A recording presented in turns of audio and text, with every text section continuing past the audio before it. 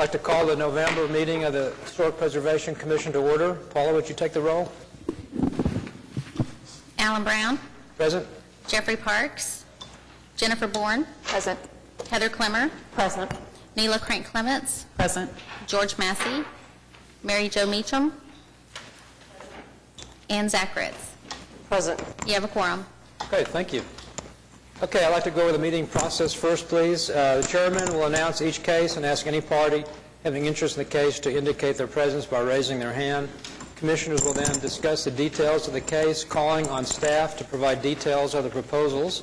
Following this discussion, commissioners may choose to ask questions of the applicant, the staff, and any other interested party. Interested persons may speak to support or protest the application. The applicant will be entitled to one brief rebuttal. Interaction between applicant and protestants on the floor is not permitted. Persons speaking are asked to approach the center podium one at a time to introduce themselves by name and address and to present their position as succinctly as possible. The Commission asks each speaker to limit his or her remarks to no more than 5 minutes. And then following the public hearing on an application, the Commission will take one of the following actions.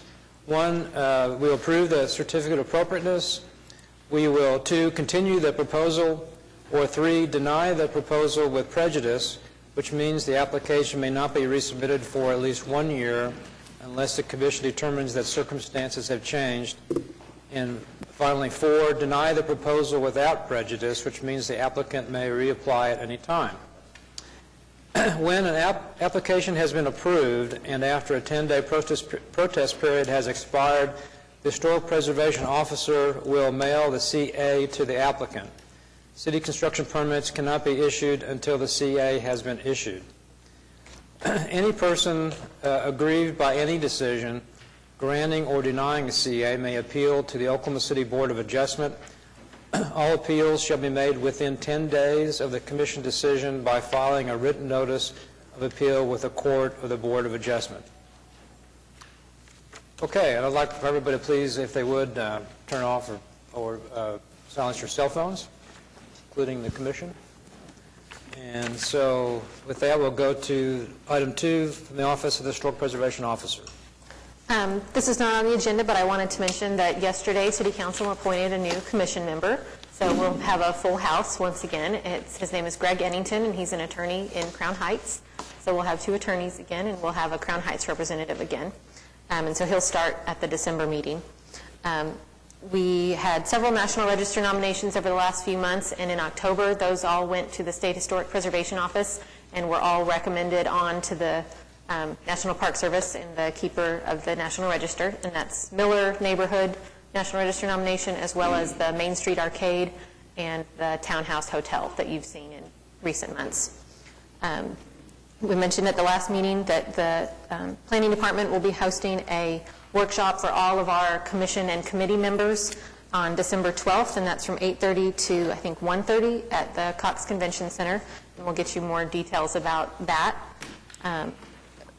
HP Commission staff has been working with George Massey, who's not here today, and some other realtors on a workshop specifically for realtors about buying and selling properties in historic districts and how to better educate their buyers about what it means to own a home in a historic district. And we'll be having that workshop on November 17th. And then one last note, we have, in the past, when people amended an application, we've changed the expiration date to go with the date that they amended it.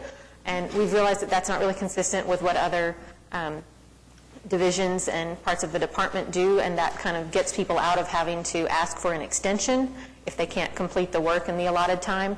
So we will now be keeping your same date of approval and expiration even when you amend an application, and if you need an extension on top of that, that's a separate process.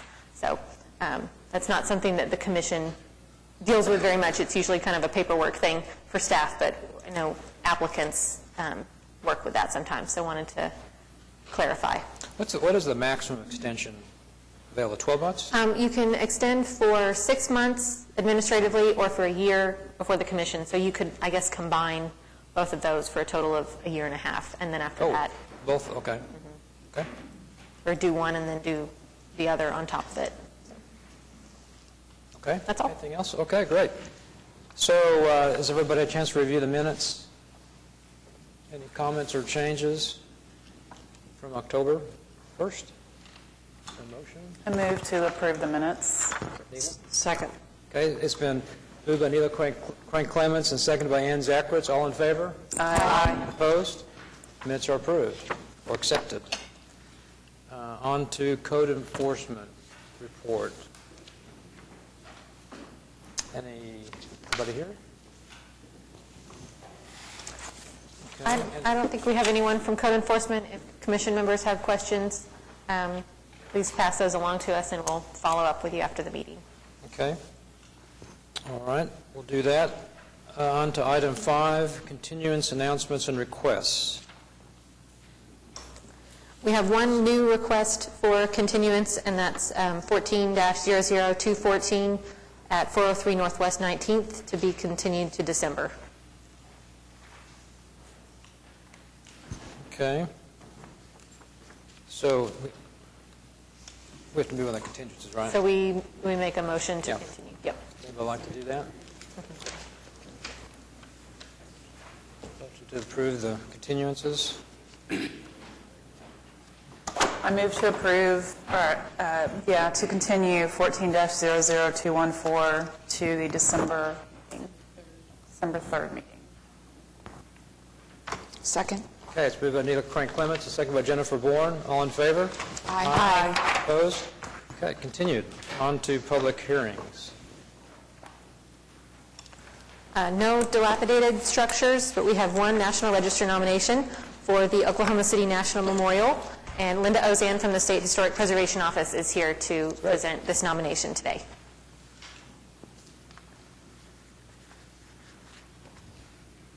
While Linda's signing in, I'll just explain that as a certified local government, the Oklahoma City Historic Preservation Commission reviews and makes recommendations on all nominations to the National Register of Historic Places. So this recommendation will be forwarded on to City Council and the Mayor, and then on to the State Historic Preservation Office. So the city council and the mayor actually approve the Well, they will make a recommendation as well, and that's Recommendation. forwarded on to the State Historic Preservation Okay. Office, and then on up the okay. ladder. Welcome. Okay. My name's Linda Ozan. I'm the National Register Program Coordinator with the Oklahoma State Historic Preservation Office. The Oklahoma City National Memorial was officially created on October 9, 1997, when President Bill Clinton signed Public Law 105-58. Section 4 of the law states that the National Memorial was being created as a unit of the National Park Service for the benefit and inspiration of the people of the United States and the world. The memorial was administratively listed on the National Register of Historic Places on that same day. The memorial is administered by the Oklahoma City National Memorial Foundation, with the National Park Service staff providing interpretation on the site. Since 1997, the Oklahoma City National Memorial has been listed on the National Register of Historic Places with no official nomination on file. Today, we are here to rectify that oversight. And we will treat this much like we did the Overholser Mansion when we reviewed that in the past. It is a listed property with updated information. So the Oklahoma City National Memorial is associated with the April 19, 1995 bombing of the Alfred P. Murrah Federal Building, an event of national significance that impacted many aspects of the American life. In addition to killing 168 people and severely damaging a portion of the major city's central business district, the bombing and its repercussions have shaped the responses to natural and man-made disasters at the local, state, and national levels, the design and protection of government buildings, and the legislation meant to empower victims of crimes. It changed the way people perceived the threat of terrorism, as it was an event that happened in American heartland. It was an act of domestic terrorism against Americans, including 19 children. It also gave rise to a greater acceptance of the memorializations of acts of violence. The memorialization process that took shape following the bombing has served as a model to other communities that have experienced these similar tragic events. The Oklahoma City National Memorial is eligible for listing on the National Register of Historic Places at the national level of significance under Criterion A in the area of social history for its association with the many ways the bombing has shaped American society. As such, the bombing of the Alfred P. Murrah Federal Building on April 19, 1995, and its aftermath have shaped many aspects of the American life. The fact that it happened in the country's heartland and it was an example of domestic terrorism changed people's perceptions of their own vulnerability to acts of terrorism. It shaped the way local, state, and federal governments provided protection for existing government buildings and designed new buildings that can withstand similar attacks. Federal legislation was passed that limited death penalty appeals and provided more rights to victims of crimes. Lessons learned from Oklahoma City's response to the bombing have benefited other government agencies and communities as they have prepared for similar disasters or, unfortunately, in some cases, responding to their own tragic events. The memorialization process that unfolded after the bombing has been a model for the memorialization of other acts of violence. The Oklahoma City National Memorial has come to represent these manifestations. As such, it is eligible for listing on the National Register of Historic Places at the national level of significance under Criterion A in the area of social history. The period of significance is from 1995, the year the bombing occurred, to 2001, when the Oklahoma City National Memorial Museum opened to the public. Because the property is less than 50 years old, the nomination must address Criteria Consideration G. On October 7, 1997, President Bill Clinton signed the Public Law 105-58, also known as the Oklahoma City National Memorial Act. The law acknowledged the national and international significance of the bombing of the Alfred P. Murrah Federal Building on April 19, 1995, and created the Oklahoma City National Memorial. The memorial included the former site of the Murrah Building and the block to the north. The act also designated the memorial as a unit of the National Park Service. As a unit of the National Park Service, it was automatically listed on the National Register of Historic Places the day that he signed the act. As a property achieving national significance within the past 50 years, the Oklahoma City National Memorial meets Criteria Consideration G. Because the bombing memorial is also a commemorative property, the nomination must meet Criteria Consideration F. Consideration F states that the property is eligible if its design, age, tradition, or symbolic value has invested it with its own historical significance. Although a commemorative property, the symbolic value of the Oklahoma City National Memorial has invested it with its own exceptional significance. The design process and the symbolic values placed on the property have national significance, which has been demonstrated by how other places and people have used this same model for their own tragic events. So with that, does anyone have any questions? Okay, thank you. Questions? Okay, great. I have one. This is just sort of completing them. It was already on the National Register, but this is sort of just dotting I's. You know, it was, because it was placed on as part of that act, nothing was ever done with the actual nomination itself. So this was really the culmination of this whole Okay. process, Okay. is creating this documentation. Okay. All right. Any other questions? Okay. It's really excellent documentation. If everybody hasn't had a chance to read it, it's really Looks good. very well done.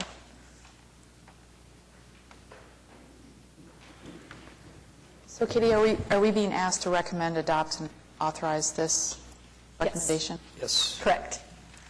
Would you like me to read all of this, or can I, how would you I like? think you could probably abbreviate as referenced in the staff report. Well, No, you read can it. say, I can just- say the whole thing. Yeah, that's fine. we recommend the nomination of the Oklahoma City National Memorial to the Mayor and City Council, the Oklahoma Historic Preservation Review Committee, the State Historic Preservation Officer, and the Keeper of National Register. We recommend to adopt the resolution provided as part of the staff report and authorize the chair to execute the Certified Local Government National Register nomination report. Second. Okay, moved by Jennifer Bourne and seconded by Heather Clemmer. All in favor? Aye. Opposed? Okay, it is recommended. Thank you. On to consent docket. Right?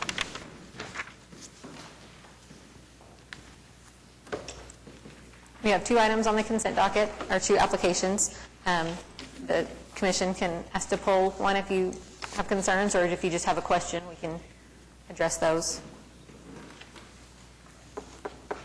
Anybody like to pull one of those or make a motion?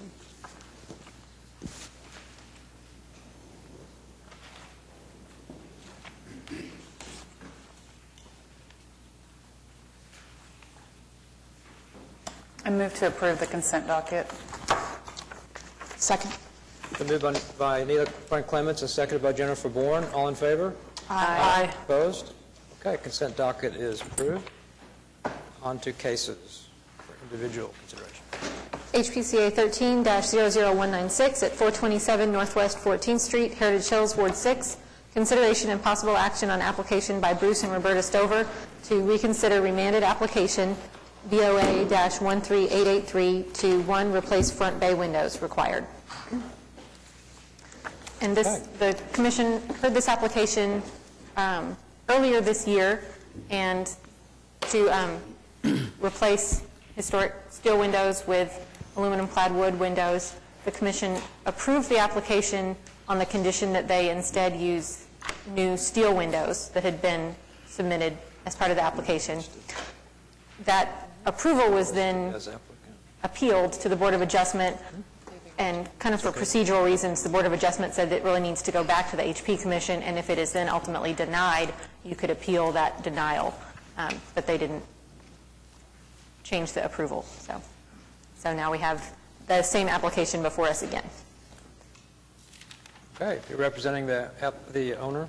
Yes, David Box, 522 Colcord Drive, here on behalf of the applicants, and we are back. I was not here the first time this came before the HP Commission, but the Board of Adjustment did see fit to send it back on a procedural issue. My client did want to be here, but due to a previous scheduling conflict was unable to be here.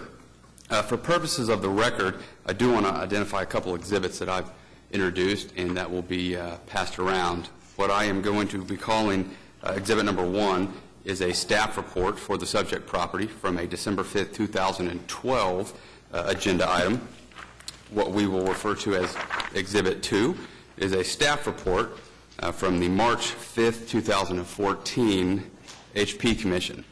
Exhibit 2 is the original staff report for this application that came before this body back in March. And finally, Exhibit 3, which is not coming around to you, it is simply a copy of the staff report for today's meeting on the same property. It is important to note that we do have support of our neighbors.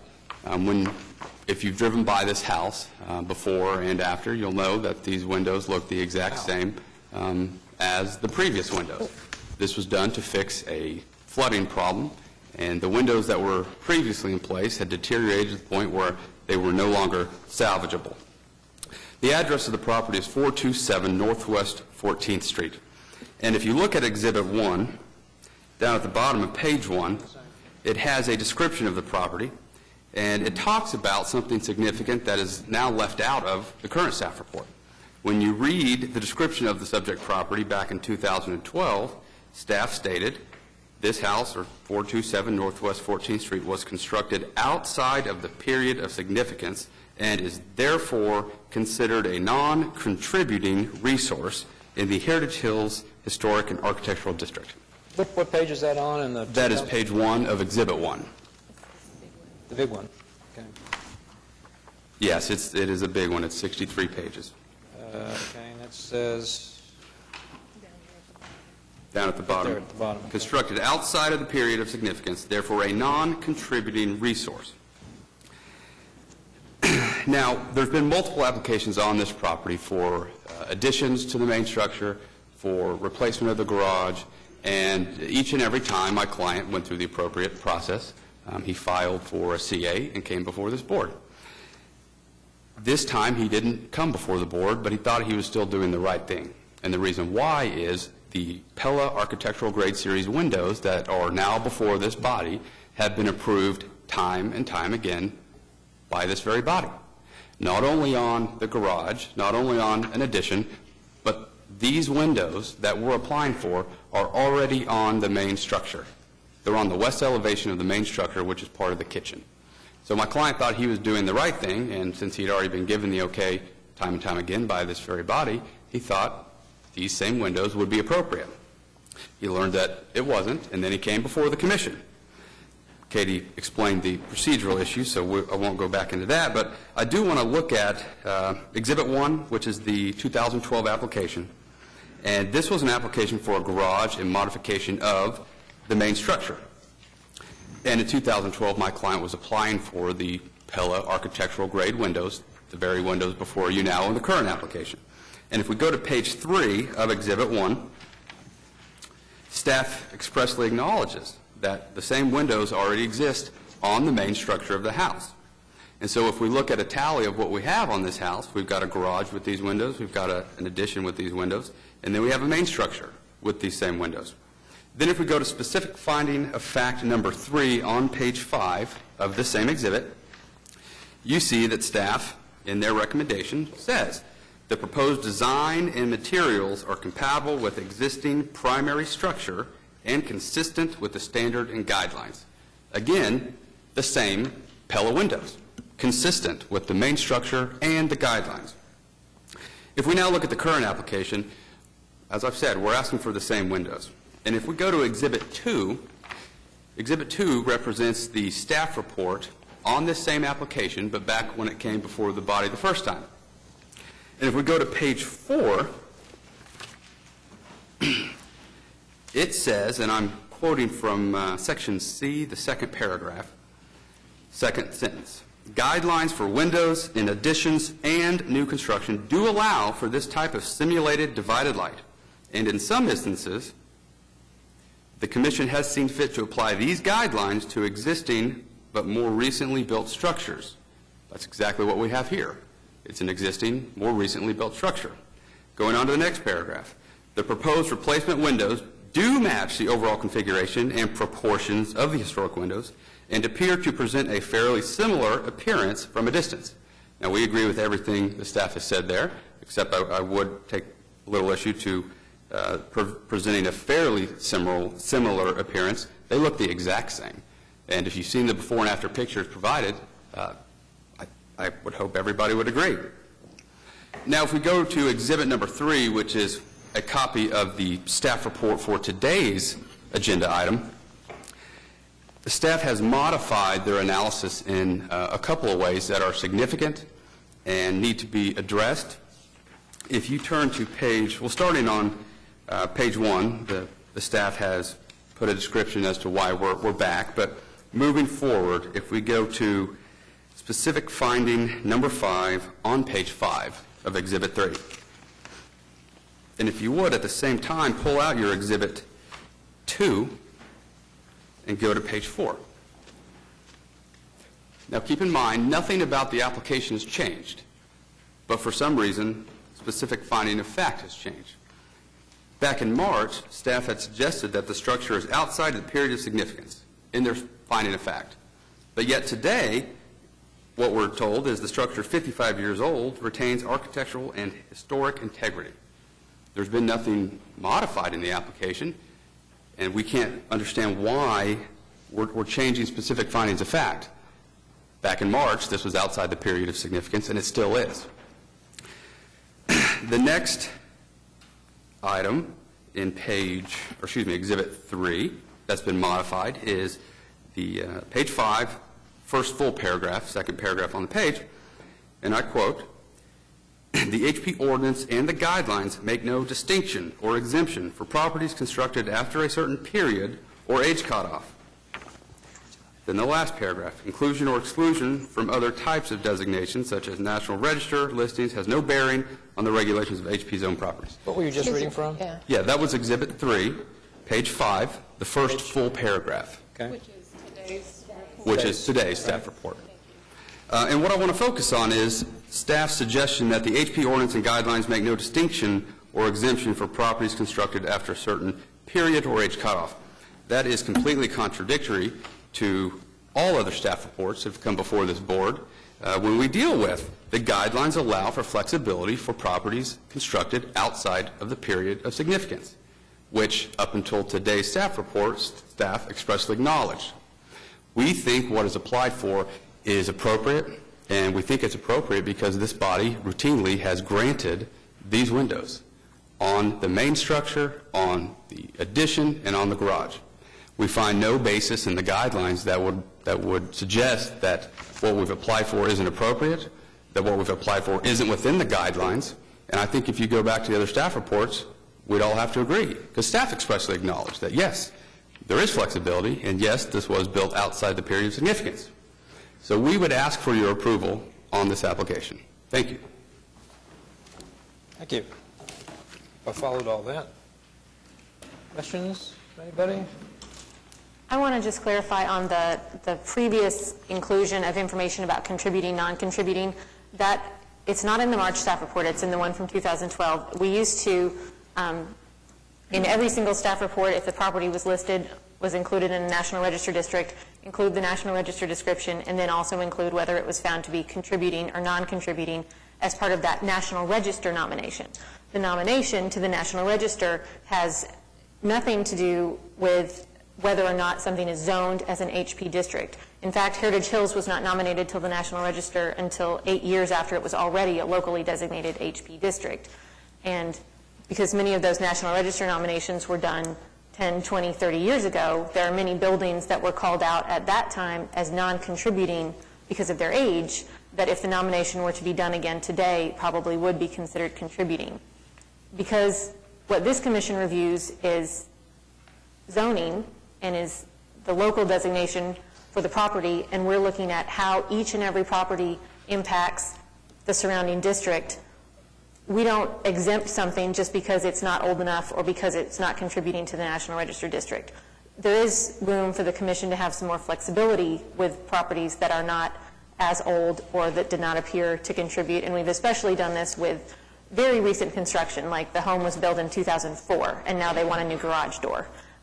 We don't make them replicate their quote-unquote historic garage door from 2004 when they replace it, because obviously that's not historic fabric. But I think this commission has the ability to determine what properties, what's historic character and what's a character-defining feature of the district and what's not. In this most recent staff report, we felt like this house is well beyond the 50-year age mark. It does retain a lot of its architectural integrity, and those front windows, as opposed to windows on an addition, on a new garage on the back of the house, were very much a character-defining feature and very highly visible for the structure. So that's why there's kind of a change from that initial discussion to now. But So we should strike the term contributing resource from our vocabulary. As far as yeah, we've really, since not too long after that 2012 staff report, tried to not use that terminology because it is confusing for people. They don't understand. You know, people don't understand that there is a difference between what's on the National Register versus what's locally designated. So. Makes sense. Have the guidelines changed from 2012? It has, and now, too. We have revised the guidelines. I don't think anything related to windows has really changed. Nothing's changed since this most recent application came in. Or, well, they're still under the guidelines that were in place when they came in initially. Yeah, but I was thinking about going back and looking at what it says in old staff reports. These are under old guidelines, too. So. Right, the 2012 one is under the green guidelines. Okay. Yep, they're all under the same set of guidelines. Okay. Comments? I have a question. Questions are good. Yes, ma'am. Waiting for somebody to come. Are any of the other, because we've talked about, I wasn't really clear which windows have been replaced with the Pella windows. Are any of the windows on the front of the house the Pella windows that we're talking about? Not the front of the house, except for the ones that they were done first, but if you were to look just to the left of the front, that west elevation has these same windows. Okay. Because sometimes that's a distinction that we look at as far as, I think sometimes other windows are allowed on garages in the side of the houses versus the front of the house. We generally try to stay with the original window. Absolutely, and that's a great point, and it's a point addressed back in the March staff report for this application, in which staff said that this commission has the flexibility and in the past has done so by applying the guidelines allowing homes built outside of the period of significance to have these types of windows. And there's examples of that throughout HP, and there's examples of that on this house.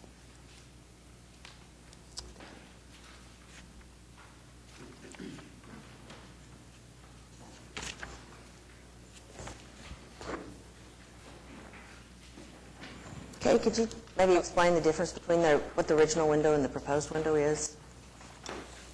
So the original window is, we've referred to it over and over again as a steel casement window. It's not true. It's a steel double-hung window, bay window.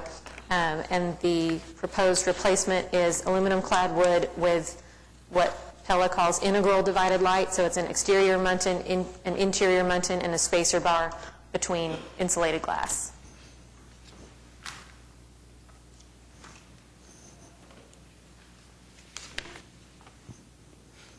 So the original windows are just single pane. Right, yes. And there are still some similar windows on the house to the steel windows. Similar to the original windows, similar Yes. to the ones that were replaced. Yes, there's in I think the very last slide of the last two slides of the PowerPoint show remaining steel windows. Those are steel? Steel double hung? Yep. So are you saying that all the windows on the front of the house are still double hung? I believe, I'm actually not sure if every window on the front is steel or if there are some other Every materials window on on the the front. front of the house is steel. It's not necessarily a double-hung window, though. And if you look at the differences between these last three slides, this is a steel double-hung window with very narrow muntins and glazing to the sides of those. And this is our proposed Pella window with the proposed muntins, which are somewhat flatter and typically larger, wider. Yep, there you can see the difference. Okay, just to clear up, any other windows been replaced except for the addition? Or new besides the addition?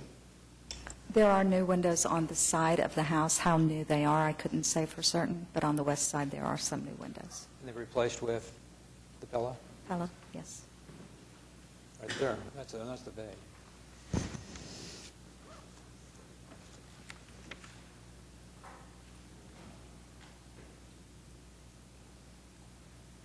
Questions on the west side? We don't know when the ones on the side of the house were replaced because they're not part of that 2012. They were not part of the 2012. That was just the addition. Yes, that's accurate. Okay. I believe. I do not have that file with me, Heather, I'm sorry. Okay. But isn't the significance that it's on the front of the house? I mean, that's really what we're talking about, is that sides and back and additions are one thing, but this is the front of the home. And that's why you're here. Well, and I would disagree. I mean, I think the fact that the guidelines allow you to apply the same rules that you would apply to additions and sides of house. When you have a house like this is not the original house. The original house was destroyed and is gone. This is the new house, and it was built outside of the period of significance. That's why the guidelines allow you to apply the rules that you apply to the sides and to additions in the back to the front of the house. I don't think that's what Katie explained to us. I think what she was saying is the period of significance pertained to the National Register of Historic Places. The guidelines apply to the Oklahoma City Heritage Hills Historic District, two completely different things. The staff's explanation isn't from an old staff report. It's from this case's staff report in March, and I'll read it again. Guidelines for windows and additions in new construction do allow for this type of simulated divided light, and in instances, the Commission has seen fit to apply these guidelines to existing but more recently built structures. So even taking away the phrase period of significance, what we're asking for is completely within the guidelines and contemplated and expressed by your staff. I would somewhat disagree in that it's within the guidelines for the Commission to be flexible. Well, sure. What was that? I said it's within the guidelines for the Commission to be flexible. It doesn't say that, we can be, that there are instances that might convince us that we need to do, maybe approve something, and then there's other instances where we might not. I don't disagree at all. That's all. Yeah, and in our opinion, when a body has granted these exact windows time and time again on this property, we feel it's that instance where it might be appropriate. But we still distinguish granting permission on side windows and back windows completely different than windows that we grant for the front of the house. So we're more likely to make exceptions on the side of the house and on the back of the house than we are on the front of the house. I guess that's where we'll just disagree on that. Okay. Well, we have the guidelines. It does call out, you can add windows to the back third, 40%, third. So But not- there are separate guidelines for the types of windows that are allowed on additions and on new construction. For any window on the existing structure, the same guidelines apply all the way around. In some cases, when historic windows have been removed and we don't have documentation of what windows were there, we have allowed someone to go back with, say, a 1/1 on the back and the sides when we know they had a more delicate, 5/1 or 6/6 on the front. So when those windows, the commission has used that kind of discretion with the existing structure. The commission has also identified unique circumstances with, I don't remember what the code is, more recently built existing structures. Usually those have been much newer than this one. Like I said, a house that was built in 2004 or something like that, or maybe something from the 70s or 80s that was really really seemed out of place in the district. Usually when a house has been as old as this one, even though it's not typical of the character of the neighborhood, the commission has still wanted to see that historic character retained and the original materials retained. It's kind of a judgment call, to a certain extent. There's no number. But my point was, we do latitude on the back of the house more than the front. There's even a percentage, isn't there, on the side of the house that we... Yes, there are percentages for how a certain point back on the side of the house you can add new windows, you can add new doors, as well as on the actual back elevation. Right. But when you add those new windows or new doors, they still have to meet the guidelines as far as materials. Right. So But you would that's still where have the- to have a Yeah. true divided light wood window or a steel casement window or whatever the product was. Yep. Just shows we treat the front, differently than the back. And, yeah, so. Questions over there? Comments? Does that mean that there are other windows on this house that are not in compliance because of the mutton? Apparently. I think we never were able to find a CA for the existing Pella windows on the side. Is that right? But we've got documentation that they've been there a very long time, so that hasn't been pursued as an issue.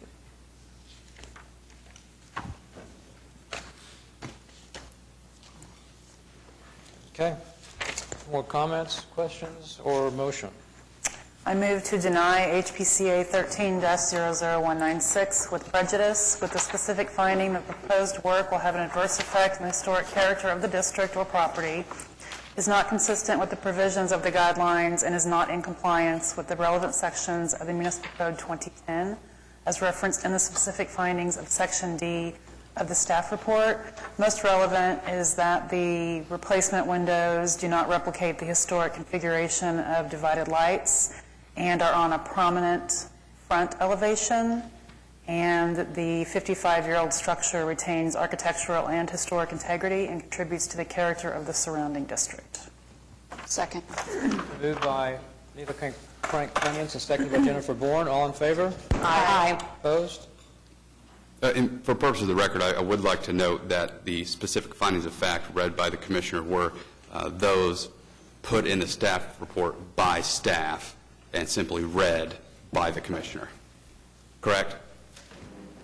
Well, legally, Well, their reading of them means that they're adopting these as their own specific findings. They're saying, Absolutely. But I just this wanted is- the record to be clear that that was word for word what staff had suggested their findings. Okay, Sure. thank you. thank you. Item has been denied.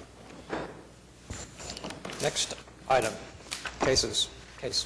HPCA 14-00116 at 301 Northwest 22nd, Mesta Park, Ward 6. Consideration and possible action on application by David Knox for McCaleb Homes to 7, amend previously approved finished floor height to approximately 1 foot taller than previously approved, required, and 8, modify grade slightly for drainage away from house, required. Okay. Welcome back. How are you today? Good. May I have permission to pass out some photos that we brought in today? Well, if we know who you are, will you state your name? Oh, I'm sorry, Caleb McCaleb with McCaleb Homes. Okay, thank you. Sure.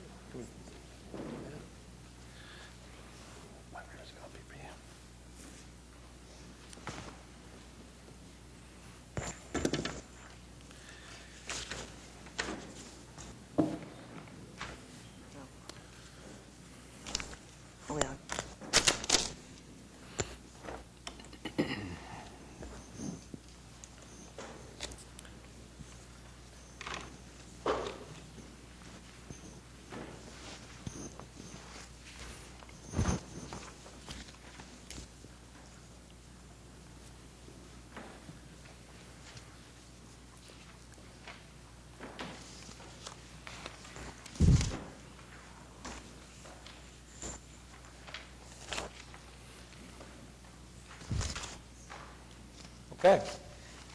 Any comments or questions on this for the applicant?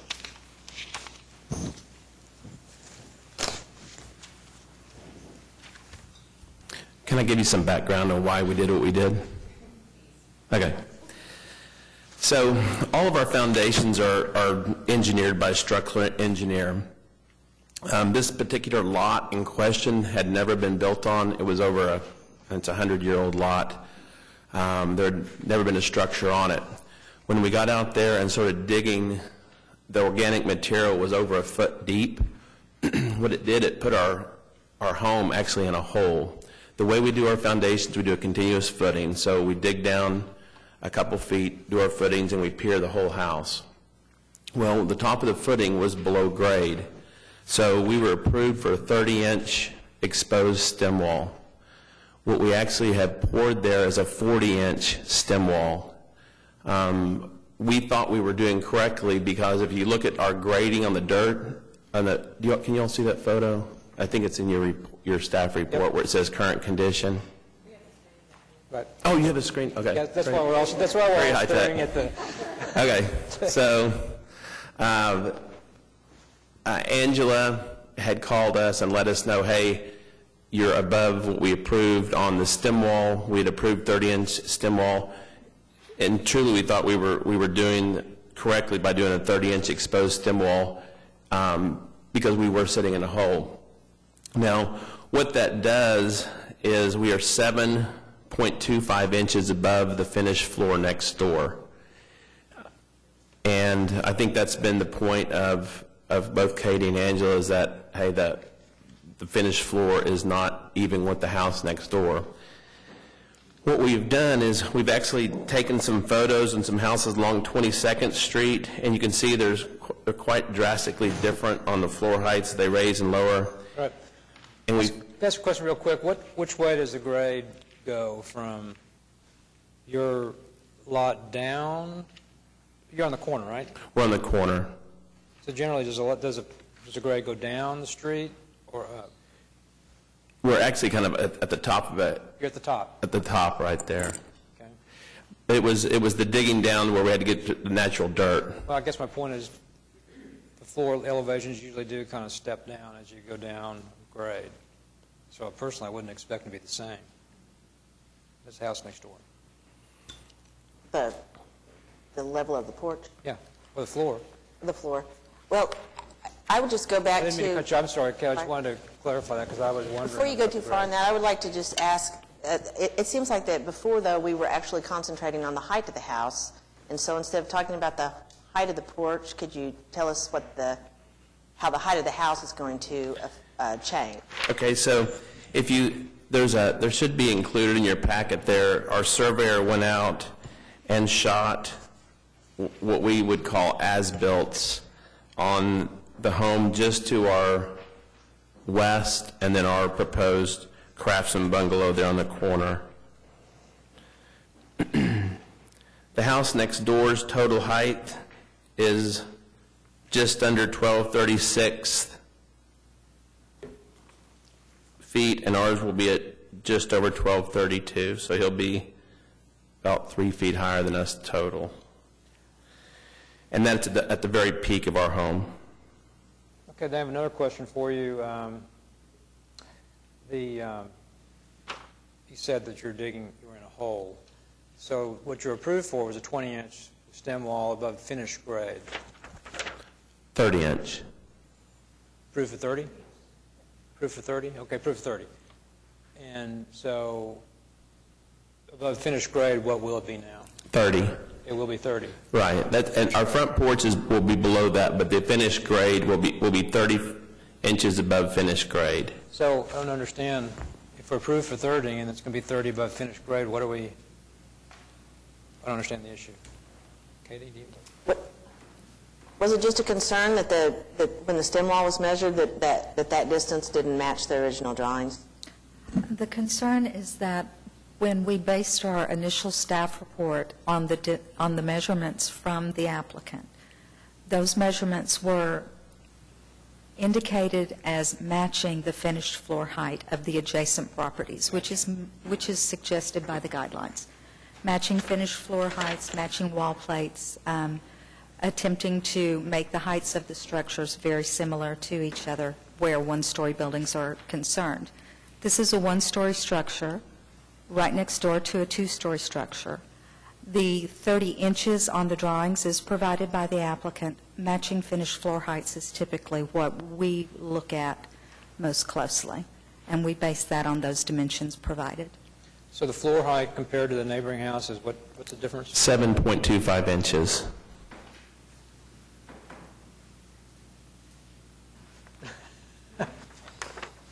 I mean, I would observe that, you know, it is a one-story, but your roof height is almost as high as the two-story next door. That's correct. That's 3 feet below.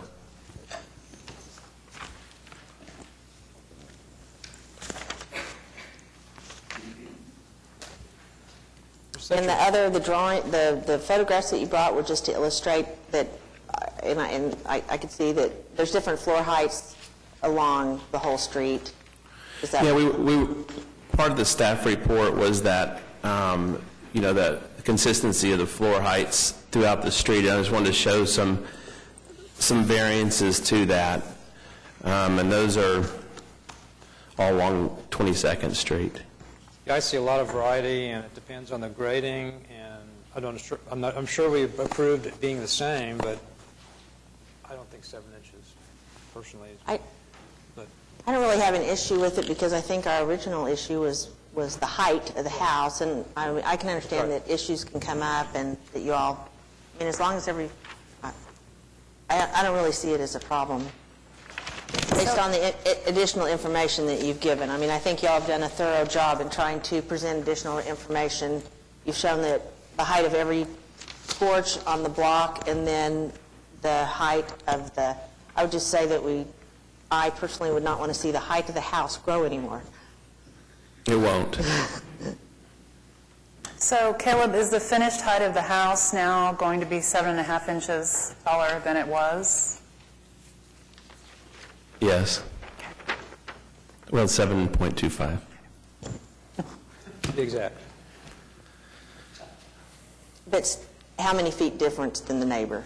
We're just under 3 feet less. He's at 1235.9, and we're at 1232.6. And that's from a registered surveyor.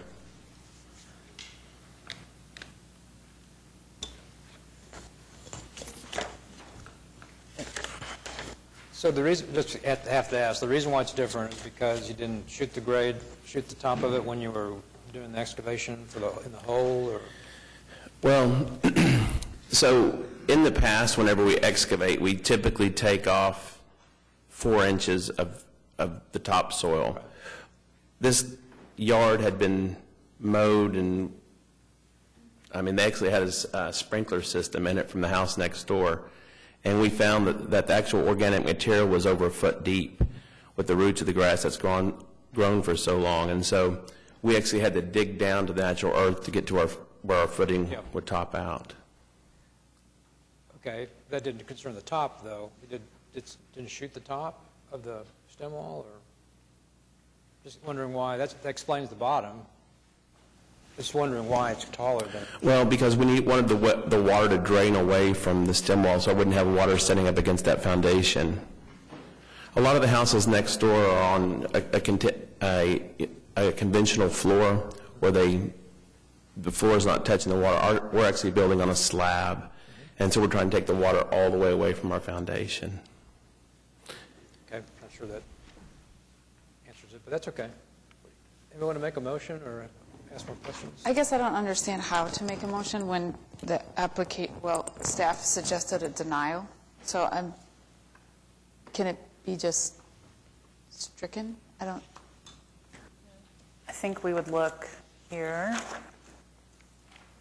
but then you couldn't reference section C and D of the staff report. You'd have to make your own specific findings. Oh, no, I don't know how to do that. Sorry. I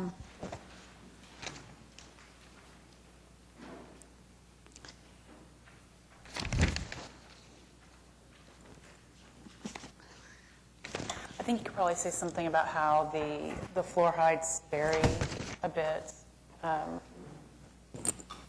along the street from house to house.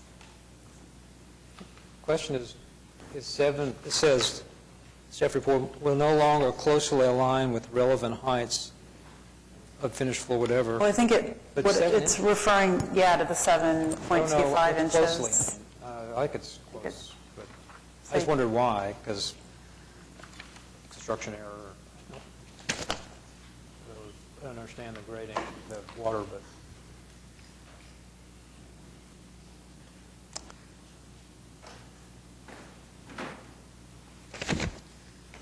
7 1/4 inches is approximately a step. And so if the commission believes that the difference of 1 step on this structure does continue to keep the properties in close alignment, then that is a motion that could be made. thank you. I'm sorry, I didn't understand. Is this drawn correctly with 4 steps? 1, 2, 3, 4? Well, our grade's going to come up accordingly, too. So you're going to grade higher, so there's going to be the same amount of steps as previously? Is that what you're saying? Yes. Okay. So, no difference in steps? 7 1/4 inches is approximately a step. Yes. It's a riser height. It's a riser height, Sure. yes. Relatively the same. But our exposed stem wall is going to be the same as the original plan.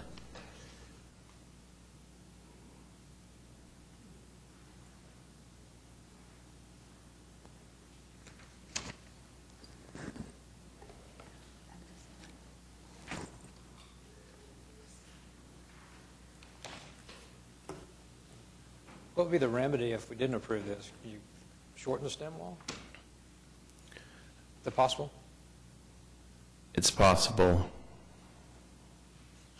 Okay. It's possible. All right. Just had to ask that, too, while they were talking down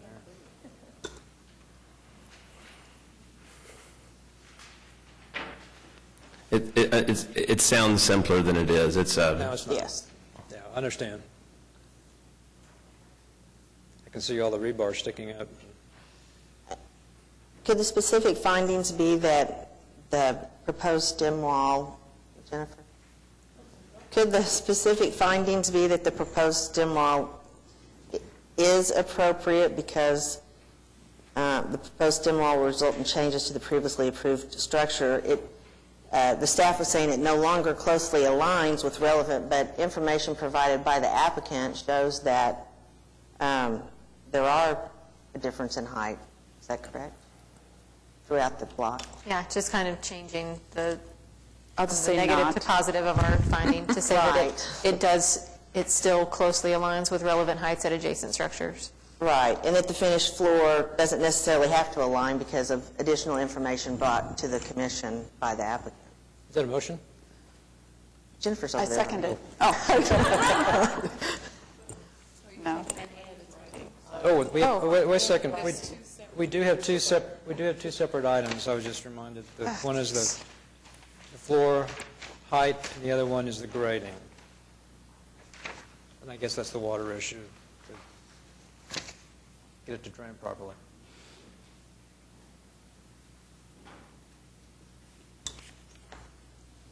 Or, I guess you could... Do you feel like that you have information that would provide insurance that the routed water would be directed away from the other properties? There's just one property next to us to the west, and I don't know if you can tell the grade there, but we're actually going to kick the water forward and to the east and not to the west. So, because if you look at that, they have their driveway coming right along the side there on their house. And so our plan is to kick the water to the south and to the east. I have a question of staff on the specific findings for that item. Item 8, you suggest that the applicant will provide to staff a proposal that will ensure the routed water will be directed away from the abutting structures. If this is, I guess you're requesting, okay. What would that look like? Well, and that's one of those, I kind of don't know what we're asking for either. It would be, if this is an issue, you need to tell us how you're going to address it. So it may be some sort of topographical plan showing this is what we're doing with our grading. But I guess I'm confused. When this applicant first came to us, I guess we never asked him to ensure that the routed water will be directly drained away by the abutting historic structures before. And when we first heard the application, we were told that there were going to be no changes to the topography of the site, that it wasn't going to be dramatically regraded in any way. I mean, obviously they're doing new construction. Obviously they're going to have to dig and pour foundations and that sort of thing. But bringing the grade up 3 inches is different than it's going to go back just how it was. Okay. So it kind of became more of a concern for us as we started looking at those changes. Okay. Well, I would think, I don't know what was said at the last meeting, maybe that shouldn't have been said, because more normally you would raise the slab or the whatever up, get To the drain ground away drain better. away from the structure a little bit. You wouldn't leave it exactly No. the same. So this is actually better, Better, yeah. what he's doing. Well, it is for him, but I don't think 3 inches would Well, affect the neighbor. we give a 10-year warranty with our homes, and so the warranty company that we deal with requires a engineer to give the final approval on drainage. I mean, we could submit that, but that final grade topo won't be done until we do our final grade once the house is near completion. I mean, I don't have a problem submitting the engineer's requirements to you all and show where the water goes. All I'm saying is raising through the grade 3 inches is typical, and I would have expected something like that. You never would have a flat site. And there's 5 feet between this structure and the neighboring property line or driveway. What percentage is that? 3 feet and 5 feet. Yeah. For a 3 inches and 60 inches. quarter, yeah. So it's pretty flat. Yeah. I'm just saying that is good construction practice, I guess. I don't see that as being a problem.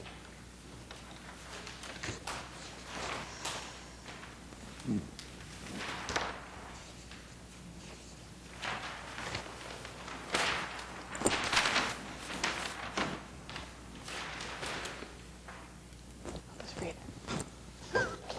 Sweet.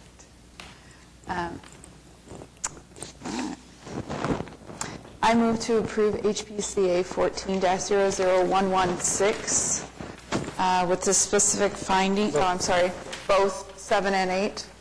For 7, with the specific findings that the proposed stem wall is appropriate, that the proposed stem wall will result in changes to the previous approved structure that make it appropriate, but in light of information provided by the applicant, does allow the finished floor to appropriately be relevant with heights of adjacent and surrounding historic structures. Should we put in there the approximately 7 to 8 inches or something like that? Approximately 7.25 inches. And then for item 8, I move to approve with the specific findings that the redirection of the water away from the proposed house will not damage historic structures, since the rerouted water will be directed away from the abutting historic structures. And the proposed work will not have an adverse effect on the historic character of the district or property and complies with all relevant guidelines and sections of the Oklahoma City Municipal Code 2010. Second. Okay, it's been moved by Jennifer Bourne and seconded by Heather Clemmer. All in favor? Aye. Opposed? All right, you're approved. Thank you all very much. HPCA 14-00144 at 414 Northwest 24th Street, Jefferson Park, Ward 2. Consideration and possible action on application by Sheila Ferguela of Vintage Oklahoma Properties to 1, replace windows required. Good afternoon. My name is Sheila Fraguela. I'm actually here in representing my son-in-law and my daughter, who are the landlords of Vintage Oklahoma Properties. The only thing I can say is that they bought this building in 2010 without any knowledge that it was in this historical landmark. Most of the windows that are there had already been replaced. So and some of the apartments didn't have any windows, so they just put in the windows exactly like the ones that were there, which had been replaced already. When we got the violation notice, it was like shocking to us. We were replacing 2 windows on the bottom floor that were very drafty, and that was to our surprise that we were in violation. Actually, that's all I can say. They bought this building in foreclosure without knowing any of the problems behind it. So, Okay, thank you. Oops. Comments? Questions?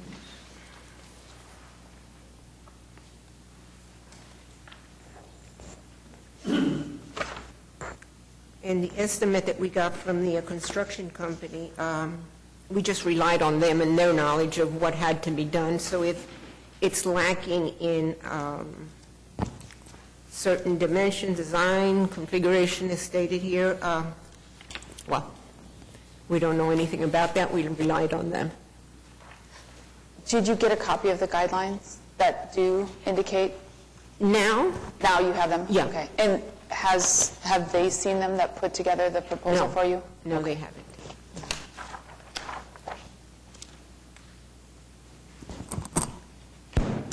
Our guidelines do not allow for this type of replacement window, unfortunately. This is a historic structure. I don't see how we could possibly approve this. Staff is recommending continuance to give you time to determine, provide more information, I guess. Is that right, Katie? Yeah, that's our standard Okay. continuance language, but Okay. it's to time to revise and come up with a product that meets the guidelines. And that photograph right there illustrates something else, and that's the frame. So it's not just the window. Excuse me? The frame, it's not just the window, it's the frame. Right. No, I know. Yeah. I know. It's the frames and, yeah. So if we continue it and you're able to come back with a proposal that meets the guidelines, would they have to come back to the commission? Yes, for windows, it would have to come back. I'm sorry. But do we have to apply again? No, you wouldn't have to apply again. We would work with you to get the documentation for something that meets the guidelines, and then you would just come back to a future meeting. All right. Okay. Okay, is there a motion? Continuance? Yeah. When shall we continue it to? So I would say the January meeting, because the turnaround to be on the December agenda is very short. It would be Tuesday of next week. So it's January 7th. Okay. I move to continue HPCA 14-00144, Item 1, to replace windows with a specific finding that additional information is required from the applicant in order to determine whether the action requested is consistent with all relevant guidelines and are in compliance with the relevant sections of the Municipal Code 2010 as referenced in Section D of the staff report. And the continuance would be to the January 7 meeting. Second. Is it Jennifer? Moved by Neela Crank Clements, and seconded by Jennifer Bourne. All in favor? Aye. Opposed? Item continued. Thank you. Thank you. HPCA 14-00165 at 812 Northwest 41st Street, Crown Heights, Ward 2. Consideration and possible action on application by Patrick and Kay Wheeler to 10 install fence required. And the Commission has seen this previously. And it's a fence that is 7 feet tall at the back on the side. I'd love to tell you I have a lot of new information for you on this. I was going to ask you that. But I don't. The main thing I want to do is just remedy this today and figure out what I need to do. Part of the problem, the reason I have not fixed the fence yet is because none of the fence has been approved because it was constructed prior to any approval. So I didn't want to make modifications when I don't know if the rest of the fence is okay, because that's never been voted on by the commission. And you're Patrick? You're Mr. Wheeler? Yes, I'm Sign it, please. Patrick Wheeler. Thank you. The only issue I want to bring up is part of the reason why we brought it up, about 10 inches, and it varies, is due to the fact of the root structure of the large elm tree. And again, I think all of you were here when I was last here. We're talking about the back 30 feet of my lot, where it's very hard to see from there, but where you see that it jogs up about 10 inches. It changes, it actually, to about 7 inches in the back, where my complying back, I guess, south elevation of the fence, which is in compliance, where it meets there. And it varies from about 6.5 feet there at the root structure of that elm tree to the 7 feet at the far corner. So that's the reason why we brought it up. I understand that that's out of compliance. What I want to know is, is there a way that we can go ahead and approve this contingent upon me going ahead and making some modifications to it that, that I could be directed by staff? And my next question is my interpretation of, that height of 6 feet, that limitation, is that predicated upon which grade elevation? Because the grade elevation changes about 8 to 9 inches there. I mean, part of the other reason why I wanted to go ahead and bring it up, and it's a personal item. I'm 6.5 feet tall, so there at that one area, I'm going to have about a 5.5 foot fence if I take it to 6 feet at the corner. So that's part of the reason why I decided to go, what would appear to be 8 to 10 inches above what the code allows for. So I'm asking for some type of approval as well as direction from the commission. So what's the height of the side fence in the corner? In the corner, it's at about 7 feet. 7 feet. Right. That's the highest point or the lowest point? At the highest point. That's the highest point. Right. So I think if that was 6, you're right, grade changes, it can't be the same all the way across, but... I mean, technically it could be, right? I mean, if you wanted to have... Yeah. You could, but... Could. Okay. The highest point, 6 feet? Above which grade? Back in the corner. The highest... Above the lowest grade. Good point. Correct? It's a common question. See what you guys think.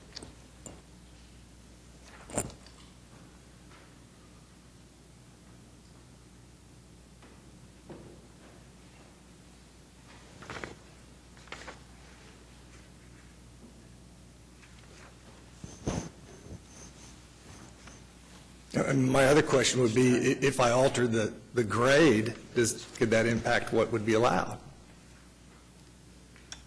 Well, you would have to apply to alter your grade as well. Okay. So, yeah. I mean, at the end of the day, I just want to not come back here. Not that I don't like being here with you. We can... For this particular issue. We administratively approve fences that are 6 Right. feet high on the sides. So our recommendation had been to approve it with the condition that the design be modified to be not to exceed 6 feet in height at any point. And if that means that at some points, so that it can be straight across the top, it's not quite 6 feet high, Okay. then that would be what we would tell people to do for an administrative approval, that no portion of the fence should be more than 6 feet high. Okay.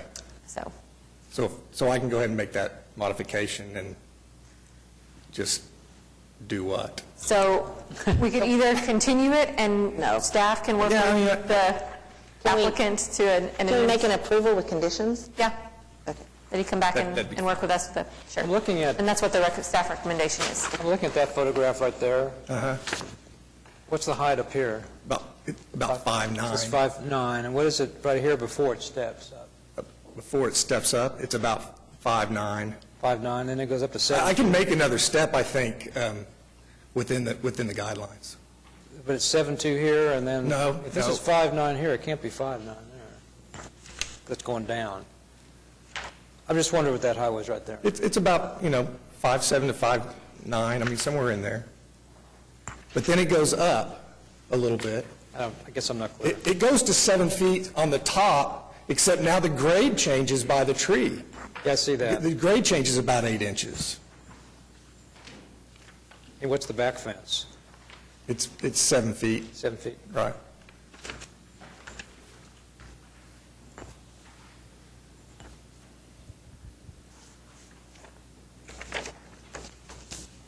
My opinion is just took it straight, just take it straight across the back fence. But if I wanted to take it to where it's still at 6 feet, because the elevation does change somewhat there, that should be okay, correct? I'm just saying, as long as I don't exceed 6 feet above any elevation? It could fall to grade, I guess. As long as it doesn't exceed 6 feet, right? Right. The fence at any given point should not be... The fence at any given point should not be taller than 6 feet. So even though... I feel like I'm not articulating this very well, but even though the grade is changing, the total height of the fence at any one spot cannot be more than 6 feet high. Okay. So if that means you step it down at certain points, okay, then that's fine. But it shouldn't be stepping up to above 6 feet. Gotcha. Okay. I move to approve HPCA 1400165 items. What? Is it just one? Just one, 10. What? Item 10, with the specific, with the following conditions, with the specific findings that the proposed work with the agreed-upon conditions will not have an adverse effect on the historic character of the district or property. The items comply with the relevant guidelines and section of the Oklahoma City Municipal Code 2010 as referenced in Section C or D of the staff report. Conditions that the applicant meet with staff and work to get approval for administrative approval for a fence. Second. Okay. So moved by Joe Meacham, seconded by either Craig Clements. All in favor? Aye. Opposed? Okay. Something's been approved. Thank you.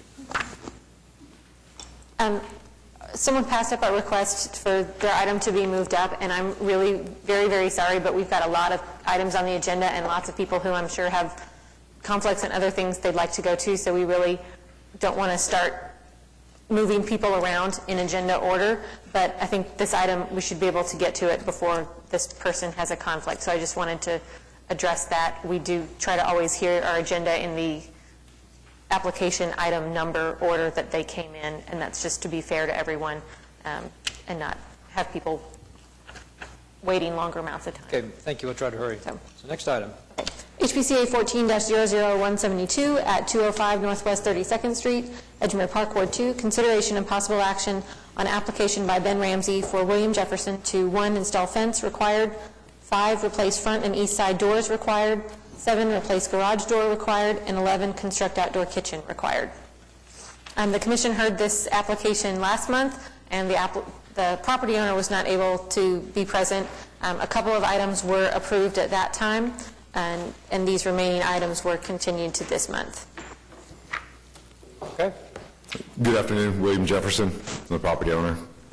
Thank you. You want to make a statement, or do you want to ask for questions here? I'd take questions and comments, please.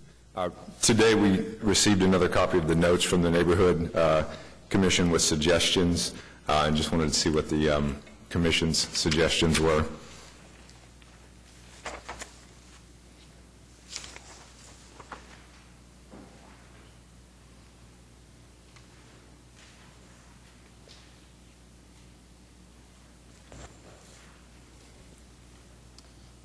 Well, the neighborhood is also suggesting denial.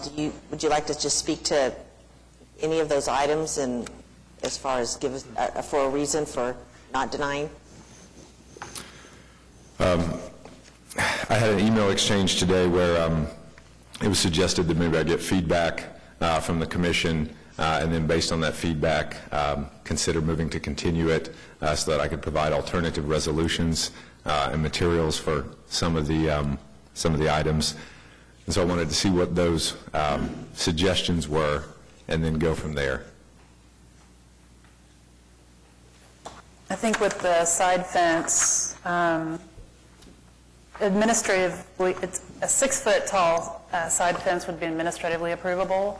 So I think if you would lower it to 6 feet tall, that's something that would be Okay. And then the doors, I think Steph says we know what the historic door was, and these do not replicate that door.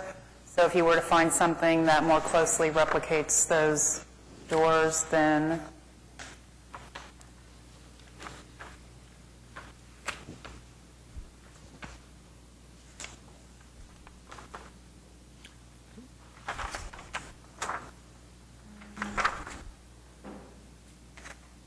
and that's on page 4 of 7 of the staff report. Item D2, the replacement doors are not compatible with historic doors in proportion, pattern, transparency, or details. So I think we're asking you to find something that more closely resembles the historic doors.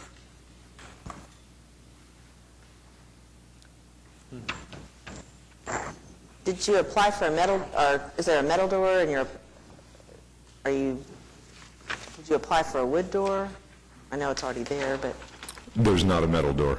there's not a metal Are you talking about the, garage door? no, the garage door is metal. Okay.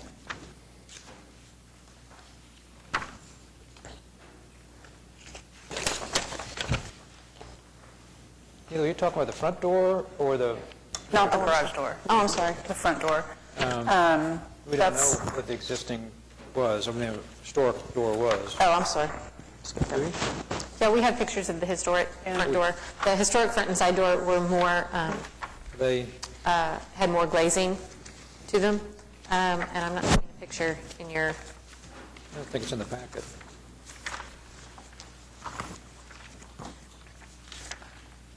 Do you have the historic doors? Did you take the original doors off? The doors that were on the home when I purchased it, they have been removed. I don't know if they were the historic doors. Were they the 15-light wood doors They were wood doors with windows, yes. from top to bottom? Yes.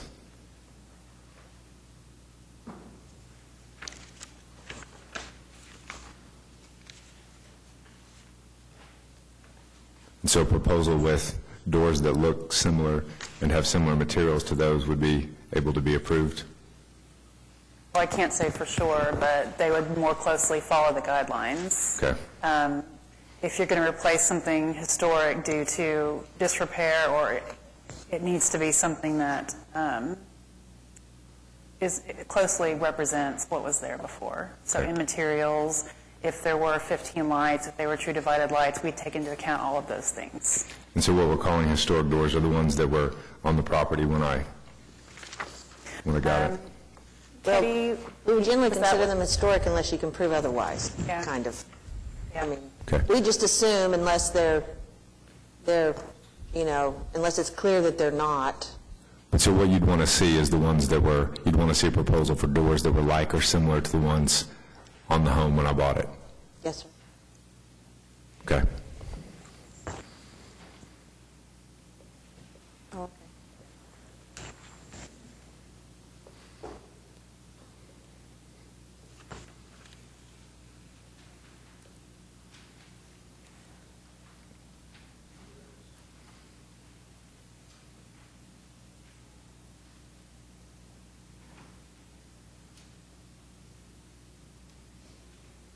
I think the same would be, I'll go back to the garage now, is that if you have a metal garage, that the guidelines are asking for solid wood, wood veneer, or composite materials, so, and trying to match the historic design. So I think on the first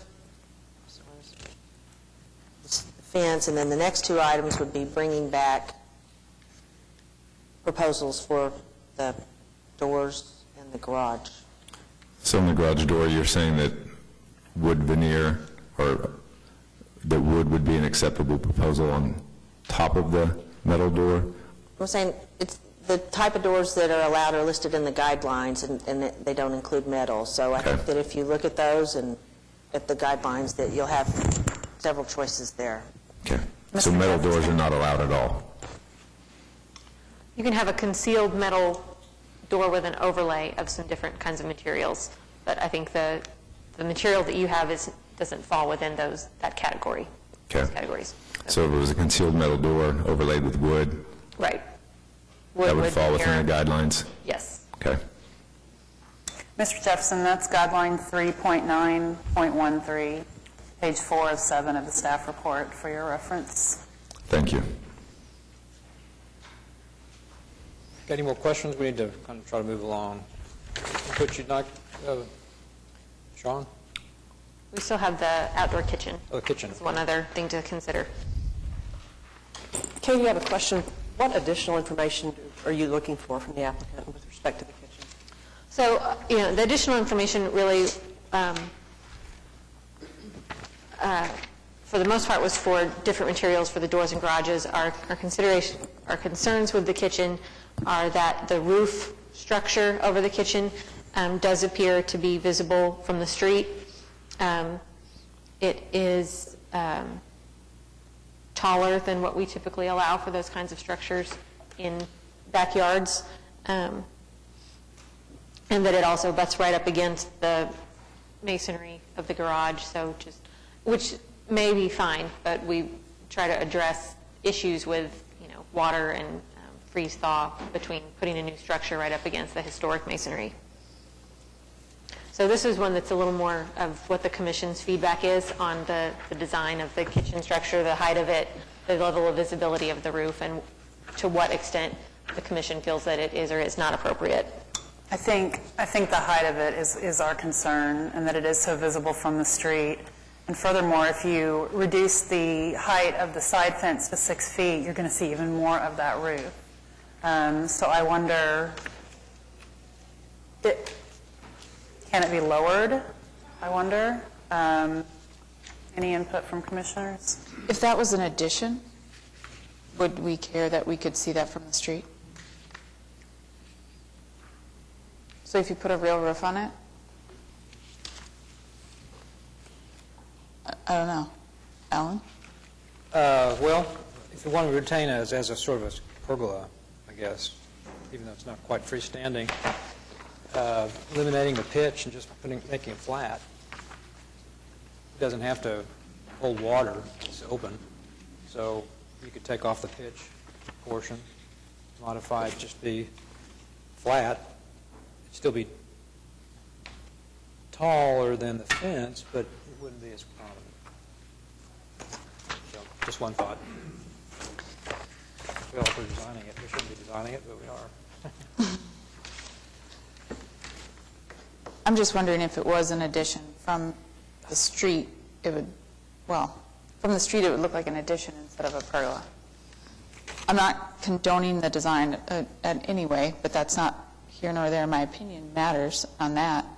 But I think if it was a real roof, it'd be acceptable, but because it's the pergola, it's not. And I know what it would take to construct that and make it lower. That would destroy what you have here. So I don't know what you'd be willing.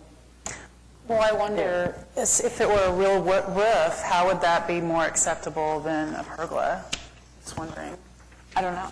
Okay. That's why I'm wondering if it was a addition, are we accepting of that? But because it's a pergola, it's not. That we can see it from the street. But I think it's not an addition, so I don't know that we can consider it. As far as solutions go, though, you're suggesting that either lowering it or potentially if it appeared to be the garage extended to the west and you couldn't tell that it was a separate structure, that might be acceptable? I think that opens up a whole other can of worms, and I don't think we'd be comfortable saying that. I'm not, but Jennifer maybe.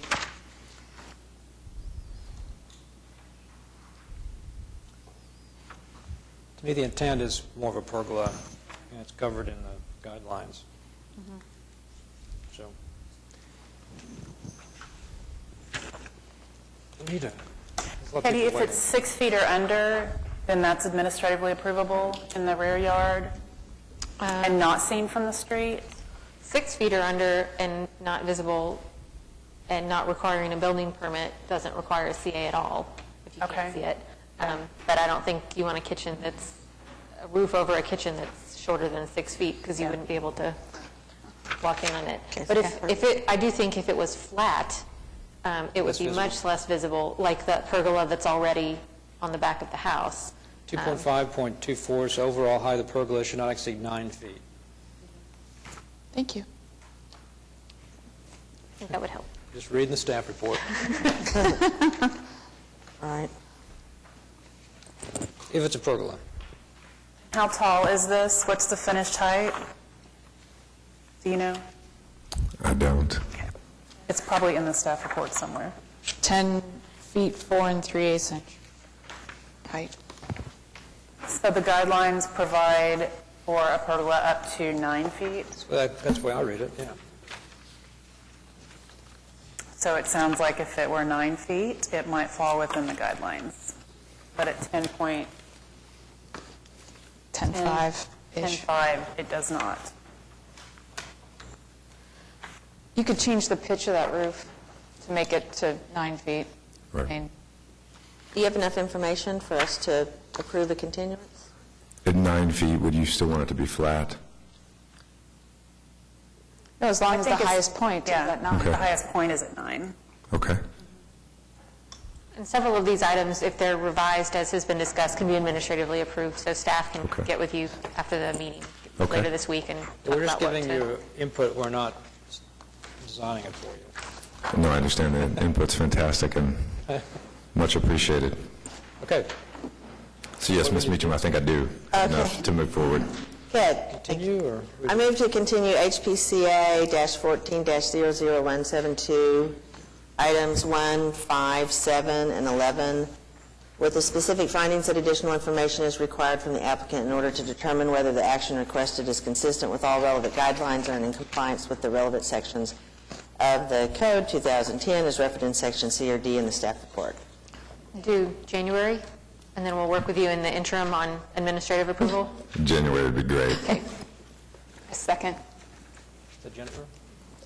Been moved by Joe Meacham and second by Jennifer Bourne. All in favor? Aye. Okay, items, any opposed? Items continued. I just knew it was going to... Thank you. Thank you.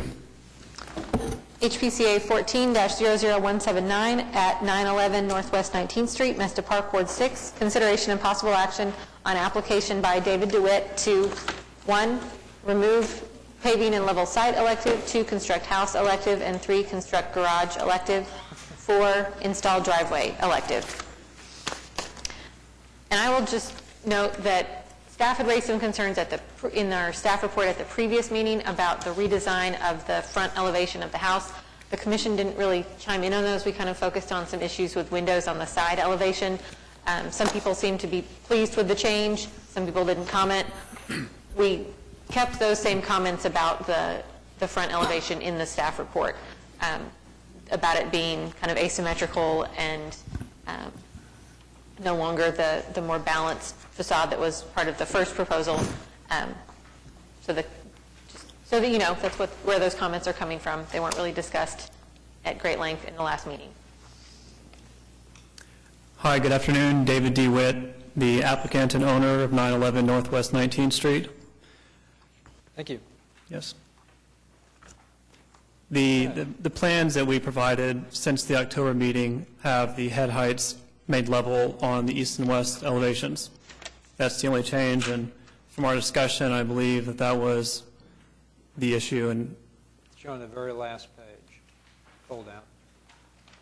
I couldn't find it at first. Also in staff's report, there are comments about the materials of the pedestrian and vehicular garage doors, and we'd be glad to provide product data sheets for the adequate materials to meet approval with staff later on, to be wood or another acceptable material.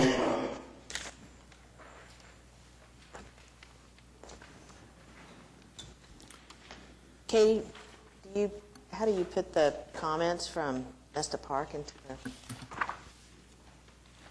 Yeah, so we did receive comments from the neighborhood, and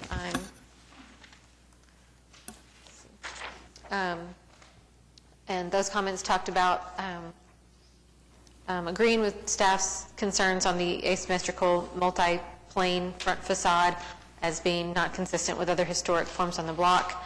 It goes on to talk about kind of the historic development of the various portions of the neighborhood, and that University was platted to be some of the first tract housing in the city, with homes in most blocks having a certain uniformity of style and materials about them.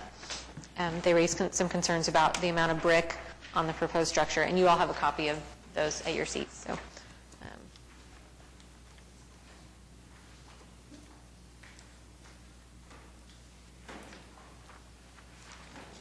And for those points at our last meeting, we discussed how there are airplane bungalows amongst flat front two-story buildings throughout Mesta Park and in Heritage Hills.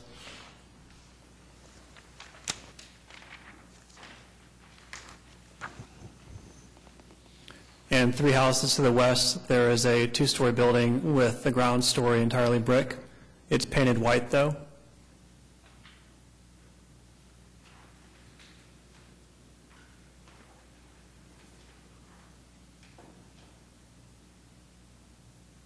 I don't understand the Mr. Park comment about the gables being brick. I don't see that.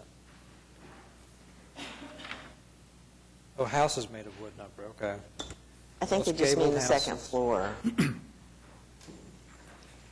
in my supporting documents for the application, I provide samples of 2-story brick structures with gabled ends.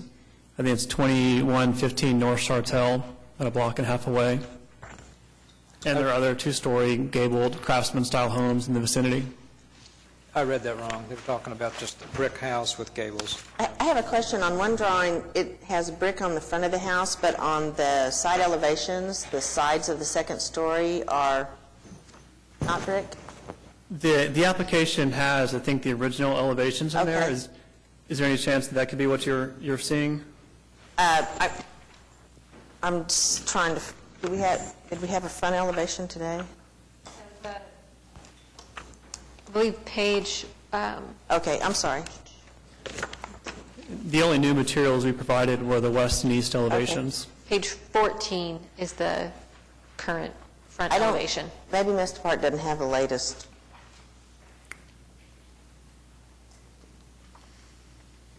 Yeah, 13 is the old one, and 14 is the new one. We are concerned with the predominant. So it's a lot less brick.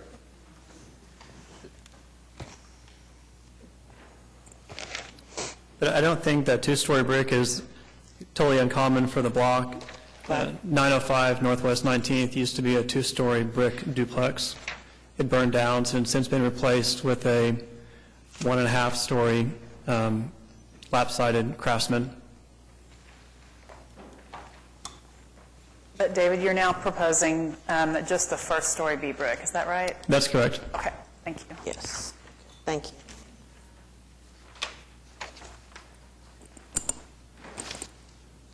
David, I appreciate that you lined up all the heads of the windows. Thank you. Thank you. And I like the changes that you made on the west and east elevation. So, not that that matters if I like it or not, but I appreciate the effort made.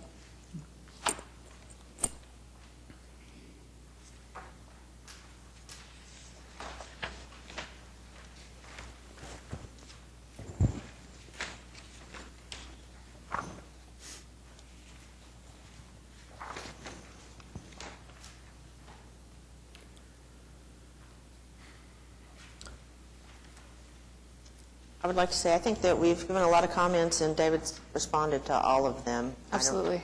From last time, I don't think that we really asked for anything more than we were more concerned about the window placement. The head height. The head height side.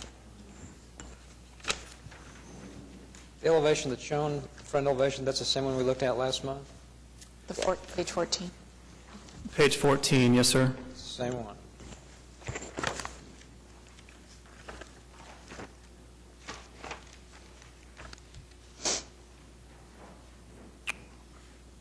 Katie, could you tell us what we're approving today?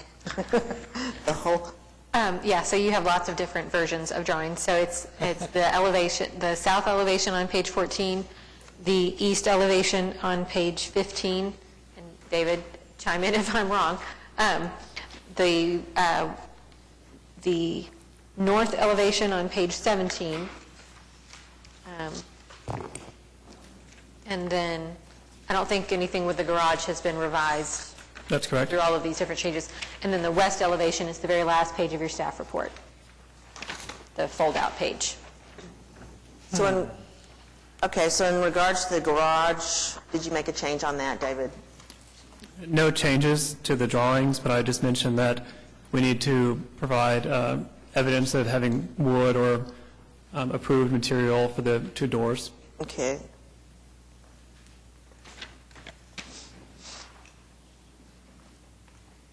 Okay.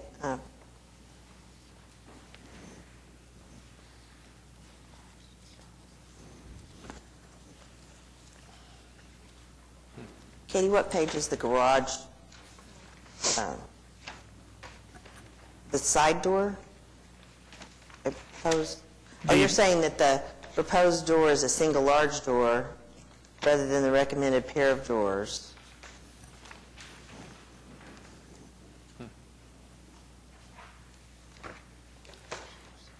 And I petitioned to get to use a single door.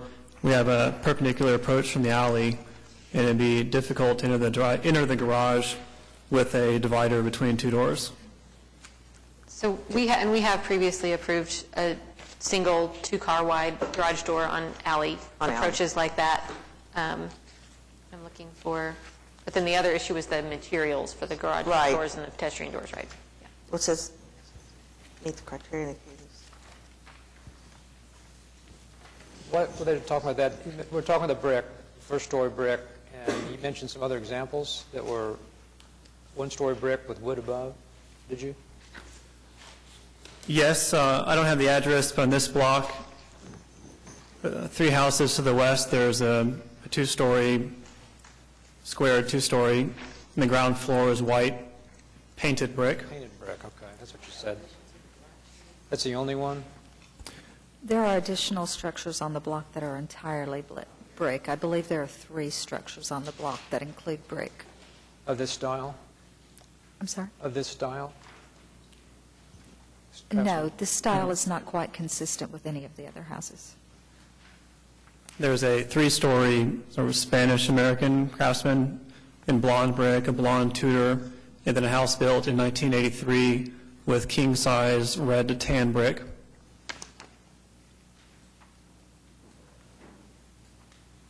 And you're going to be using a modular brick, not a king brick. Correct, yes. That's for our missing gentleman.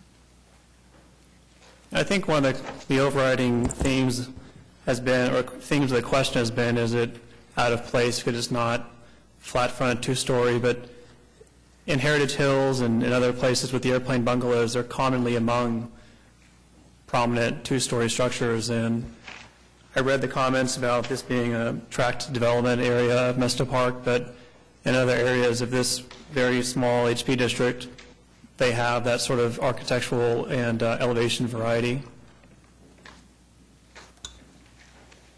Katie, could you explain the considerations on the garage?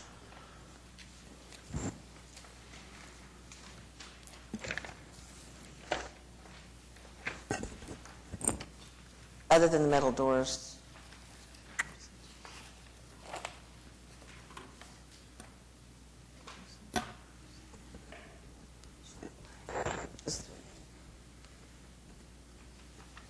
Were we looking to have the garage in wood rather than brick? You know, the guidelines talk about garages being simpler, less expensive materials, so a lot of times we'll see, even if the structure is brick, we'll see a wood garage.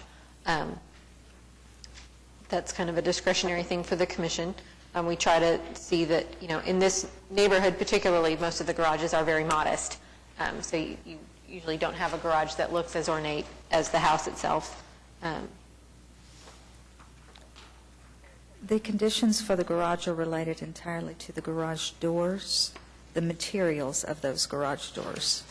There's a metal proposed pedestrian door, and the the overhead garage doors proposed metal as well. And staff recommends that these be reconsidered as the guidelines do not allow that. Okay, so David could bring into staff a wood door, and you all could approve that, and he could bring in a single, if we said a single garage door, he could bring in a proposal for that wood. He could indeed, but this is the entry to the back of the lot. Staff does not have a great concern with the size of the proposed garage door because it enters onto a half alley. It dead ends there, and to make that particular turn, it would be very difficult to hit a single door. Right. I think in the I mean a consideration... double door. Right. I meant one big door. Yeah. Yes, one big door. So really, the concern was the material of the garage door and the material of the pedestrian door. Yes, ma'am. Okay. We raised the issue in the discussion because the guidelines talk about it with the materials, but I don't think anyone's had a concern with it being brick throughout the review process. Any other questions? I would, I'm going to try to get this one.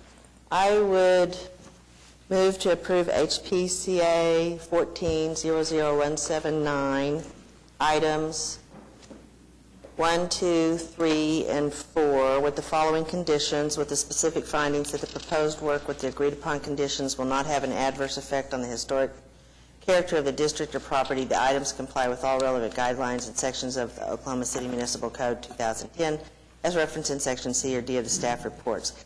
Conditions include, I say no conditions for item 1, no conditions for item 2. Conditions for item 3 would be the pedestrian door needs a change of materials to one that's approved by the guidelines, which would probably be wood. It needs to, that design needs to be approved by staff, and that the garage door, a double door, needs to be changed from metal to wood, and that design needs to be approved by staff. And number 4, no conditions. Did you say wood or another material as allowed by the guidelines? Yes. Thank you. I second. Moved by Joe Meacham and seconded by Jennifer Bourne. All in favor? Aye. Opposed? Okay, approved with conditions. Thank you. Thank you very much. Okay. HPCA 14-00181, 931 Northwest 19th Street, Mesta Park, Ward 6. Consideration and possible action on application by Mark and Mara Jane Reeser to 1, replace sidewall in front of carport required. Okay, is the applicant present? Nope. Any comments? So this application, this is work that's already been completed, and it's been continued once, so they have one more continuance left. So we could continue it to the, maybe continue it to the January meeting just to give them time to accommodate with their schedule, and hopefully they can be here at that time. We should probably do that since they're not present. I move to continue HPCA 14-00181, item 1, to the January 7th meeting.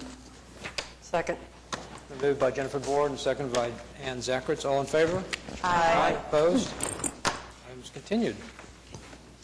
HPCA 14-00185 at 441 Northwest 28th Street, Jefferson Park, Ward 2. Consideration and possible action on application by Chad Knoll for Red Prairie LLC to 1, install decorative fence in front yard, elective, and 2, construct raised planting bed in corner of front yard, elective. Welcome. Good afternoon. I'm Chad Knoll. Okay, sign in. Thank you. All right.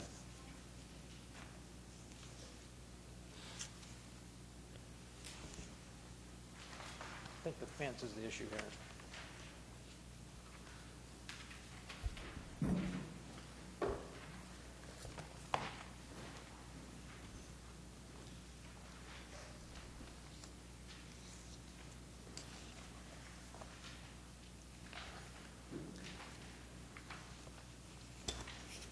Reason for installing the fence, Chad? Pardon? The reason for installing the fence is?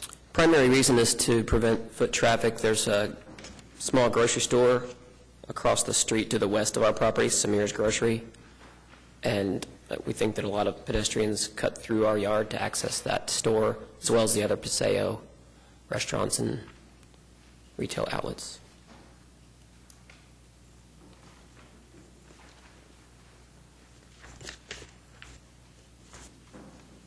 When we purchased the property, there was actually a diagonal fence that went from the corner of the property out to the street. We took it down because it was kind of an eyesore. So we, I remember that. yeah. So we were hoping to replace it with something more attractive, but still serving the purpose of preventing the foot traffic across the, we just put in a sprinkler system and new grass. And That's good. to eliminate having a fence completely around it, this is why we're also proposing the corner flower bed, so there wouldn't be a fence on the exact corner. It would just kind of come and stop at the sort of raised bed. There'd be a raised bed in the corner, and then continue. If that makes sense, you can kind of see that in the drawing. There's currently a fence on the east In north? Well, in the backyard, there's a fence, but in the front, there's kind of that 1-foot little thing that was there. I think that probably belongs to the neighbor right there, yeah. That's probably... Will the fence connect to the corner of the building? In the drawing, it doesn't appear that way. No, the fence would start on the southwest corner by the sidewalk. Okay. And continue, kind of just wrap in maybe a few feet where the sidewalk comes to the front door, then continue again on the west side of that sidewalk, and then wrap around. And then there's the driveway on the north side. It would come in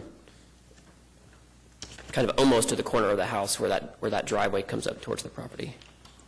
I wish you had drawings showing elevations for me, even though, I get it on page 3, but it's hard to understand. And we've asked, I know, other applicants for more drawings. Mm-hmm. Yeah, we have I guess we had the distance. You're wanting the height? The perspective on page 3, again, I get it, but there's not that much here. Okay. Of what it actually looks like on all elevations. So is it a fence with posts? Looks like there's some heavier posts. Yeah, it's just this 3-foot wrought iron or black metal fence, and then there would just be, every 8 feet, there would probably be. That again is why we would need the elevations. I'd want to know what you're thinking about in regards to design-wise for the elevations that are exposed. Are the posts part of you can buy them as part of, they go with this fence? Right. So they're like a 2x2 black metal post that it attaches to? Is that fence a part of the submittal? No, I'm just guessing that that's what it was. Okay. So you're asking for something similar to what's on page 3, but just more detailed? Well, is that what you're, I'm saying I don't really see, I understand the problem with your situation, and I think that you came up with a good solution, and then that area, I would approve. It's not really totally permanent, but it's see-through. But We need to know more about the fence. Need to know more about the fence. And if the only other difference is the black post that comes with it as part of the kit, maybe they could bring it into staff. Yeah, I was going to say, staff administratively approves fences all the time, and if the commission's comfortable with the fence being in the front yard, which was the reason we couldn't administratively approve it, then we could certainly work with the applicant to get more extensive documentation of what those posts are going to look like and make sure that they're appropriate. So I think a 3-foot. Well, just that they're dimensioned and everything is on there. So it is built how you designed it. Yes, it is a 3-foot, the height is 3 feet, but we don't have a picture of the post. So that's mainly the issue, is we just need to see what posts are being used. And the spacing, and maybe put. Yeah, all the elevations. All elevations. And we can. So the specifications that come with the fence material. Okay, which that's fine. Getting back to my first question, the north fence, the east fence are existing? You're not proposing a fence on the north and the east? Sorry, I didn't hear you. You're not proposing a fence on the north and east?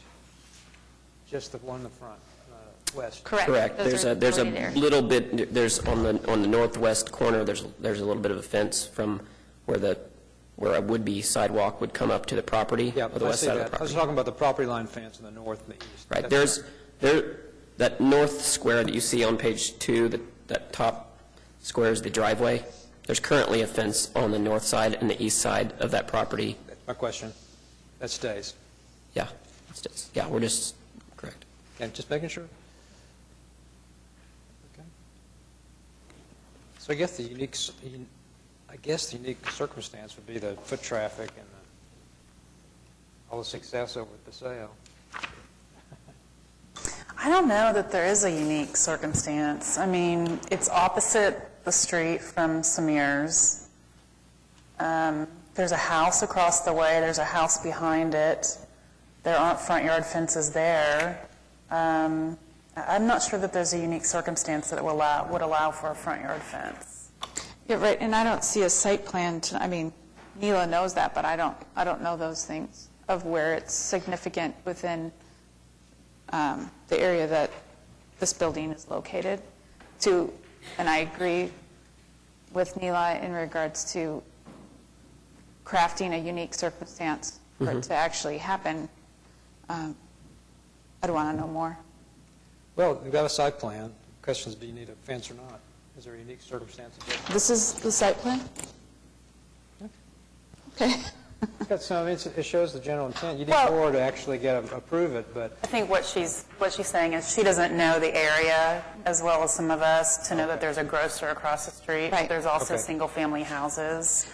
To create a unique circumstance for a fence to be here. I'm just trying to prove your case more, is just to suggest if you wanted to have something. Again, I get it, but I just don't surrounding area. I concur with Neela. I don't see that this rises to unique circumstance. yeah. Okay. Is there? We're talking just about the fence and the flower bed. I think just the fence. Okay. I think you could do planting, landscaping. Yeah, you don't need to come back for that. Can you do a hedge or something? Yeah, anything that's just landscaping doesn't need a CA at all. So, I mean, the planting If it's a bed would raised need... bed?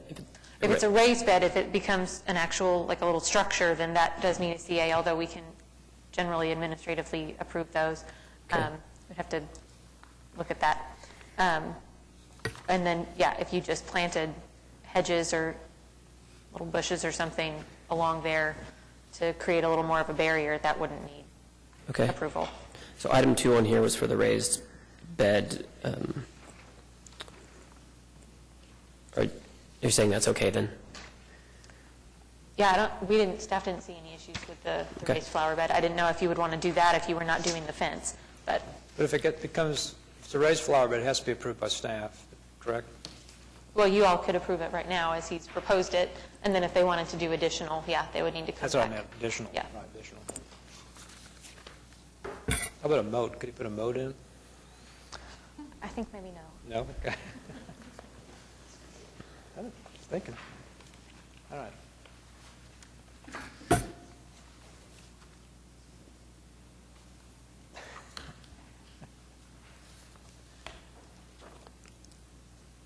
Is there a motion? So we could continue it to, I mean, if you want to explore that fence and try to argue that there is a unique circumstance, I feel like at least two of us need more information. Okay. And then that would also give you time to work with staff to get approval for the bed, What, some alternate, the raised bed. or a hedge? Or find a 3-foot hedge and then put it in whenever you want. Landscape does not have to be approved, just the Right. raised bed. Just the raised bed itself. I'm guessing that just the fence being decorative and adding to the appeal of the property is not a reason. It is not a reason. Not in my opinion. So the foot traffic is really the primary reason, but you're saying we have a month to come up with a better reason. Well, I mean, you know, there, like I said, there are other single-family homes right behind that one and right across, and they don't have fences in the front yard. I'm in that neighborhood every day. I don't really see that. I mean, if there was 50 people going through your yard a day, that's one thing. If there's a few, I mean, where do we draw the line? Yeah, I haven't monitored that, so. Yeah. Probably happens just a few times a month when you have a event. Okay, motion?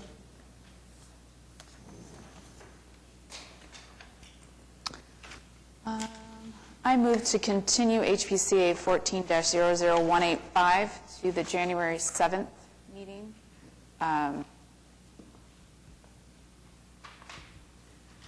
To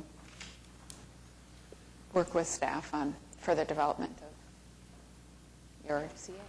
Okay. Second. It's moved by Jennifer Board and seconded by Heather Clemmer. All in favor? Aye. Opposed? Item is continued. Thank you. I'm also here for case 209. Any chance we could cover that while I'm at the podium, or should I?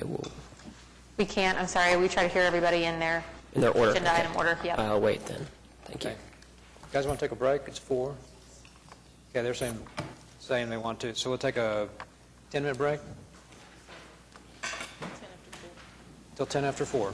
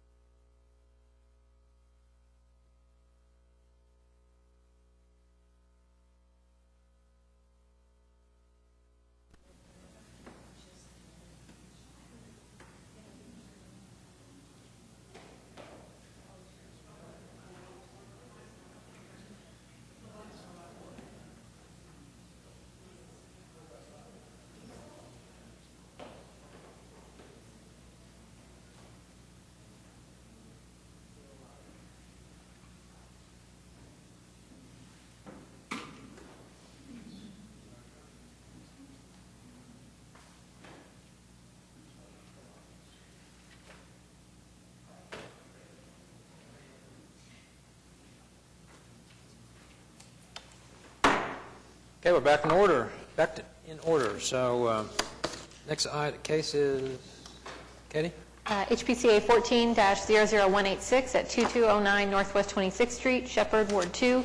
Consideration and possible action on application by Gina Payne for William and Patricia McCubbin to, 1, remove decorative porch railing required. This is one that the work's already been done. They were approved to do some work to the front porch with the understanding that the railing would be removed and reinstalled, and the applicant would like to just not reinstall the railing. Okay, is the applicant present? Hello? I'm Gina Payne, a Realtor representing the McCubbins, and since the last meeting, we had a continuance, and they decided to go ahead and reinstall the railing, so it has been done. Could you go ahead and sign in while you're here? Yes, sir. Okay, that solved that problem. You should have the pictures of the reinstall. We do. Okay. Okay. I have a copy with me. So what happens now? It just withdraw? So you could, Withdraw? well, yeah, I guess it could just be withdrawn, since they don't need to apply to... Their application actually expired before the railings were reinstalled, and so if in fact they're going to reinstall the railings, they need approval. Okay, so the staff recommendation of the motion with the condition that railings be reinstalled would be appropriate, and is what has already happened, so. But do we need to know that they were reinstalled in the appropriate location, or we do need to see? They were put back exactly where they were. Have you? They were. Can I see the pictures? Okay, yeah.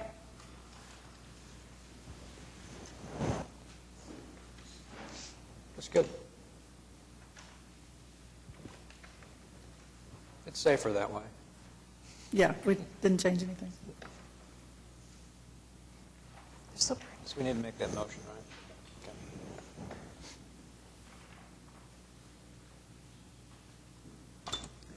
I move to approve HPC 14-00186, items 1, remove railing as amended to reinstallation of railing with the following conditions: that the railing be installed on the porch in a previous existing location, which it has been, with the specific findings that the proposed work, with the agreed upon conditions, will not have an adverse effect on the historic character of the district or property.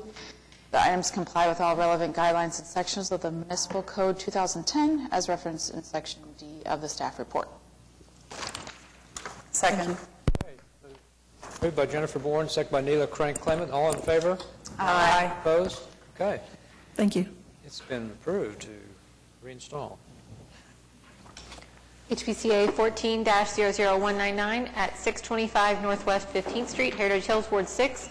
Consideration and possible action on application by Adam Landman of Sam Gresham Architects for Joseph and Vicki Angus to, 1, construct rear addition and patio elective, and 2, relocate mechanical equipment elective.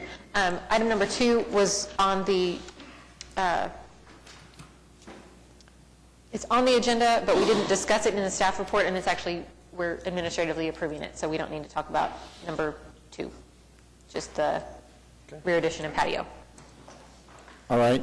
My name is Joseph Angus, and I am the owner of this house. Excuse me.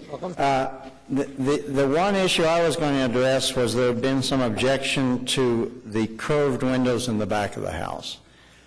And if you could look at the south facade picture of this house was built in 1906 by E.K. Gaylord from land he got from Antone Klassen, and Mr. Gaylord never lived in this house, but it was I think the second U.S. Marshal for this area lived in this house.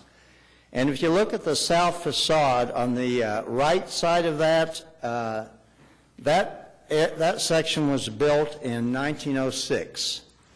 And there's actually a second roof under that top roof to the right, which is to the east, which is an old tarred roof. And originally that roof line came straight down, and this curved bay window to the west and the curved porch on top of the bay window, those were installed about 1935. So before 1935, the existing house, it was pretty much just a farmhouse, was that section to the right. And so the bay window, the curved bay window, and the curved porch, curved railing above the bay window were not introduced till over 30 years after the original house was built. So in the 1930s, they, first introduced curves to this house, which had not been there before. On the back of the staff report, I've taken pictures of 4 houses that were within about 2 blocks of my house.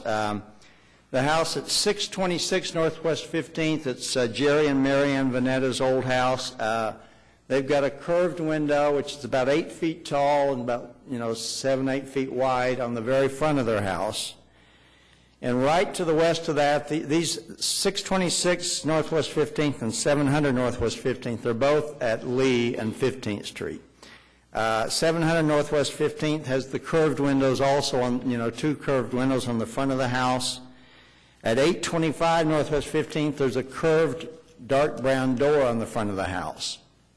And finally, at 1531 Classen Drive, which is Blake Honig's house, there's 3 curved windows on the front of the house. So all these 4 houses, which are just within a few blocks of me, have curved windows or doors on the very front of the houses. The curved windows, which you can see on page 11 and 13 of the staff report that we proposed to the back of the house, would not be seen by anyone because they're on the back of the house. The only people that would see them are the people to the west of us. Their name is Weeks, Alex and Janet Weeks, and I've already run this by them, and they think it would look great. So the fact that it's at the back of the house, we've already got these curved elements on the very front of the house, which were not originally to the 1906 house. I would ask that the curved windows be approved for the back of the house. And that's all I have to say. Thanks. Thank you. Adam Landman, who's the architect, and I might note he does not have an D in his last name. It's just Lanman. And my zip code is actually 73103 instead of 73107. Thank you. We'll get those corrected. Thanks, Jeff. You do have comments from the neighborhood on this one.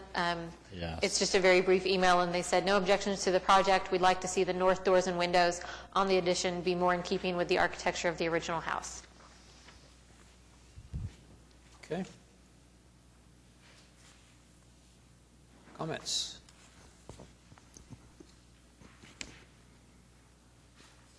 And I just might note that the doors are going to be wood on the back there. I think that's somewhere in the staff comments. We spec'd wood on that, just a pellet wood door. And as far as the siding issues go, I think there was some confusion, but we're just using a smooth siding on the back. Can I ask a question of why there is curved transoms? That is a preference that the owner would like to see on the back of his addition. Okay. But, to be fair, although there's curves to this house and the entry, there's no curved windows. Mm-hmm. Yeah, I noticed, if you notice in the photographs of the various window types and muttons, there's quite a variety on this house going on. You've got the diagonals, you've got the ones over one. There's quite a few different types of windows on this house. But I agree, there are no curved windows on the house. Well, just looking at the back elevation, yeah, it would appear to me that if we're looking at the guidelines and we're looking at compatible size and design, that the back of the house is even plainer than the front of the house, and it would seem like it would be more deserving of doors and transoms that are similar in shape. I'm in agreement that they just don't seem to fit the house. It's almost like, and you just admitted that there's lots of different kinds. It just doesn't seem that adding another kind would be in the compatible design. Sure. I'm just pointing out the variety that seems to exist on the house. Right. As possible lots to pick possibility from. for lots variation. Lots to pick from, but not a arched window. But not a curved one. Not a curved window. Well, and also just that you mentioned it, the multi-pane doors, 3 or 5. Looks like all the doors, the front doors look like they're even single. There's not a lot of divided light. There's the diamond shape. Yeah, the divided lights on the house right now, Alan, I think are all the diagonals. Yeah. Right. So I could see it doesn't seem to fit in with the patterns. Maybe it could be simplified. I don't know. I kind of like to see people get what they want, maybe a single arch in the back, not so grand, with simplify the buttons or something. I mean, I would just comment that I see all of the different ones that you've included, but when you look at each one of the styles that the curved windows are on, it is not an architectural style that is similar to the style of the house you're working on. So it's almost like taking another style, a window from another completely different architectural style, and putting it on admittedly a farmhouse type look on the back. Just doesn't seem to fit the guidelines. I guess my point is on the back, it should be simpler, but it is on the back. So, Do you have the west elevation in this packet somewhere? The reason why I'm asking is because it looks like the new addition is right in line with the existing house. It is. Am I not- There's an interior elevation of that. I don't think we included an exterior west elevation. Or actually, Angela, I believe I did send you a west elevation I'm just, after the fact. what I'm concerned about is that the 4.3.6, in addition to historic building, must be designed to visibly to be distinguishable from the original historic building. And when you're aligning facades, you're not doing that. Yeah, there's actually just a variation of trim that's happening there, which is, I think, why they're commenting on the trim being something that's compatible with the existing trim. There's actually just going to be a trim board that separates the two, and then it's going to switch from the traditional wood siding to the smooth hardy board siding. Is there there's no elevation of that, though? There was one. I don't think it made it into the packet.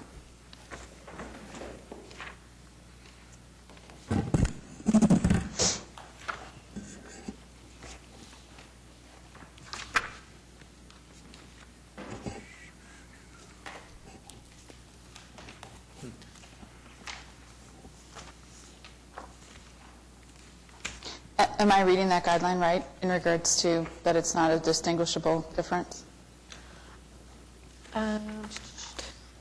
Whether it's bumped out or not, Now, but you're saying that the east side is a continuous... the west elevation, if you go to page 6 of 40, north is up, and so the west side aligns. It's not, oh, maybe, no, sorry, I thought this house was on the other side of the street. It's from my recollection. Jennifer, if, on page 7, on the staff's comments, and this is essentially what I'm saying as well, is the differentiation is acquired through the materials which are consistent with the guidelines. And that's where I'm saying I think the switch between the wood would be the and defining the siding character. is what staff is agreeing with, that is the differentiation. It would change from what, wood to? To hardy plank siding, just a smooth hardy plank siding. And you said there would be a trim piece at A the trim, at the break. essentially dividing them. Yeah. So we've seen additions done like that, where that shows the break. We've seen them where they do bump in or bump out at some point, and breaks in the roof line. More and less noticeable ways to accomplish that. Okay. It kind of creates a corner where there wasn't one before. I agree with you. I just know that we have made a big deal about it for some other people that they, needed to bump out or whatever. I'm in preference of the alignment. Yeah. Because that's just how I think, but I understand why our guidelines also don't allow that. Sure. And and again, I don't mean to be a jerk, but without seeing that elevation, it's hard for me to know. Is the trim also hardy plank? Yeah, well, it'll be a hardy trim. They make yeah, a hardy specific trim for it, so. So is it the same depth of the existing? It is, and that's the question that's being raised in there. Is the trim the same as and yes, hardy plank can be matched to the wood trim that's on the house. I don't think we have a spec in here of the exact trim because we're just planning on ordering the trim that comes with the siding. So they make two profiles. I think they make a thin one and a thick one. We'll use the thinner one.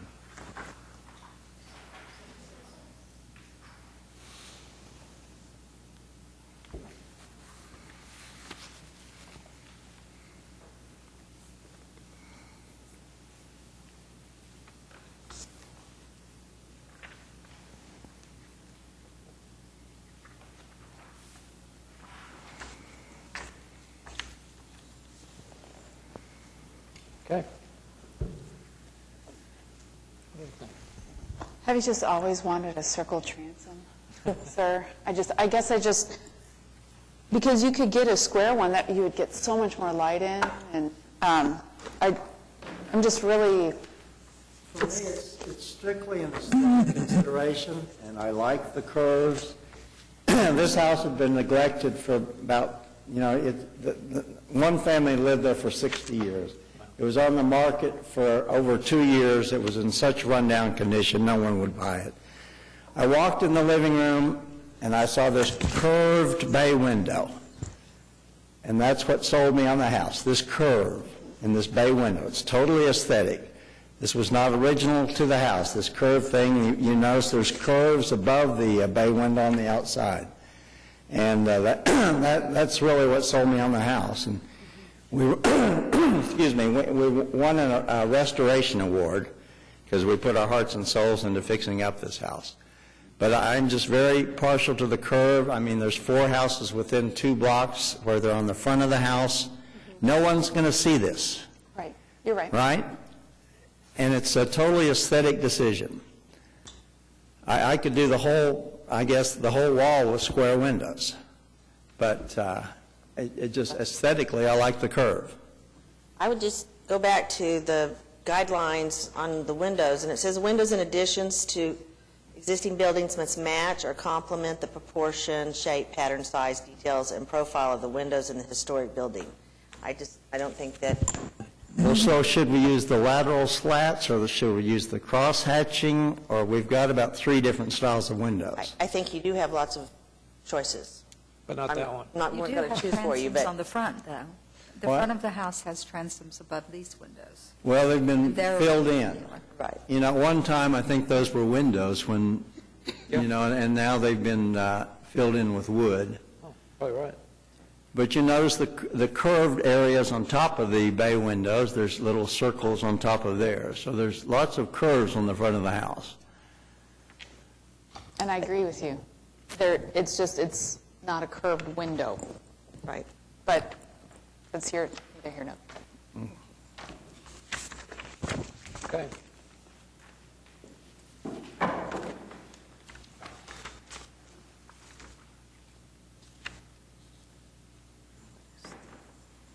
Anybody?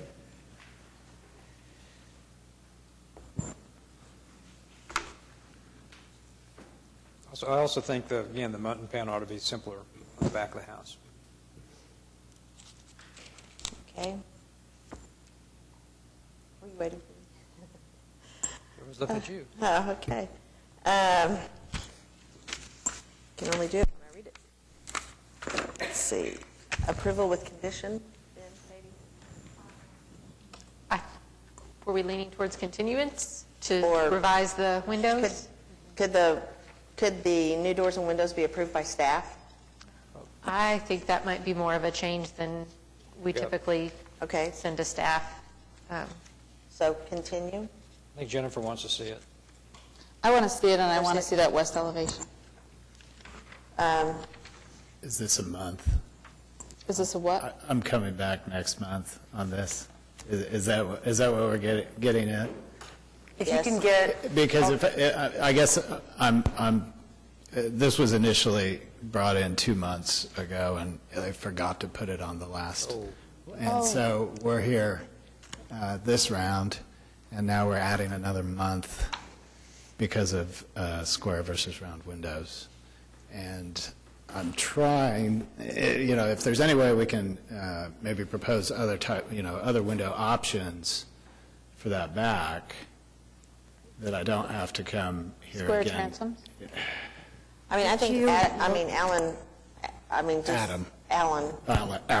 I'm sorry, but Alan's comments on just, less muttons, square design. Sure, and I would be comfortable with Katie looking at it. At this point, it is on the rear of the building, and it is an addition. So, since the Katie, inconvenience. I don't think you're comfortable with that. Is that kind You of? don't think? Because I think we went round and round with this months before, deferring to staff, and it just became a bit of a chore. I just think that, if it was just the French doors, and you were saying take the transom, make it square, not arched, but we've got the two windows on either side that have kind of an unusual mutton pattern and that also have arches over them. I just think there are lots of things that could change. Could I? And I don't know that the commission wants to sit here and go through every one of those details in this meeting. Yeah. Could we have a possible approval with no transoms, and then come back to add transoms? That way, something could be, approved at this point. Is that intelligent at all? I think that we could approve the addition with the condition that the doors and windows on the north elevation come back for further commission review. That'd be great. Would that work? I think that'd be great, yeah. If everyone's comfortable with all the other aspects of the... The curved windows are going to, if you look on page 7 of this drawing, we're going to have a patio out there that's a curved patio. Is that acceptable? Yeah, I don't think anyone has concerns about the shape of the patio. It's just the windows that are curved, okay. Yeah. Okay, thanks. I move to approve HPCA 14-00199, items 1 and 2 with the following conditions, with specific findings that the proposed work with the agreed-upon conditions will not have an adverse effect on the historic character of the district or property.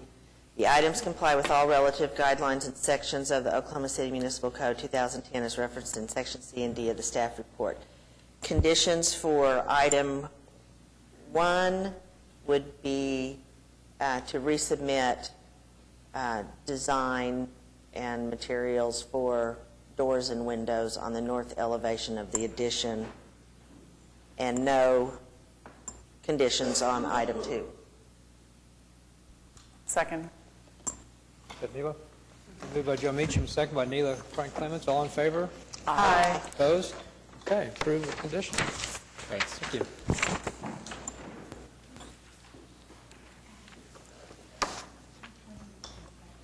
Okay, HPCA 14-00200 at 310 Northwest 19th Street, Heritage Hills, Ward 6. Consideration and possible action on application by Eric Scheinel for John Mirjanak to 1 screen veranda elective and 2 install screen door elective. Okay, is the applicant present? Not present. Okay. Should we continue? Does anyone have questions, comments? Oh, I'm sorry. If it's done according to their design, I think it's fine. We had raised a comment about the staff report mentioned the lattice as likely not being historic, and that, we have in the guidelines that once you've removed or altered a certain percentage of non-historic material, you should remove all of it and restore the historic condition. In this case, technically they could put all those screens inside the lattice and never touch the lattice. So the commission may be fine with the lattice staying as it is, and since they're not here to... Are they suggesting the lattice would stay?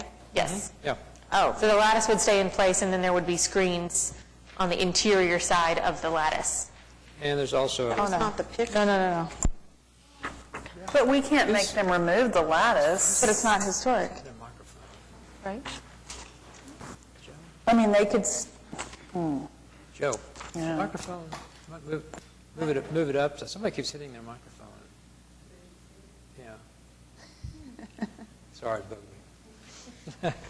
Thank you. Well, they have a picture that their conceptual picture does not show lattice. There's not lattice on the back elevation, so that would just be screens and the screen door. But the other two sides, the lattice would remain.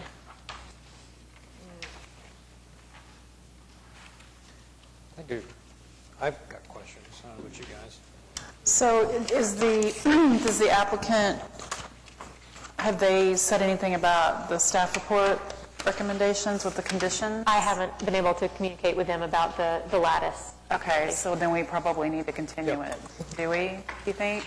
I do because, I mean, I just penalized someone for the last time not having elevations, and they're saying that page 4 is what it's going to look like, or the ghost drawing on page 6. Unless we're willing to approve as is, I think we ought to continue it. So. I don't. Sure. I think it looks a lot better with the lattice removed, but that's a condition, and we don't know if they're going to agree to that. Right. We can't approve it with a condition if they're not here to agree to it. I make a motion to continue HPCA 14-00200 to the December, since you haven't had any communication. Do we make it January 7th? Yeah, we could. What do you think? No new information. They just need to show up. But if you move it to January 7th and they want to come to December, they can. Can they do that? Right. No, They can't do that have to anymore. come They to used the one that we send it to.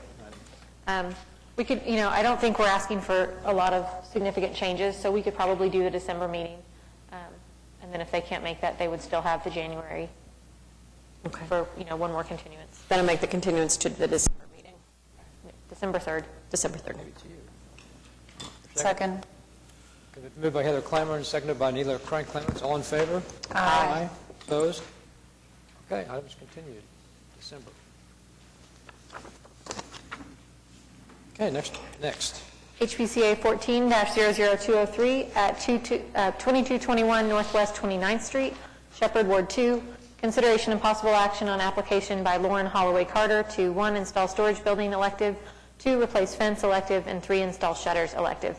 And really, I think the storage building and the fence qualify for administrative approval. We just kind of kept everything together for a clean CA.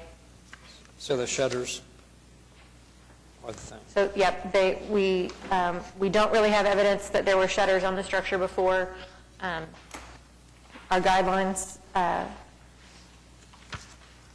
talk about not allowing shutters where they were not previously installed, but they also talk about decorative shutters on properties where they were architecturally, where they're appropriate to the style and character of the house.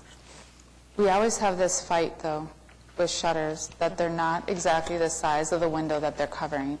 And these from, again, the ghost drawing on page 6 does not significantly cover those windows. Decorative shutters generally don't, but I am not in agreement of adding decorative shutters unless there is evidence that they were there before. I agree. If there were evidence and paint, usually there is or something, then, but if they're not, I just feel like we're adding, we wouldn't let other things be added, decorative items to the other houses, like add more brackets or something. It's kind of the same thing. Okay. So staff's recommending continuing. Approving 1 and 2, continuing 3. What? I don't see a point when we would even accept number 3, though. Well, if they can prove that there used to be shutters on the structure. Right. Oh, I apologize. We've asked the applicant about that, and she's pretty much said that there's nothing that she can find that shows that there were shutters. The house has been repointed various times, so there aren't holes there that you could see where they would have been installed. We could continue it to give her the benefit of the doubt since she's not here, but I don't think she's going to come up with any additional documentation that there were shutters on the house before. So really the only additional documentation that she could possibly find would be historic photos. Yeah. Well, Since she's not here, I would give her the benefit of the doubt and continue it personally. Should we continue the whole application then, so it has the same? I think we could approve 1 and 2 so that she can go forward with those projects. I move to approve HPCA 14-00203, items 1 and 2, with the specific findings listed in the staff report, and that these will not have an adverse effect on the historic character of the district or property, and comply with all relevant guidelines and sections of the Municipal Code 2010 as referenced in Section C of the staff report. Second? Anybody? Second. Okay, it's been moved by Neil Crank Clements, second by Ann Zacharitz. All in favor? Aye. Aye. Okay, items 1 and 2, all opposed? Items 1 and 2 are approved.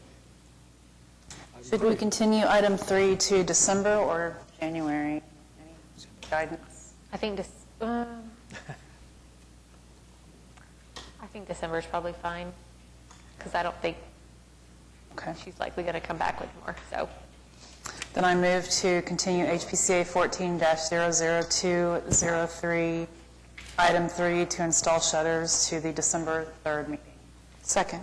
Okay, it's moved by Neil Crank Clements, second by Ann Zacharitz. All in favor? Aye. Opposed? Okay. I'm sorry. I thought you did. Okay, second by Jennifer Bourne. Okay. Item 3 is continued. HPCA 14-00204 at 2120 Northwest 26th Street, Shepherd, Ward 2. Consideration and possible action on application by Caroline Warner to 2, install handrail required, 3, install light fixture required, and 4, install shutters required. Okay, is this applicant present? There you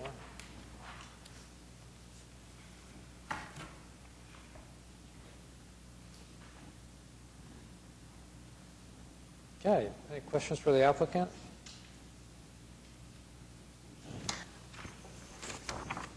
Are you Ms. Warner? I am. Hi. So I think we have the same situation with this application, that you've not provided evidence that historically the shutters were on the property.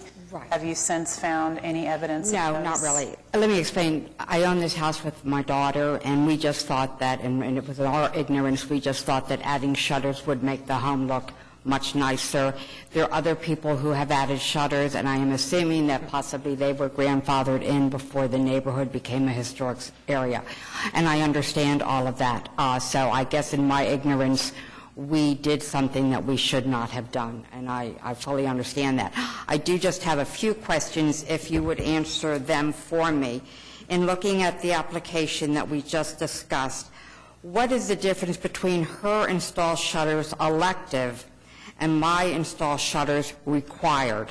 What is the difference between those two verbiages if we both did something we should not have done?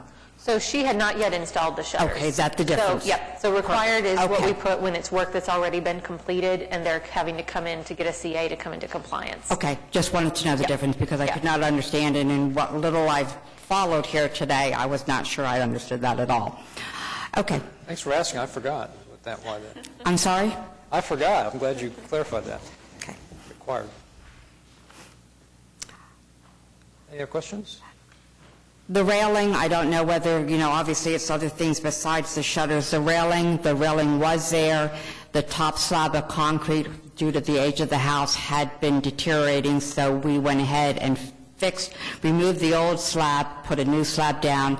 They removed the railing. We did paint the railing. The exact railing did go back on the little concrete landing to the east door. The placement of the light, my daughter's 26 years old. The neighborhood is a lovely neighborhood, but it does border Penn, and we put the light in halfway between the door and the front edge of the house as a safety issue. Nothing more than that. It was just something that if she were to park her car before going all the way to the garage, there would be light when she got out of the car between the front corner of the house and that back door, just to shed a little more light there. Again, it was strictly for safety, not necessarily because I thought it looked better there. It was a safety issue. I think maybe if the light were next to the back door, not so much in the middle there. Right, but between if the she door were to and the go into her corner. front door before she Right. got up on the Right. landing, that corner is dark with that recess coming out from the windows. That porch is dark until you actually get to the front door. And so that is the reason that the light was placed where it was. Is there a light next to the front door? Yes, but it's recessed, as you can see, under that little, whatever you want to call that, and so it does not give a lot of light out to the corner steps. I think it would, and this is just my opinion as one commissioner, I think you could keep the recessed light, but then also, the picture that's on the screen now, is that the door just back where the shade, the shadow is? On the right? On the right? Is that where the front door is? No, the front door is facing you go into the house facing west. So the front door does not have an exposure on 120, on 26th Street. The front door have exposure off of Penn. So those recessed lights, are they from the ceiling, or are they There are no the recessed walls? lights in there. There is a light against the front door. But it does not emit a lot of light out into the porch area where the steps come down. And that was what we were trying to also illuminate to some degree when she was getting out of a car, that there would be some light there. Is there a ceiling light on the porch? No. No. That'd be more appropriate. I think just the configuration of that light in the middle of the wall there is just odd. Again, maybe if a light was put next to the side door there, and maybe another one toward the front of the house, might look a little bit better. I was thinking of lots of times you'll see a porch light in the center of the porch. Right. That's a pretty dark porch. It is a dark porch, Might and think that about was the whole reason that we went and placed it where we did, because the front porch is dark. So a ceiling light might light the porch and the front steps. Is there somewhere in the guidelines that talks about light pollution? Where, I mean, I know we don't allow floodlights and things like that, but... Yeah, I think there's just a reference in the landscape guidelines that talks about if you're lighting the house and how that light should be directed so that it's not up. Because, and I get it in regards to safety and why she selected to put it where she did along that wall, but although that's a nice-looking fixture, that's a really sad light coming out of there. Right. You could get a more significant fixture, put it where it would be okay, and it would actually throw enough light to... Right. Now, I understand that. Okay. Right. Okay. So we're not saying that, good luck, hope she makes it down the stairs okay without a light. We're wanting you to move it, but maybe pick a fixture that has... Right, but then obviously we live in a neighborhood where the houses are close together. And if we show too much light, then possibly the neighbors would not like that. I understand exactly what you're saying, and I can put a floodlight there tomorrow. Oh, no, you can't. Right, I understand that, but a light of more wattage. But with the homes so close to each other, that light will illuminate into the neighbor's back bedroom. And so that's going to bring up a whole different dynamic then, because she's not going to want that either. So I understand exactly what you're saying. Could have a light that throws a light down, I think is what Jennifer said. Right. That wouldn't light the neighbor's house, but more the driveway. And, well, again, I'm not that neighbor, and this is not the time or the place to think about it, but I would rather my neighbor be safe. I mean, if it's not going to be like on all night and blaring against my window. Well, she's 26, so that adds, we don't know what time she comes home at night. So I can't tell you how long that light's on. Okay. We're not going to get there. I'll strike that from the record then. Okay.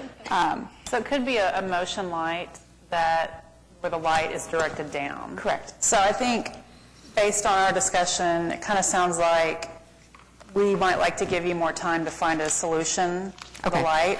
And then also, if you want time to try to find photos to see if there were shutters on the home historically. Okay, now I do have a question. If you deny the shutters, which I obviously think that will be here, and we might as well do it now because I'm not going to come back down, so I have no problem with that. May I put them on the back of the house if no one sees them? I just don't want to put them in a garage situation where the heat gets them, I just want to know what I can do with those shutters. We'd have to have a proposal. We'd have to see the rear elevation. I mean, we can't just So we go through the blanket whole thing yes. again? Okay. You could probably amend the application for that, or no? Because they'd be in a different location. I mean, I think the guidelines for shutters are the same for any elevation of the house. So The back is the same as the front? Yeah. Okay. Yeah. Perfect. What time frame do I have to do all of this work? December or January? To remove the shutters? And what time frame do I have to get the work done that you are not allowing that has been done? As soon as possible.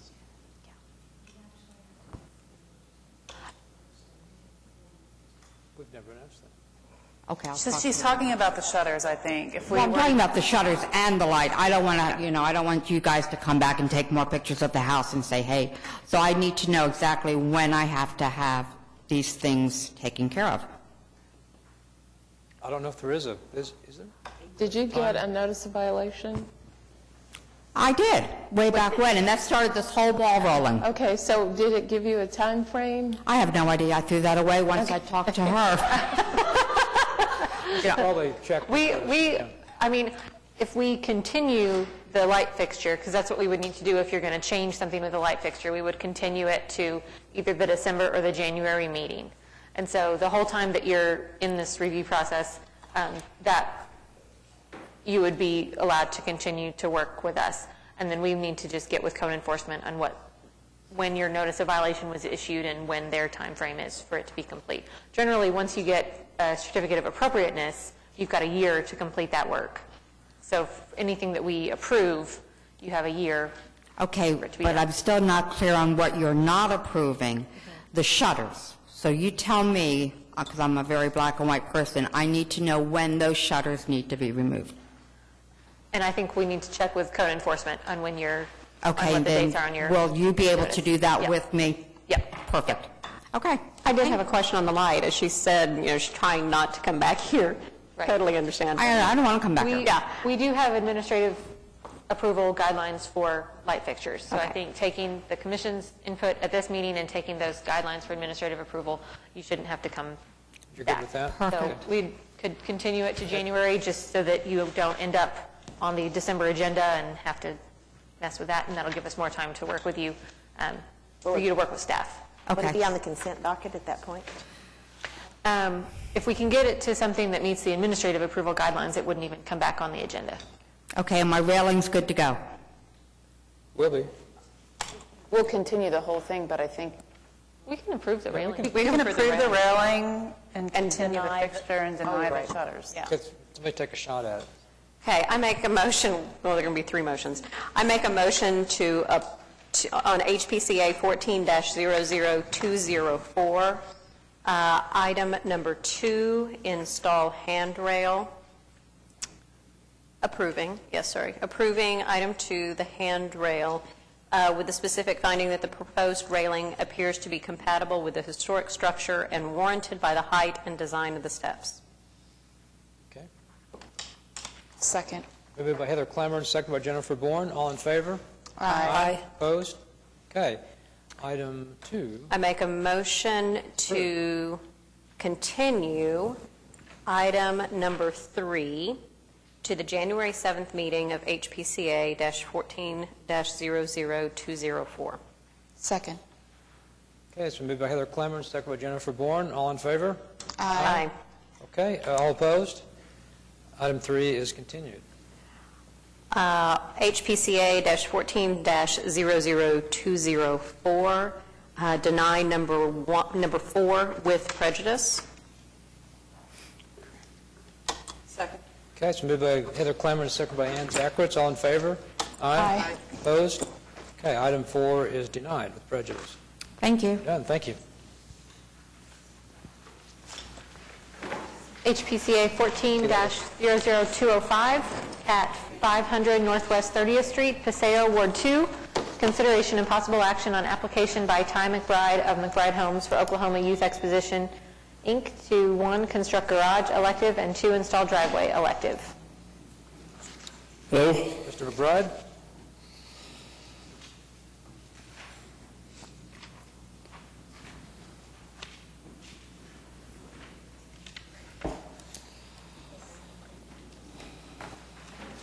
You're Mr. McBride. Yes, I'm Mr. McBride. I'm Ty McBride. That's right. Okay, any questions for Mr. McBride?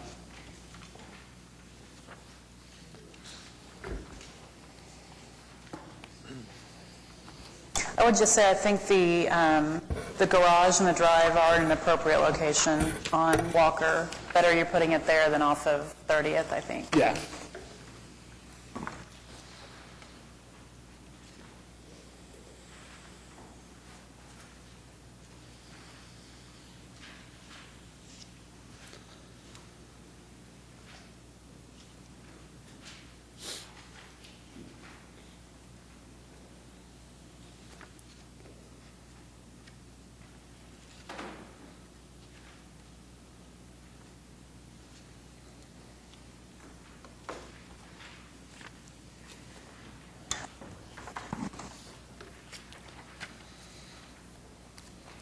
So in Paseo, Katie, we can do the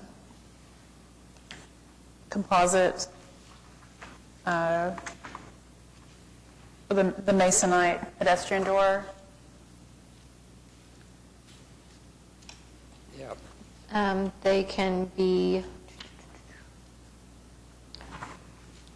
solid wood with wood frame or alternate door and door frame materials such as composite wood, aluminum clad wood. Okay. Yeah. And the vehicular door you're proposing is wood? Yes, ma'am. Solid wood, okay. I don't have any problems Okay. with this. I don't think anybody does. Okay. You put on here a condition that the documentation for the topography needed to be included before the release. Are you aware Yeah. that condition was on there? Okay. I did have one question. Page 17, on that door, it says fiberglass. On the, Yeah, but didn't you, that fiberglass can be approved for the passage door? The garage door, the overhead door is wood, but the passage door is fiberglass. is it allowed, or is it? Fiberglass, we've approved fiberglass for, It is? Okay. for minimally visible. Are they going to be the same color? Do what? Are they going to be the same color? I think it'd be the Because same one's going to be color. wood and one's going to be fiberglass. Are they going to look similar? Yes, they're going to be painted the same color. They're going to be painted, everything's going to be painted to match and look similar to the existing house, Okay. so. Okay. Motion?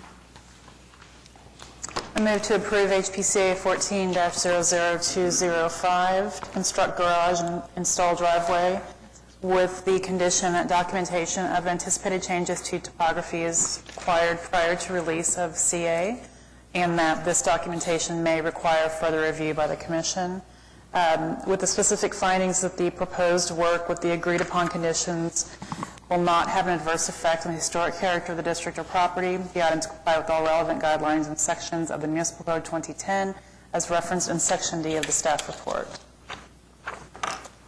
Second? Second. Moved by Neela Craig Clemens, second by Jennifer Bourne. All in favor? Aye. Opposed? Okay, approved. Thank you. Next. HPCA 14-00208 at 525 Northwest 40th Street, Crown Heights, Ward 2. Did I skip one? Consideration and possible action on application by Brian Beavers for Nancy Berger to 1, replace front windows elective, 2, replace front dormer window elective, and 3, replace fixed door elective.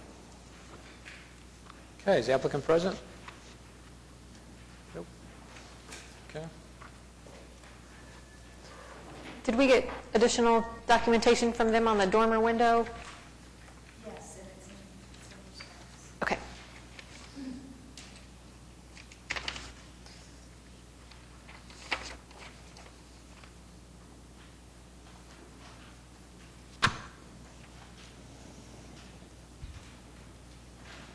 Where's that additional documentation? Is it in our stack? Okay. Oh, I see. it. Thank you. Is there a staff recommendation for 3, or am I just missing something?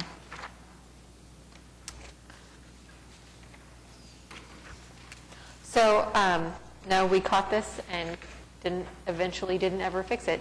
But 2 and 3 were kind of combined into staff recommendation number 2.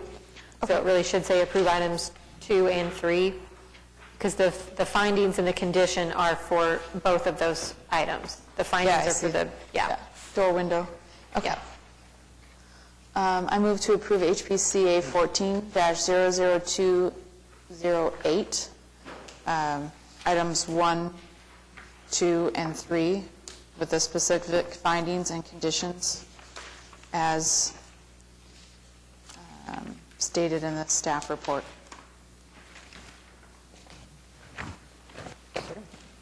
Second. Moved by Jennifer Bourne and seconded by Neela Clements. All in favor? Aye. Opposed? Okay, approved. I have one question before we move on to the next one. In the motion, do we not need to say, and sometimes we do and sometimes we don't, I just want to make sure I'm doing this right, do we not need to say the whole paragraph? Depends on what's in the whole paragraph. Well, the sample motions in the agenda, like for the approval, you say that the work will not have an adverse effect, historic character of the district, and it complies with all relevant guidelines, Municipal Code 2010. Do we need to say that? You know, I think it's good to say it so that people hear what the motion actually is, because I think when everything gets too abbreviated, then the public doesn't know what the motions are that the commission is making. I do think it's okay to abbreviate and to refer to things that are written out in the staff report, because that's part of the public record. So, So we can do it especially either when way. we've got lots of cases. And So if you say paragraph C, you don't have to read paragraph C. if you say the staff recommendation, But we can do that paragraph, which, we can do, but we were also, I know at one time I was reading every specific finding and was and we asked said to abbreviate that. if you're just doing this, straight out of the staff report findings, you can just refer to them and not say the whole thing. Excellent. Okay. All right, ready?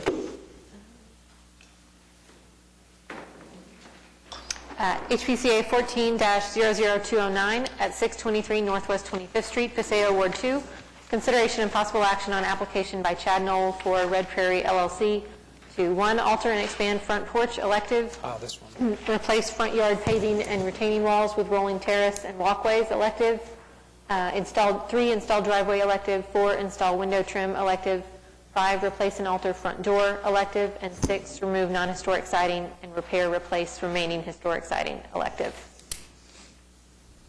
You're back.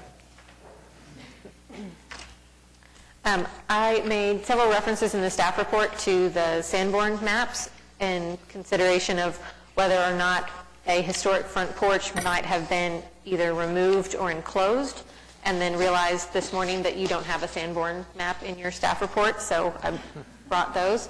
And there's Sanborns and then a Google Earth image on the back side of this. So I think for budgetary reasons, we may be scrapping the front porch anyway, so we can, if we could focus on the other items, like the driveway and the steps. So should we continue the front porch, and you'll be coming back with revisions for that? No, I think we're not going to add the additional covered porch. Okay. But there are other items in here that we'd like to have So approved. you would like to withdraw that first item? Just Well, on the porch, does that mean no steps, no railing? Because all of that would have to be approved. I would say, based on the email that you all sent this morning and the changes to that, I would say let's continue number 1, and you're going to revise your proposal for the front porch. And that way you don't have to start over with a new application and a new fee.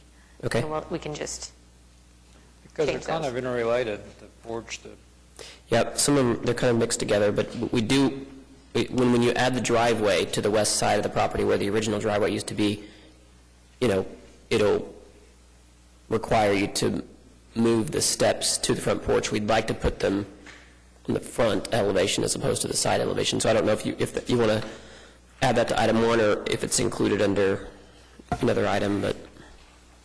I think we're proposing continuing it. So I think that's all part of item 1, and so if that's going to be, if that design is going to be changed, then we would need to continue it and let them see the revisions at the next Okay. time.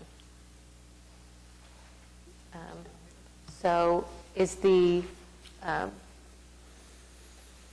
you still planning to remove the retaining wall and go back with the rolled terrace? Or is that something that was going to change as well?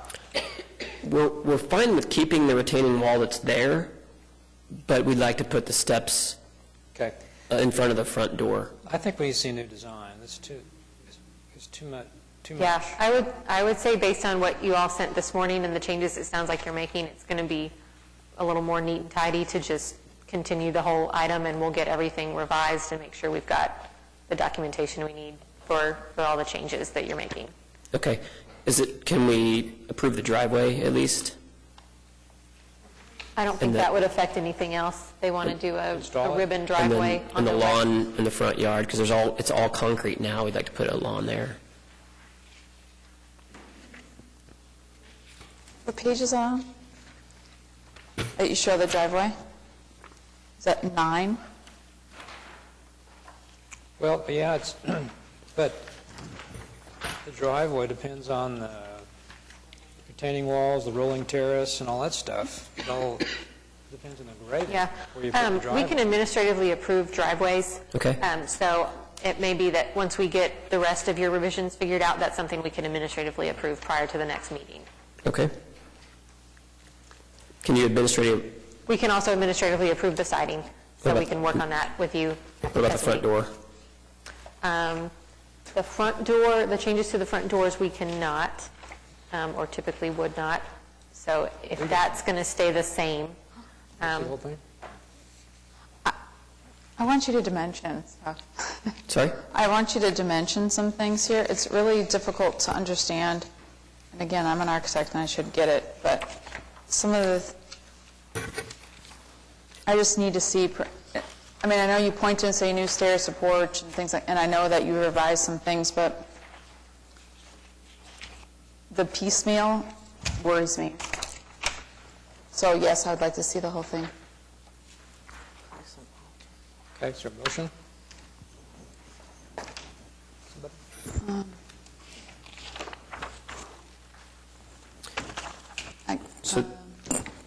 So the question about the front doors, right now there are 2, because I think at one point in time it was converted to a duplex and then back to single family.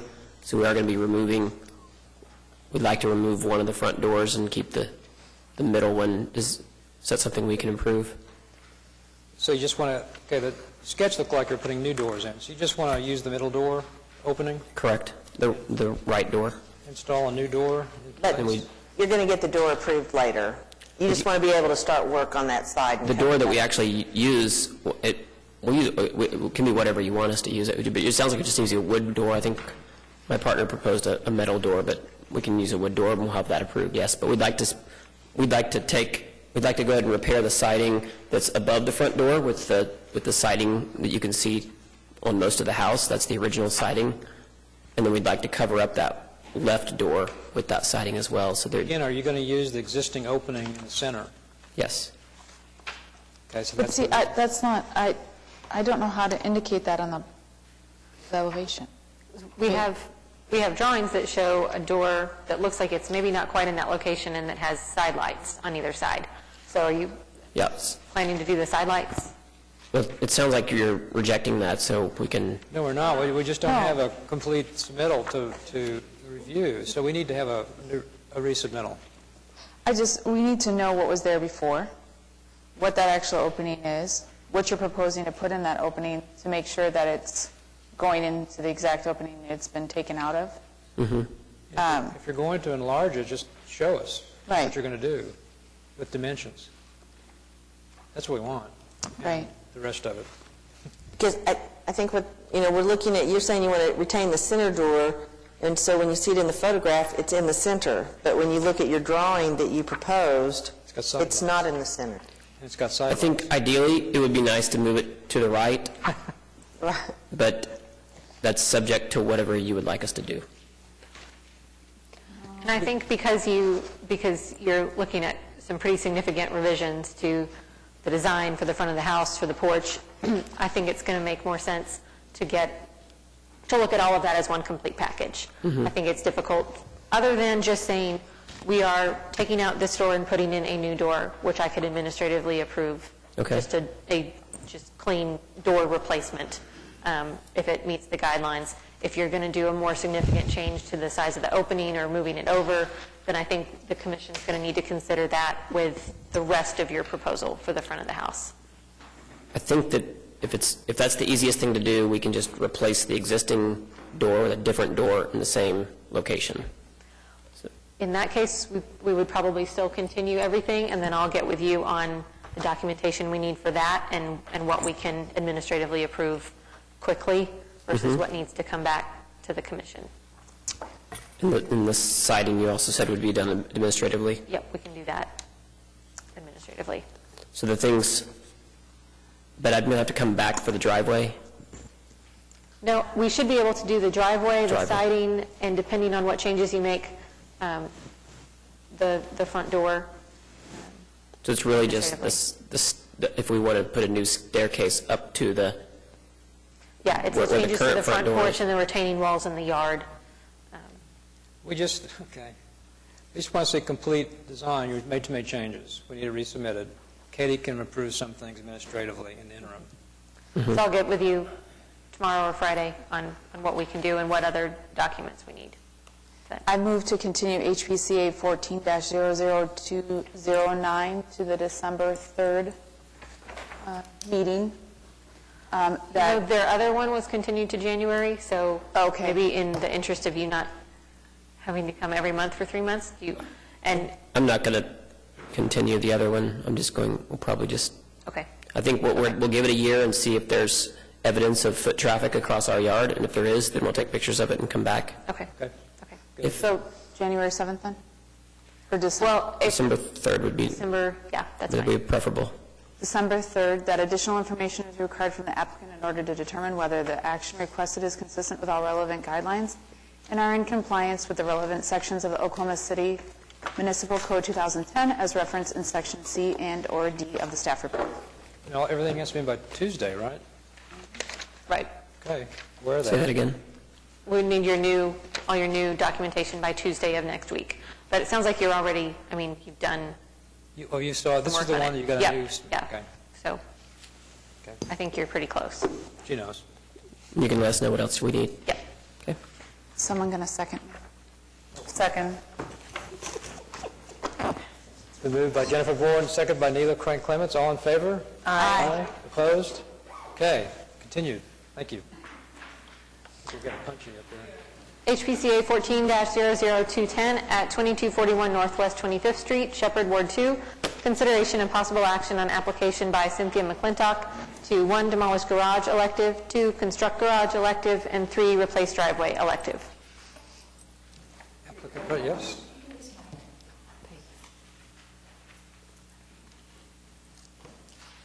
Hello?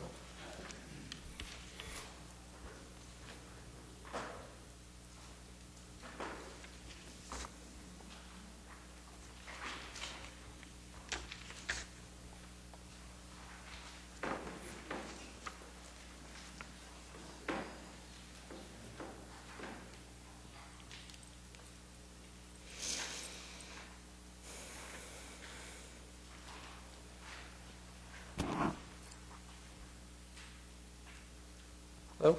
Hi, Could you state your name? Cindy McClintock. Okay, thank you. Questions? Are you proposing your new garage in the exact, no, it's larger. Somewhat, yes. You're retaining the northeast corner? I'm sorry? Are you retaining the northeast corner of the existing garage? Yes. placement? Yes.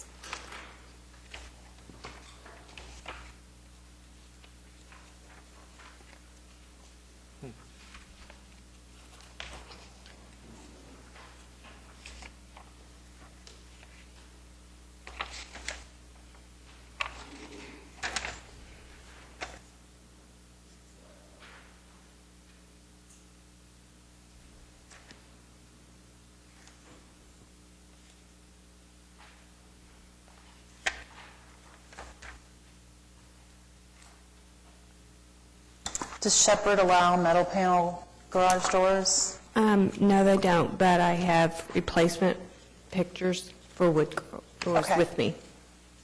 Can we see those? Mm-hmm.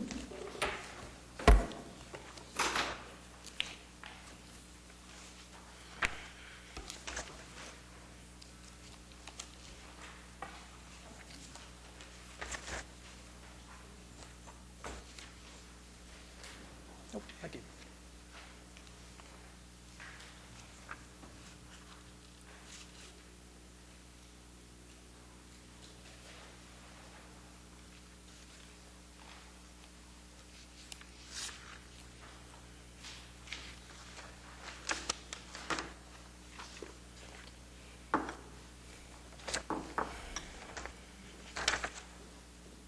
Katie, you mentioned driveway width, two-car wide being okay for the neighborhood or something like that?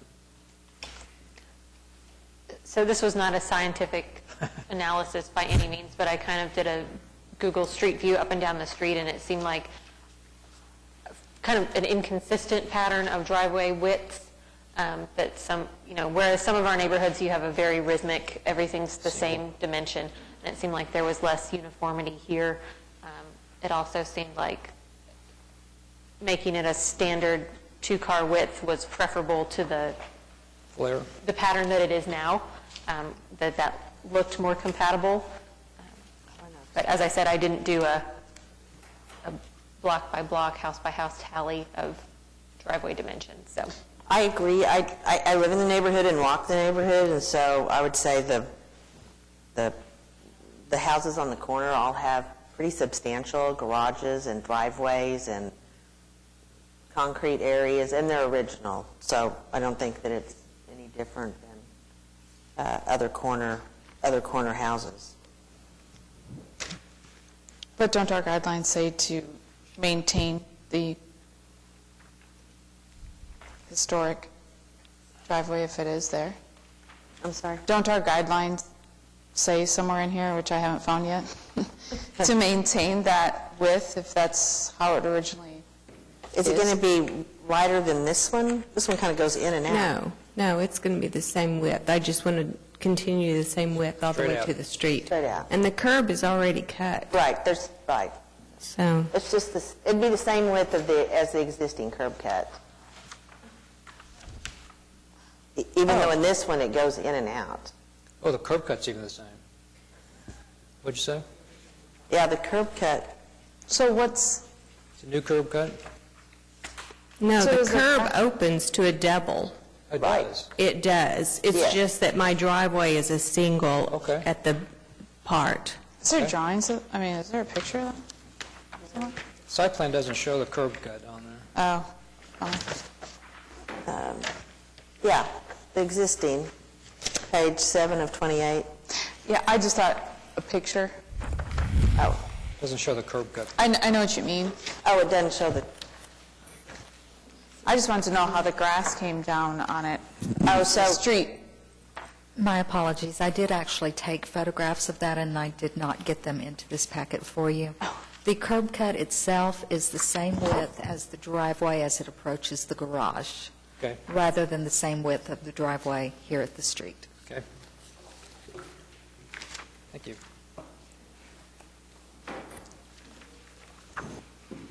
Okay.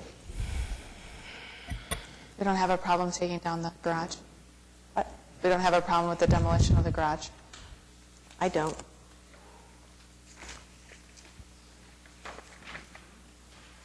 Always have a problem with demolitions of garages.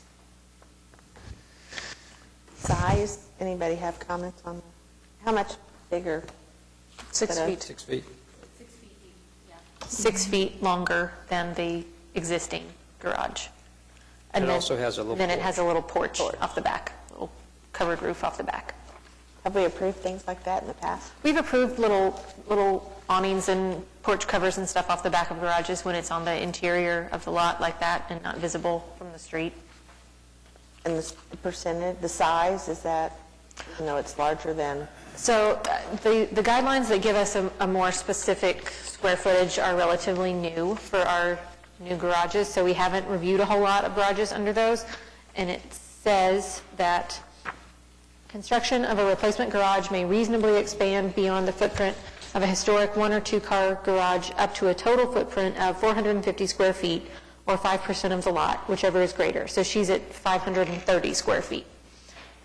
In order to accommodate a standard size parking space for up to 2 vehicles.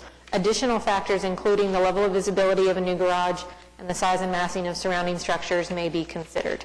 So we set 450 as kind of our standard, that that's an acceptable, appropriate size.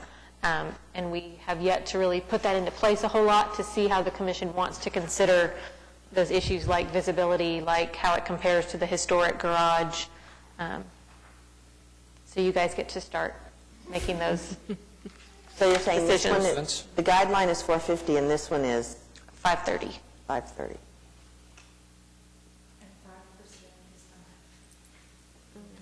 It was less. 5%. It was 5% was less. We figured it out, yeah. So the increase in the garage by 6 feet, is that to have a living space on the back of it? I'm sorry, to have what? A living space on the back of Not the a garage? living space, a storage space.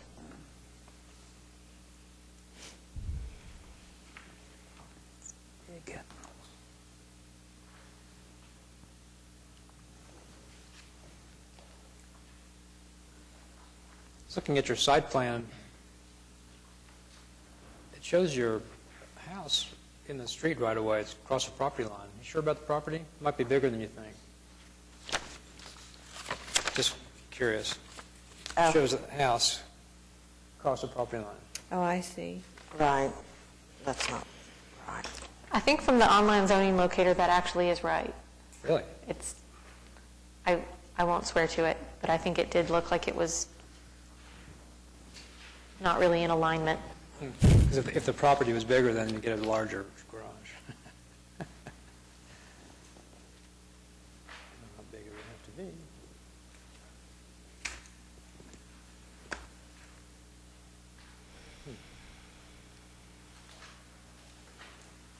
Katie, did we never get any comments from the neighbors? They're all individually notified, aren't they? I just wondered, doesn't seem like we've had anybody, or very few people have responded. Like on this, you would think if the people on the other side were opposed to it, that they would respond. They're not. Well, I mean, They're aside not. from being longer, They don't oppose it. No, not at all. it looks the same. Aside from the awkward exterior overhang.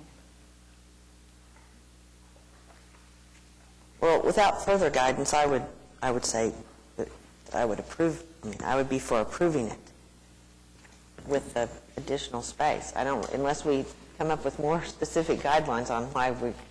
Well, let me ask this. So it says footprint of 450 square feet or 5% of the lot. The garage, as proposed, will be less than 5% of the lot? Is that what you said? No, we're saying 5% of the lot is less than 450. Okay. So it's whichever is larger. And 450 is larger. If you go This up- is 530, okay. If you go off these dimensions, So I think if we start, 5% would If be we- 350 square feet. if we feel like we want to approve something that's above that 450, we just need to really clearly articulate, kind of start what those thresholds are and why we're approving it, that it's not visible or that it's.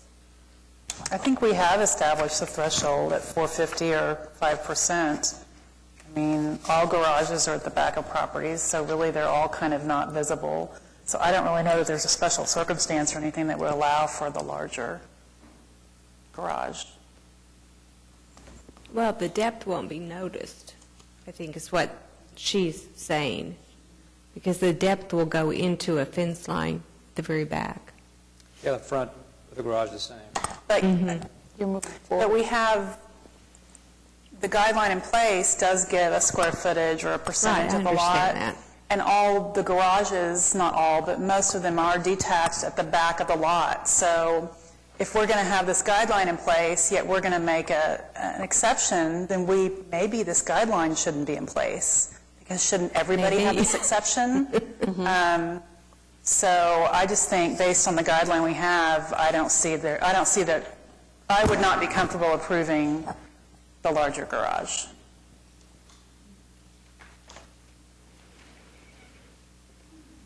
Would the covered porch add to the square footage in the official calculation? Usually it's not, as far as gross. Yeah, I don't think we did include the porch. So That's still even do the worse. porch. That's even more square footage. So you could do a smaller garage with a porch, possibly. I just think you go back with the same square footage as the existing garage. How big is that, 20? 20 by 20. Be a little bigger. We have a brand-new garage on that street. I would wonder, Angela, did you see it? It's just 2 blocks north on the other side of the street, the green one. Do you know what I'm talking about? Oh, yeah. I know I would like to know the size of that garage. The It's a guidelines pretty that were big- applicable during the production of that garage are not the guidelines that are in place currently. Right, yes. Right. It is bigger. Yes.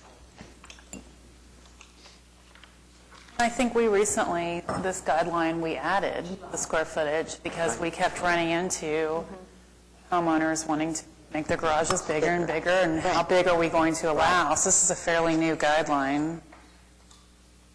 Well, and what we're allowing to expand beyond the 5% is a work area. It's not to accommodate a larger car and a porch. I mean, the square footage thing was definitely a pushback from very, very large garages that had entire homes attached to the garages. So I think the commission can take some discretion between, an entire one-bedroom apartment attached to a garage versus a little workspace that, may just result in the applicant coming back and wanting to build a tool shed as a separate structure so that they have that storage space. But like I said, this is a relatively new guideline, and I think it's up to you all to decipher your level of comfort with expanding beyond the square footage that we came to as that baseline.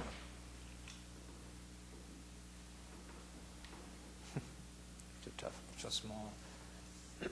I mean, I wasn't here for the discussion of the altered guideline, so I don't know how the 450 came to be, but... Because we had to pick a percentage so that people wouldn't have ginormous Right. garages. I mean, I can understand that. I mean, I know people apply for large garages, but was it just... So, I mean, when we say that, then when we go to, then are we in a position where, in other neighborhoods where people want to do a garage apartment, and there wasn't one there before, they get more than 450 on the bottom? They have to be 450 up and down? Because somebody just built one in Nesta Park, and they got a CA. I wasn't here when it came to that. Probably why we did the percentage. It was probably after that.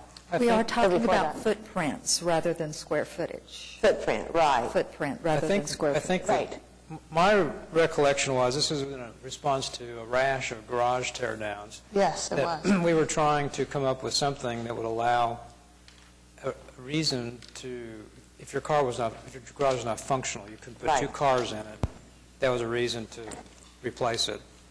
But we put a limit on it. And Right. I don't know about that number. And the other one was people wanting to build huge garages on small lots. That's where the 5% came from. So, whether the numbers are right? I think we're headed towards 450. 435, actually. Does anybody remember how we got 435? 450, I mean? We looked at some of our more recent garages that have been approved that were a more standard size garage. We looked at dimensions for standard parking spaces Yep. and what those standards are for parking space, and just kind of played with the numbers. And we also looked at typical lot sizes and played with those site plans to look at what seemed to be an appropriate scale of giving people the extra space they need, but not being too large for the properties. Yeah. Park a car and still have room to walk around that car and your Right. lawnmower. Yeah.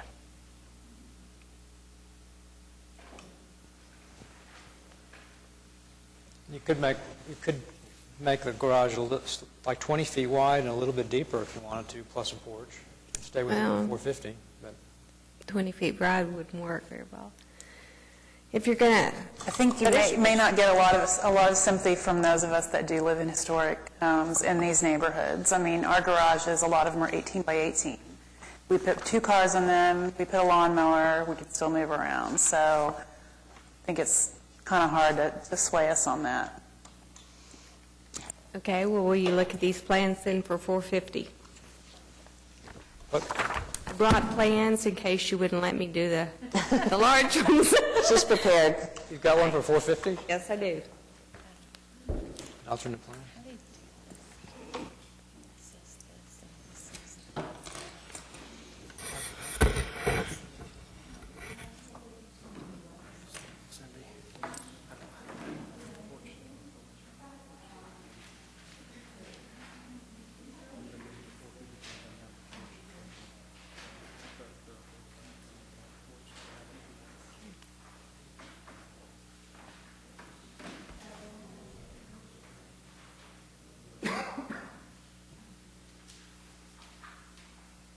Katie, were you considering the porch in the 450 or not?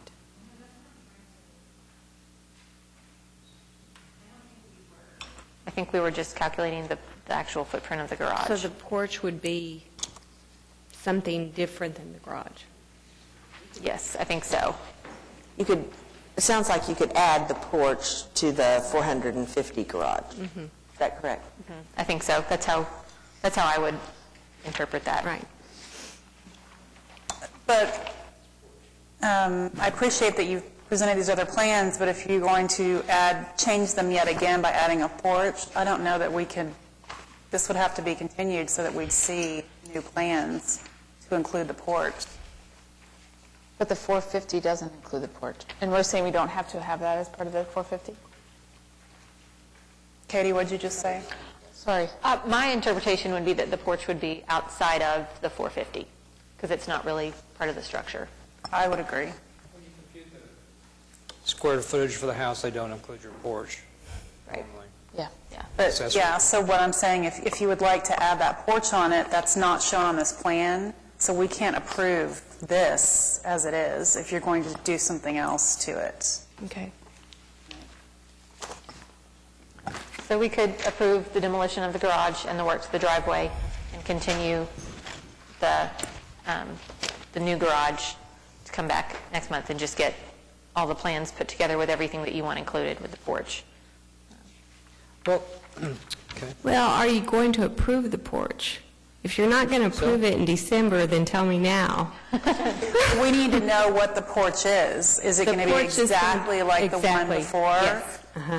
It's exactly like the other one. I think we know what it looks like. Right. It's It's 4 going to feet be deep. exactly like it. It's just going to be on a shorter garage. It's 4 feet deep, yeah. But see, I guess I don't agree with, I think that adds to the square footage of 450 because you're including you're making the roof larger, you're expanding that, you're putting a slab down, I think. Yeah, but when you figure square footage of a house in architect's plans, you don't count the porches, even though you have a roof over them. Lots of times. For Right? We never do. We do not count the porches. If it's open, it's true. If it's open, which is what she has here. But I thought that the reason why we had it at a 5% is so that the footprint would not be larger than 5% of the property. And that includes the porch. It's I 450 mean, the or porch is 5. more like a sidewalk or a patio. Yeah. But it is a Cover. footprint. I mean, I just want Right. to get it. It's not a footprint. Footprint is occupied space. This is just covered space. Yeah. Be like, covered awning or overhang or... But isn't it taking a part of the square footage of the lot? I don't think we'd ever be able to calculate if we started working. It has a roof. Well, wait till we get to the carports. I wouldn't consider a patio having that because it doesn't have a roof. So I wouldn't consider it as a part of the square footage. But I would something that's covered. On this, I would not consider it personally. Either. I just wanted clarification. I did not think that a porch like this, where it's just basically a covered exit from the garage, I did not include that in what I consider to be the square footage. I think if it was something that was more like a raised porch like you see in a house, then we might look at that as part of the footprint. But I think we've approved numerous little porch covers and awnings and things like canopies over pedestrian doors on garages before, and we haven't That's a good thing to clarify. taken that into consideration as far as its effect Again, on the In our back. next- I'm our just next wondering, rewrite. you could put I don't care. I just want to make sure that if we're going to be strict to this guideline, I want to make sure we're right. Well, I think, too, it matters. I mean, is it going to be a 4-foot wide porch or a 24-foot wide porch, you know? If it's a walkway, then I don't think we need to consider that. How wide is the porch? 4. Okay. 12 feet. I can't make an motion, but I think somebody would. I'll be glad. I'm not really sure what we just... So I think we need to, continue. Why don't you just want to? We can, well, I don't know. Continue to. Demolition, where's the demolition? We can approve the demolition and the driveway, and then if you feel like you need to see the drawings again with the porch incorporated on the new drawings. You can see it on what the submit. I don't understand why we need to resubmit. We can see the porch. But it's up to you guys. But it's two separate plans. We need to I would be comfortable, if you all are comfortable with the way the porch looks, with the change in the dimensions, saying submit to staff revised drawings that include the porch. Okay. Because we're really just asking that the original drawing be reduced. That's a good The garage be reduced. As long as staff gets that drawing, I think that's sufficient. Yeah. So it's the documentation. As long as we have documentation in the file, because the code enforcement officer will come back in a year and make sure it was point. done and not in a totally different way. We need to have that documentation. No, I can have that to you within the week. Okay, thank you. Are we ready? Yeah. Is there moral support back here? Uh, Oh, okay. I move to approve HPCA 1400210, items 1, 2, and 3, with conditions for item 2, with the specific findings that the proposed work with the agreed-upon conditions will not have an adverse effect on the historic character of the district or property. The items comply with all relevant guidelines and sections of the Oklahoma City Municipal Code 2010 as referenced in Section D and/or C and/or D of the staff report. And the one condition is for item 2, and that is to restrict the size of the garage to 450 square feet. In that drawing be... No, I'm sorry. Oh, you said And that? and that a revised drawing showing the porch and the revised size of the garage be submitted to staff. We also need to say something about the garage door. She submitted Oh, the new one. she proposed metal, I believe. Is that right? That was what was originally. Yeah, she proposed metal, which we can't. Right. And the Allow. second condition would be that the garage door will be the wood door presented to the commission and accepted. Second. It's been moved by Joe Meacham and seconded by Jennifer Bourne. All in favor? Aye. Opposed? Okay, it's approved. Yes. With condition. Thank you. Yes. High five. HPCA 14-00211 at 3120 North Harvey Parkway, Edgemere Park, Ward 2, consideration and possible action on application by Greg Bristow of Red Eagle Construction for Robert and Charlotte Mitchell to 1, construct garage elective, and 2, extend driveway elective. Hello. Thanks for sticking around. What time is it? It's about 3.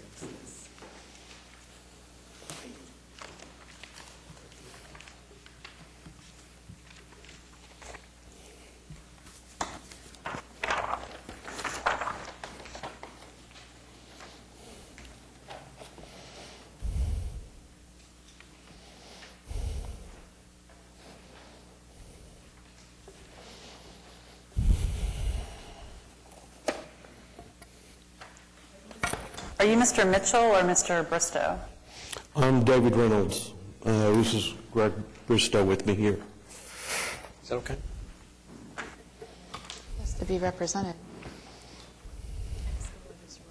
What is your role, Mr. What was your name again? Mr. Reynolds?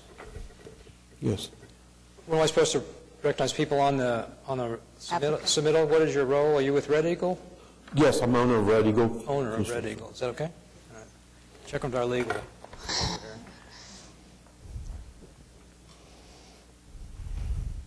All right. Any questions? Yeah, Mr. Reynolds, staff has recommended a continuance. Have you seen page 8 of the staff report, the reasons why they've recommended a continuance?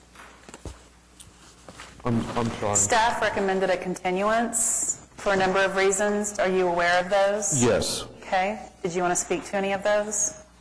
Yes, I think I think we can resolve the window issue quickly, and I understand that, and we can center those up, no problem. And on that one issue, if we have to redraw it centered, we can do that quickly. And would like for the staff to be able to approve that. As far as the height, the question of the height, I would have you look at page 8 of the pictures.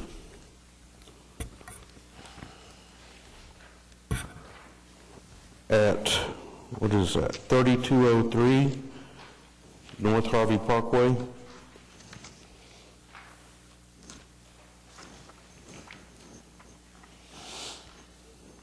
There you go. Okay, this house is directly across the street from our project house, and if you notice, the garage in the back, with the exception to a 1-foot header above the windows, the structure is the same height. It'd be about 1 foot less. What we've proposed is 2 feet less. So I think it's fair to say we're in scale. We're not off by any means.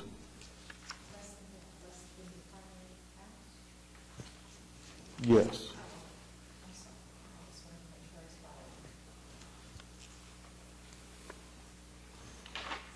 Yes, that would be, are you talking about our project or that? That's 1 foot less about, and we'd be 2 plus less. And that house is directly across the street.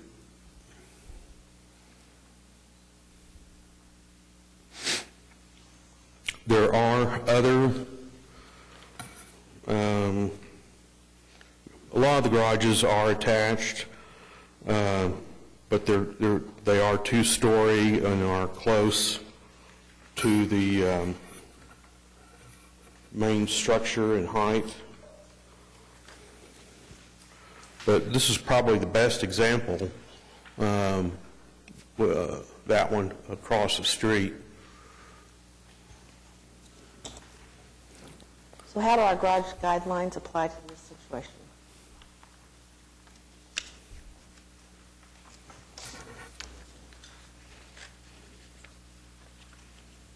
So we do have guidelines that talk about approximating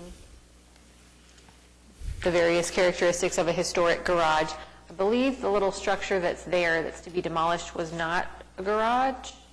That's correct. A playhouse or something? It was a little, I don't know what you even call it. And there, I think the Sanborn maps showed that there was another garage there at some time. Oh, there it is.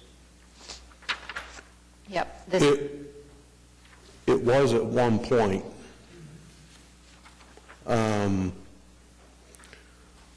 You can tell by the brick, looking at that picture, the front 2 doors in that left window would have been a double-car garage, and then living quarters or little room on the right, which would be to the east.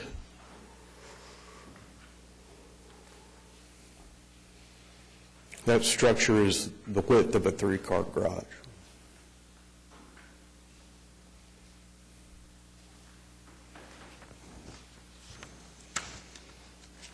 And to answer your question, Mary Jo, I believe the size of this garage is far less than 5% of the overall lot size. And so the square footage of this garage is not in question, only the height. That's my question.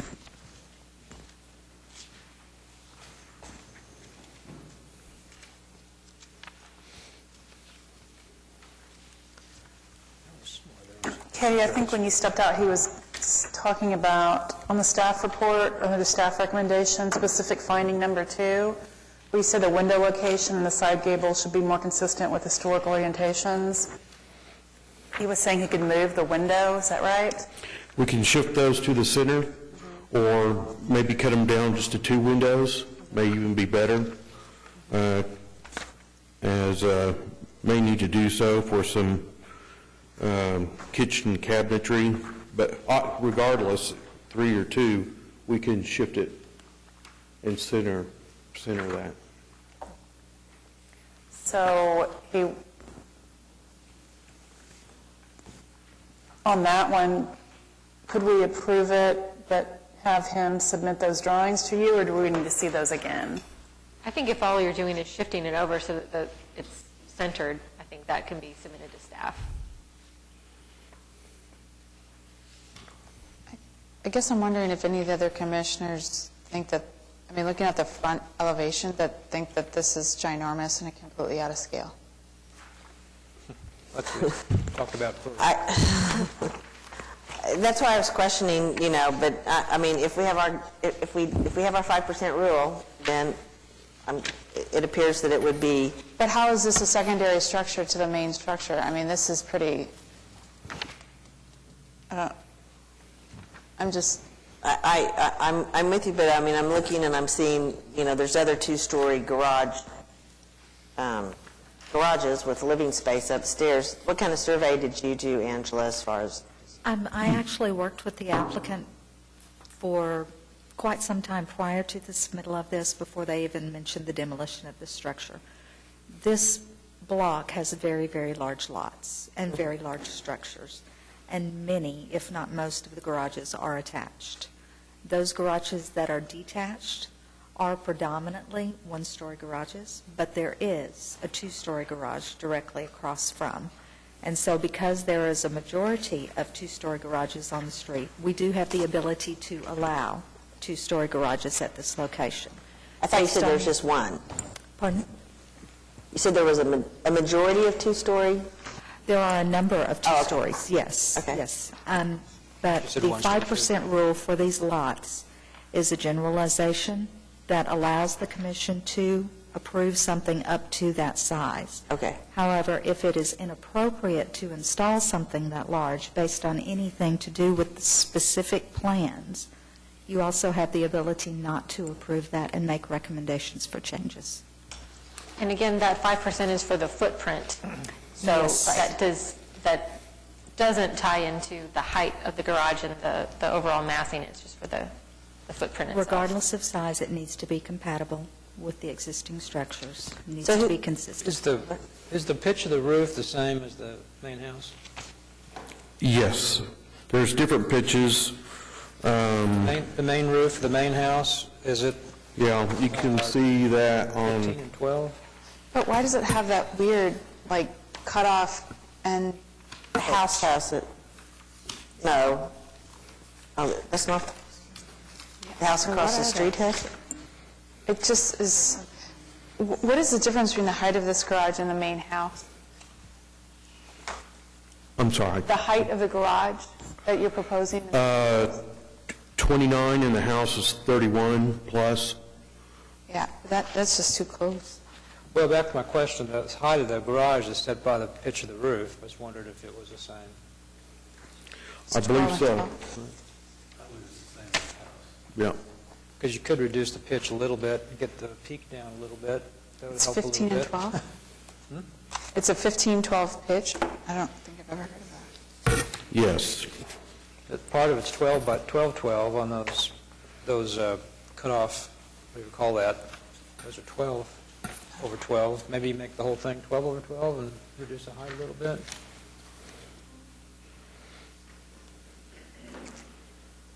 I was wondering what the existing house was, because you want to fit. But the end, that faces the street is the west, and it is reduced a little bit by the roof design.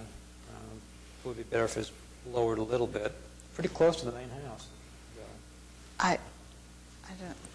The one across the street, the street isn't quite as tall because the roof is different pitch, yeah. Shallower, so it doesn't approach the height of the existing house. I guess if you're going to do a two-story garage, do a two-story garage instead of having it be like this ginormous roof. Well, this fits the design of the house, but my point is the across the street that you cited has a lower pitch roof, so it doesn't look as tall. I can see how this printed out straight on gives you that impression, but in reality, I don't think you would have that impression. I see on page 10. If we need to bring down the roof line, that would be easy to do to the... That's the one thing everybody seems to be... Instead of the 1512, maybe go to the 1212. That's what I was thinking, yeah. And we gain another foot there plus, so...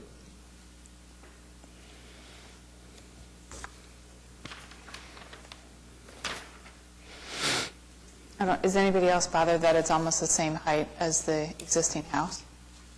Yeah, I'm in agreement. It needs to be, I mean, it seems like it would, you know, the bigger it is, the more it competes with the front house. It just seems like it should be a somewhat miniature version so that it's just not so dominant.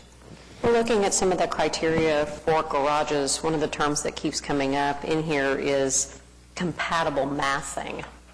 You know, that, yes, this is going to be bigger than the original that was there, but it needs to be compatible in mass with the main house, should mass-wise look like a secondary structure. And you're right, maybe it's the way these sketches, these drawings look, gives us a false sense of how it fits. I think my concern is how it fits on the lot and how it ties to the house. I don't know if there's a way of providing a drawing that shows, because we've done that with a couple of them, like with the neighboring house, so that we can see the elevation of the main house to the elevation and mass of the new garage to get that comparison. Having just it on the page by itself, it looks like a house, not a secondary structure.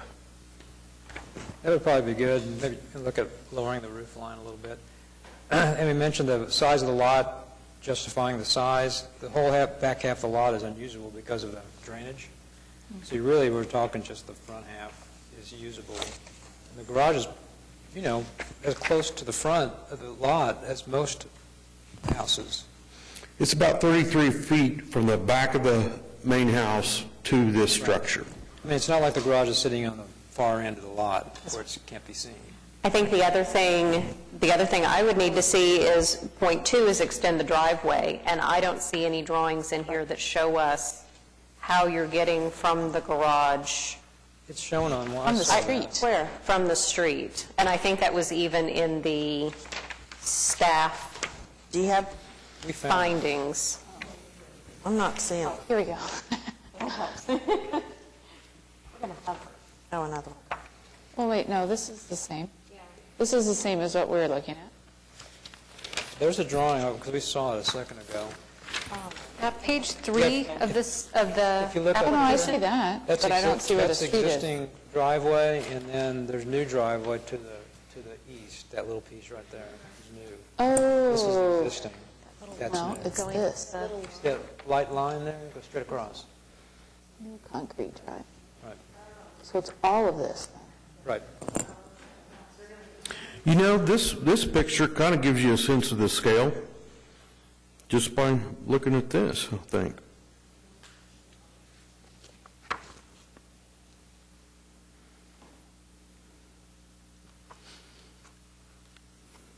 I think it does. I think it doesn't, it's not favorable because it does seem like another large structure, not a secondary structure.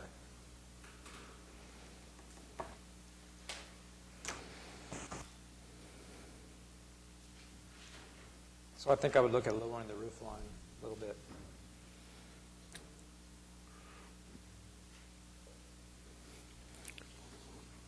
If there's any way it could be drawn in perspective, that would help. But Well, our architect often gives us 3D renderings. I don't know if you can get something like that. I mean, you're saying that this elevation kind of really makes it look like it's not going to look this way, but we only have this elevation. So if there's something that you can provide that would show a truer picture of the finished product, then that might be helpful.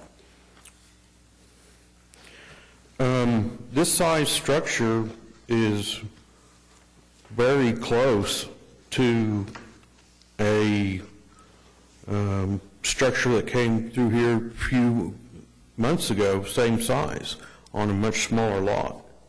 or garage? Pardon me? Or garage? Garage with apartment on top.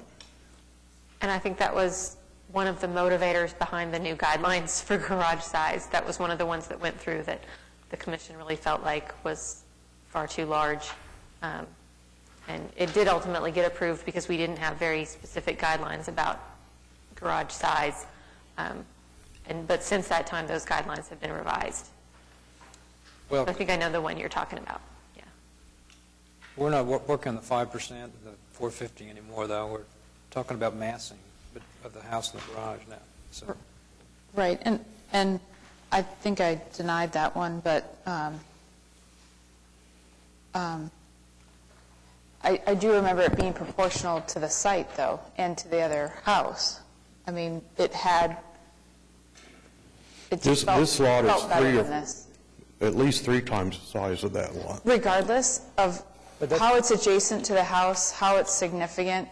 That's my point. The lot is bigger, but that part's not being used. Yeah. Everything's on the front. Doesn't matter, it's the proportion between the existing house and the garage. Oh, I see what you're saying. The distance. If this garage was sitting way back on the back, Sure. on the east, it'd be different probably. Probably. And you're getting away with a lot more concrete on this site as well because you have such a long site, because this would not be okay if your lot line ended where you could actually build, because this is a lot of concrete. Some of the houses do have driveways that come from the east, across the creek, or with the drainage. Really? But, not saying you do that, but, okay, any, Well, we're also continuing with the easement, utility easement there. So we went back as far as we could. right.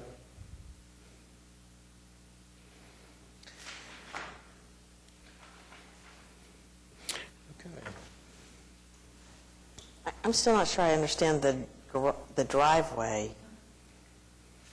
It's Is it- existing plus new to the, Oh, okay, that plus new, okay. very light.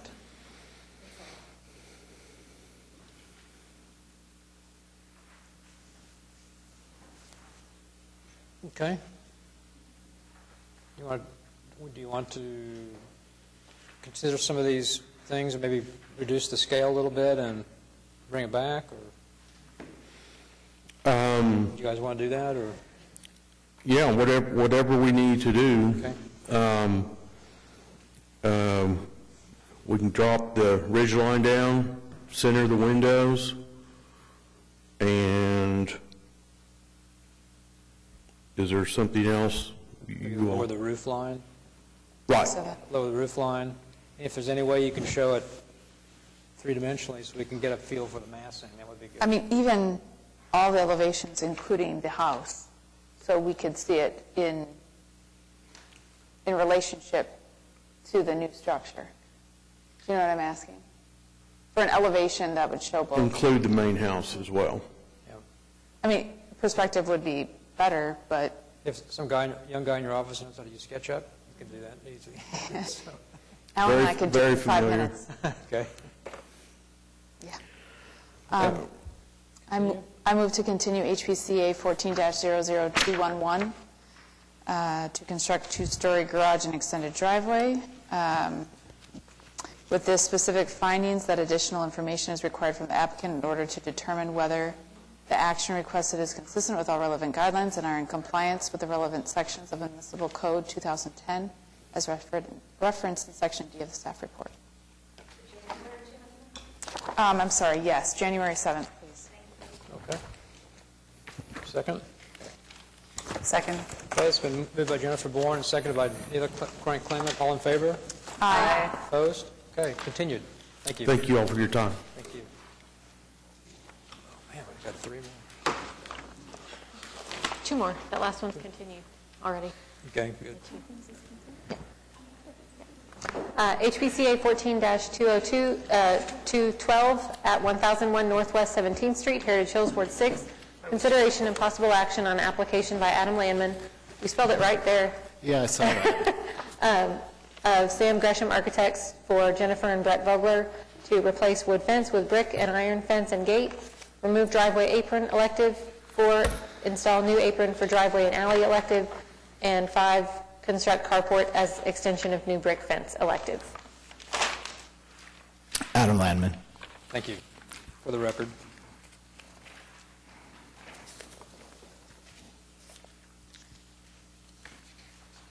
Okay. Do you want me to start, or do you guys have questions to start out? So, Did you want to make a statement? Well, I do a little bit. The parking cover, which is not a garage, and we know there's not really a guideline for that at this point.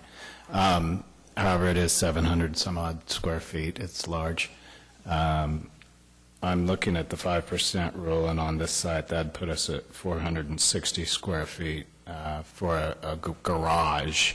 But one of the things I think that I'm considering on this, and I'd like to at least bring it to the attention, is that this doesn't have that massing effect because it doesn't have walls. And so they're trying to get 3 cars underneath so that hail doesn't hit them, and they don't have a functional garage on the site right now. So. Do we allow carports in any situation? We have approved carports. There's nothing in the guidelines that prohibit them. I don't think we've reviewed hardly any in the time that I've been here. The commission has typically wanted to see them have some architectural detail to them so that it looked compatible with the house, not just a metal carport. And I think usually looks for them to be in a minimally visible location. But we have approved them. Not permanently attached to any other structure on the site. I just think that it sets a precedent for, I understand people want covered cars. I do too, but I don't have one. I live in a historic district. If you have 2 cars, we're on my whole block, everybody's in the street. We have no, and nobody would let us do a carport of any architectural design. In Shepherd, they would say, no. I just don't think that, I understand where you're going, and it's kind of unfortunate you kind of came up after the garage discussions, but that wasn't really in your favor. Thank you for bringing that to our attention. But I would just say that I don't really think that it's just, it doesn't appear to be some kind of historic or compatible to historic, in my opinion, for this particular house or street neighborhood. Plus it's on the street. Right, and now we're really strict on corner lots. So when you have a corner lot, you really are kind of, I think, at a disadvantage for getting approval, because 2 months ago we argued over a 1-foot bigger dormer window because people could see it from the street. And if we're not letting people expand a little dormer window that's 5 by 2 to 6 by 2 because they're on a corner lot, because that's going to change the character of the house. To me, this is a lot of change. Not to be devil's advocate here, but... Go forward, Al. We've been talking about this. This is not totally about just this, but we've been facing all these garage tear-downs. A lot of people just want to cover cars, and I've been thinking, there's a way to get something that you could use so you wouldn't have to tear it down, because There is buy a house with a garage. By the guideline, you could tear down this garage because it's not 450 square feet. Sure. Because Yeah, of what? what we're looking at... I think that the historic nature of these districts, we just cannot, we're not here to accommodate, to every function that we have today. I mean, if your car is the most important thing, then you need to live in a neighborhood where you have big 3-car garages and you can get all your cars in there. You can say that, but the point is, by the current guidelines, they could tear that garage down according to our 450 square foot rule. They could tear this garage down? It's less than 400. Yes. It looks like it's about 350 to me. This garage could go, and we could just go ahead and build It's a a new one-car garage, and our guidelines says you have to have it. I would rather see a garage.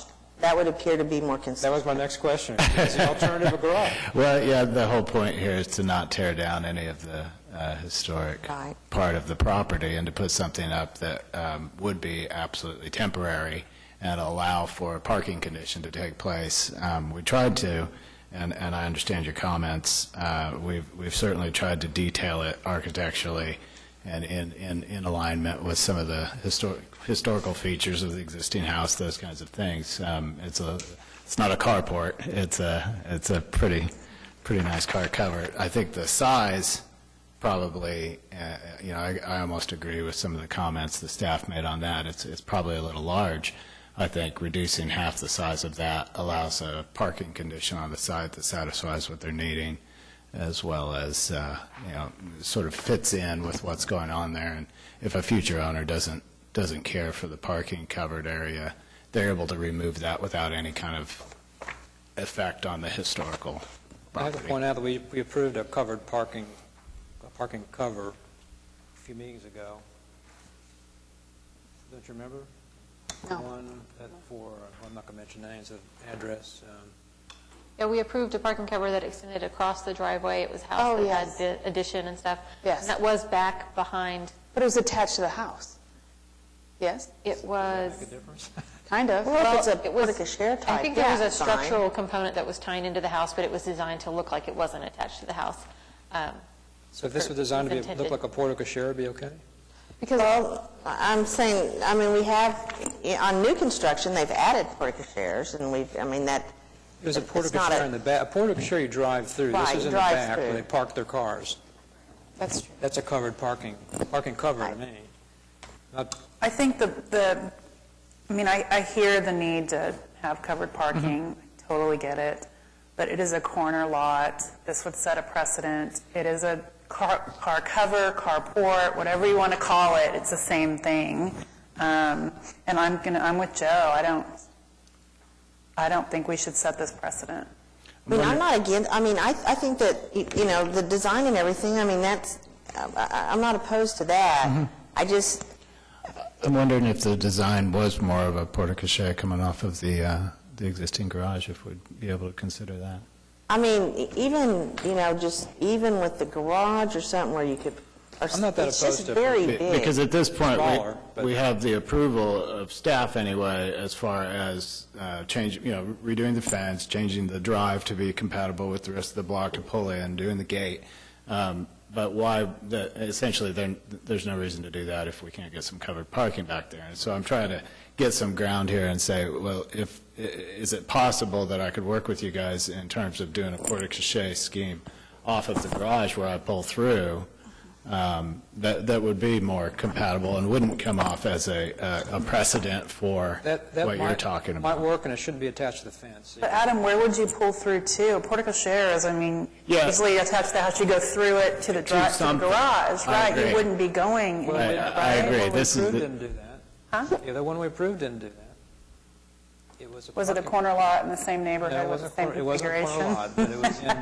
And this area is already all paved back there. The area we're talking about is fully paved already, and so, they're just kind of parking out in space right now. And so, at the very minimum, I guess I would argue that it sort of defines that space.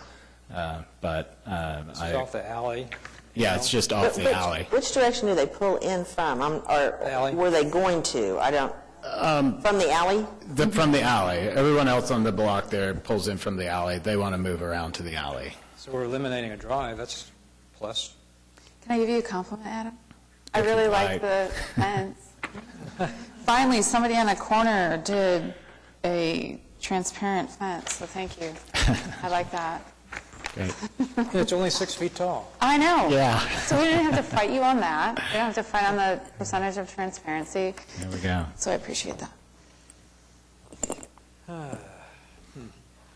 I think too, because it's so big, I think that's a point of contention also. It's a large It's a big car cover. It is. It is. So maybe if it weren't so large, but then that might defeat the purpose of trying to cover however many cars you're trying to put back there. So I don't know what the answer is. But it is following the fence line. I mean, elevationally, it's... I mean, I would It's going to be taller than the fence. I would look You at can the see it. design, I mean, I would like something that was more compatible with that existing structure there. Part of the structure. Uh-huh. Like you said, something, quarter share, something off the structure. Something that actually did tie in. Same width or maybe slightly Right. bigger. The other one, I just, Yeah, and I could see us reducing this to within the 5% guideline and fitting 3 cars under it. If, I just want to be able to take something back and say, okay, this is, if I go with a porte-cochere attached to the existing garage, that's something that, I don't think- I can kind of move confidently I don't forward. think one that with. would fit 3 cars would be, that's too big. It'd be tough. Yeah, that's, how many cars, you said this is a 3-car. Well, no, an average 3-car is about 600 square feet. This one's 700. Typically, the one we're showing is much larger.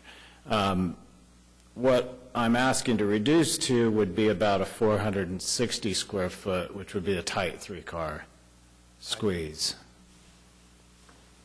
So, yeah. You see all your calculations and drawings. I don't know, it's a common problem. I don't know. Mila, I know people that wouldn't tear what's your down. final thought on if there was something designed to appear, the Wentworth more the existing? I can't ever say until I see it, but I like the direction that we're going with that. And reducing the size. I have to agree. Right now, it feels like even though by turning the drive, as you say, it's kind of in with the fence line. Yeah, I would pull it back. Yeah, but it's still so massive. It feels like something you'd see at an apartment complex, just slightly nicer. Instead of being part of a home in a historic neighborhood. Adam, do you think that, because that existing building is there, Yes. and if they're using that as a garage now, or what is that?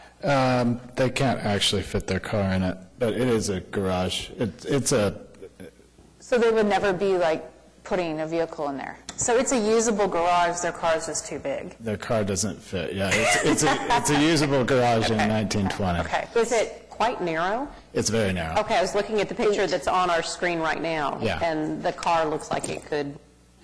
Oh, there it is. It's a squeeze to get something in there. Okay. Because if you follow the line of, I'm just going to hold it up.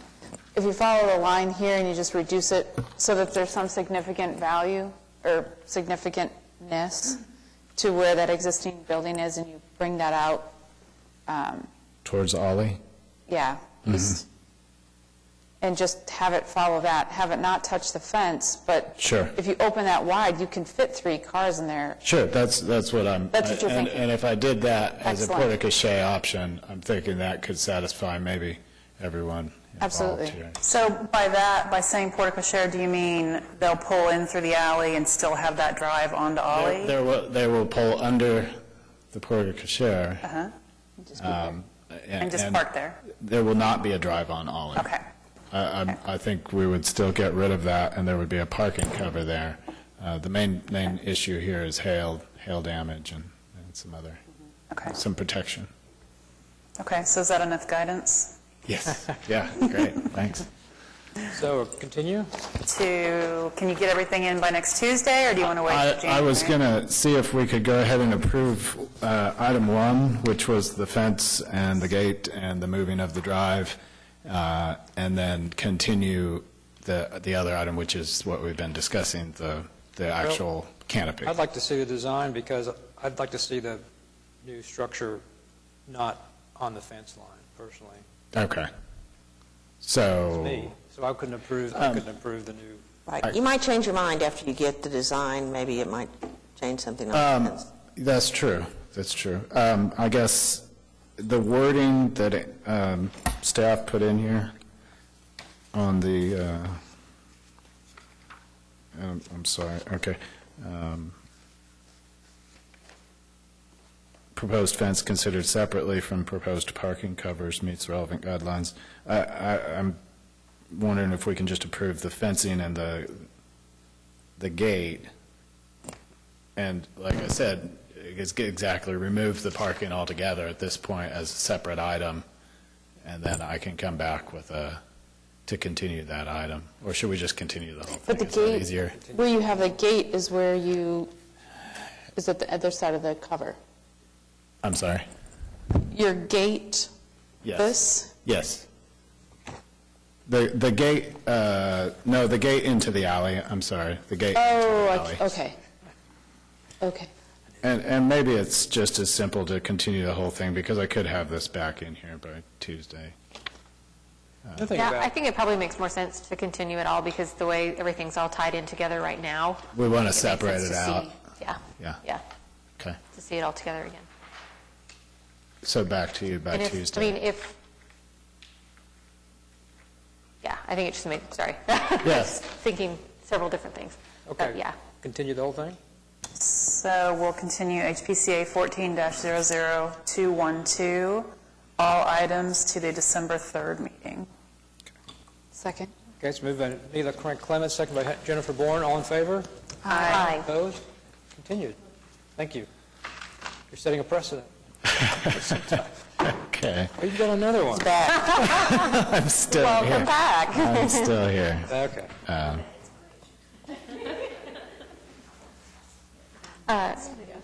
HPCA 14-00213 at 326 Northwest 19th Street, Heritage Hills, Ward 6.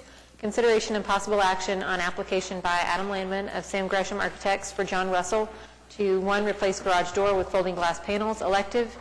2, create new window at back of garage, elective. 3, replace 2 windows at rear of house with smaller windows, elective. 4, replace front side porch window with doors, elective. 5, install new hardscape and pool in backyard, elective. 6, relocate driveway, elective. 7, install driveway gate, elective. 8, install outdoor kitchen, elective. 9, construct carport, elective. And 10, install new tile at new front doors, elective. I just wanted to note that it was brought to staff's attention. We made some comments in here about the garage being converted to a cabana and no longer used as a garage. And it actually was approved to have those changes made to it decades ago and has been in use, has not been in use as a garage for some time. So they had applied to put in a pool and the pool was never installed a long time ago, but the garage has not been in use as a garage for a long time, so. How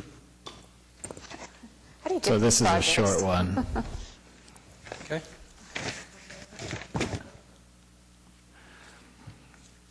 You're the carport king today. Oh, man. So Adam, where the pool will be located, is that already all concrete? Yeah, actually, just to make a note, the entire backyard right now is hardscaped, and we're adding grass. So they don't want all rock. They want some lawn.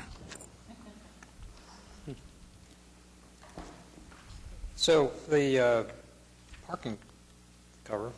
Yeah. Looks more like a porte-cochere or a freestanding structure, which is maybe more what we were talking about. Yes. So we're got the same situation. Would you rather have a garage or would you rather have a cover sometime? Yeah, on this one, that little parking cover actually winds up being within your 5%.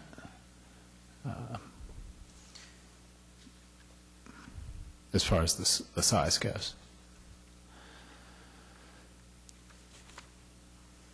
Or parking canopy.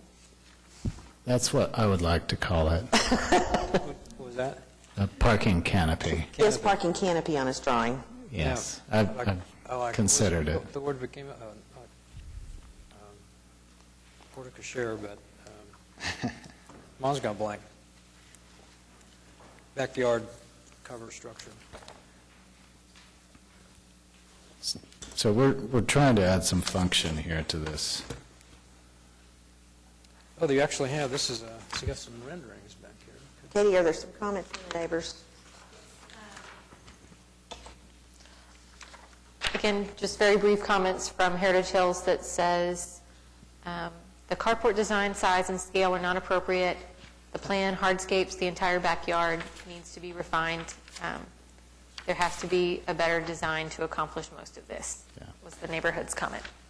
I got that from Marva this morning, and I think she might have misread partly the hardscape issue. We're taking, the whole backyard is hardscaped right now. I can give you some photos. I printed 15 copies if we want. We're taking that hardscape out and extending the front lawn back into the backyard. I guess that's maybe a bad way to put it. We're not moving any fences or anything like that. We're just putting grass in the backyard. By moving the driveway slightly south, which is 10 feet, the width of the driveway, the neighbor to the south has already thought that's a great idea. The neighbor adjacent across the street, can I, if you don't mind? Thank you, Angela. The neighbor across the street, the two drives actually line up, and so if we moved one 10 feet to the south, both those neighbors would be really happy because they're not backing out into each other. It also starts to become a little bit more like the neighbors to the south, where they pull straight into their garage or to their parking area. So why not a garage? they wanted to use that as a cabana for what they're doing, and they don't. I mean, no. Why aren't you just building a garage? Yeah, that's what I'm. Obviously, a garage back there could, if we tear down what's there and put a garage, that would be another solution to what we're doing. It would obviously be bigger than what's there. What we have there right now is pretty much functionally obsolete. There's it's 20 feet from exterior wall to exterior wall, which doesn't really park too many. The client happens to drive a Ford truck. It won't fit in the garage. So in order to not come in and tear things down, we're thinking sort of minimal approach on this one, and they're perfectly happy using that existing structure as a cabana, converting it to the cabana.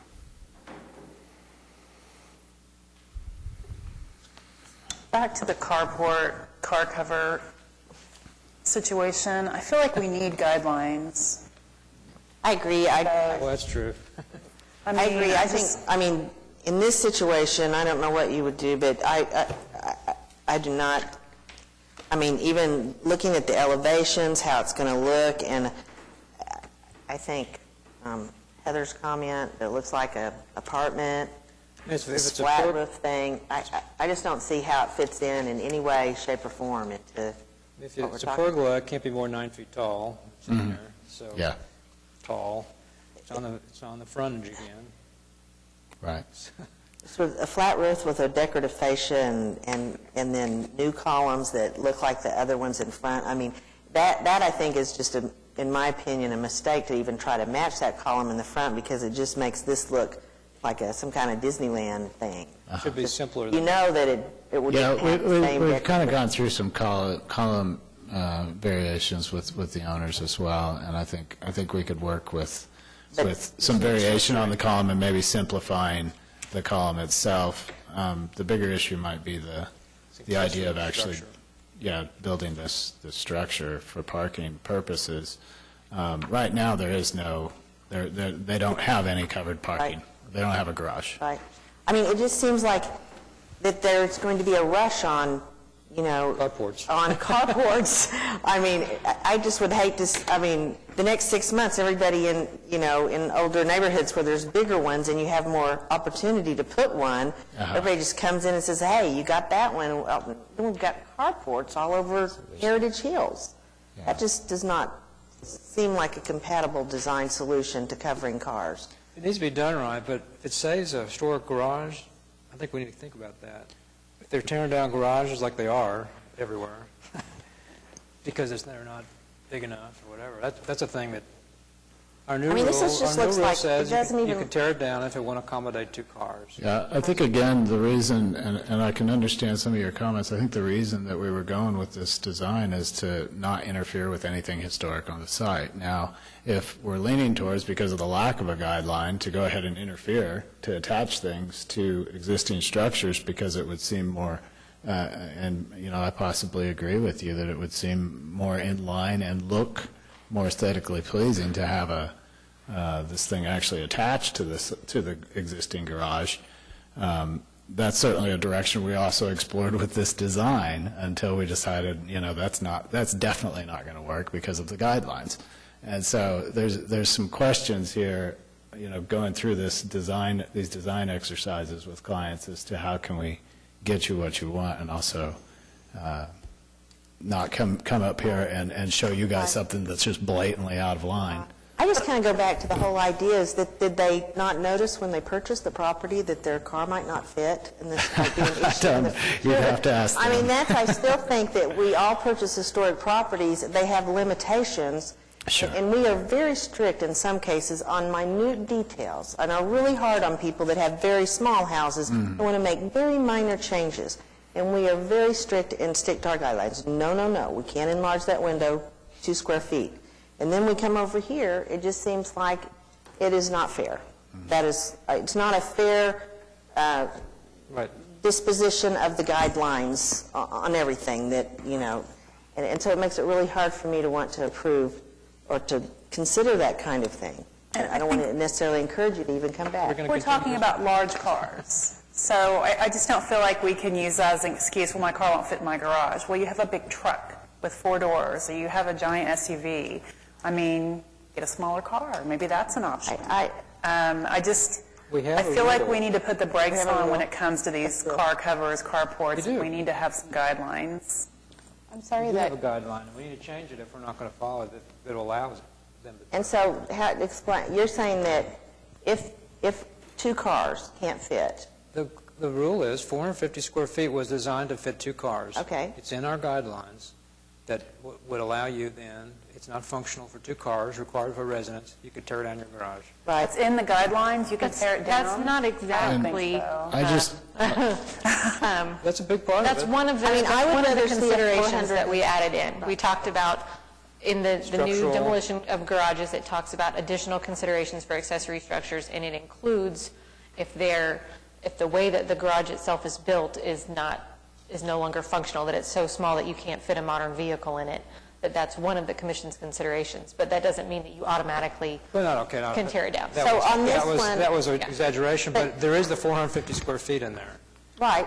Which was designed for 2-car garage. Right. Yes. I'm all for that.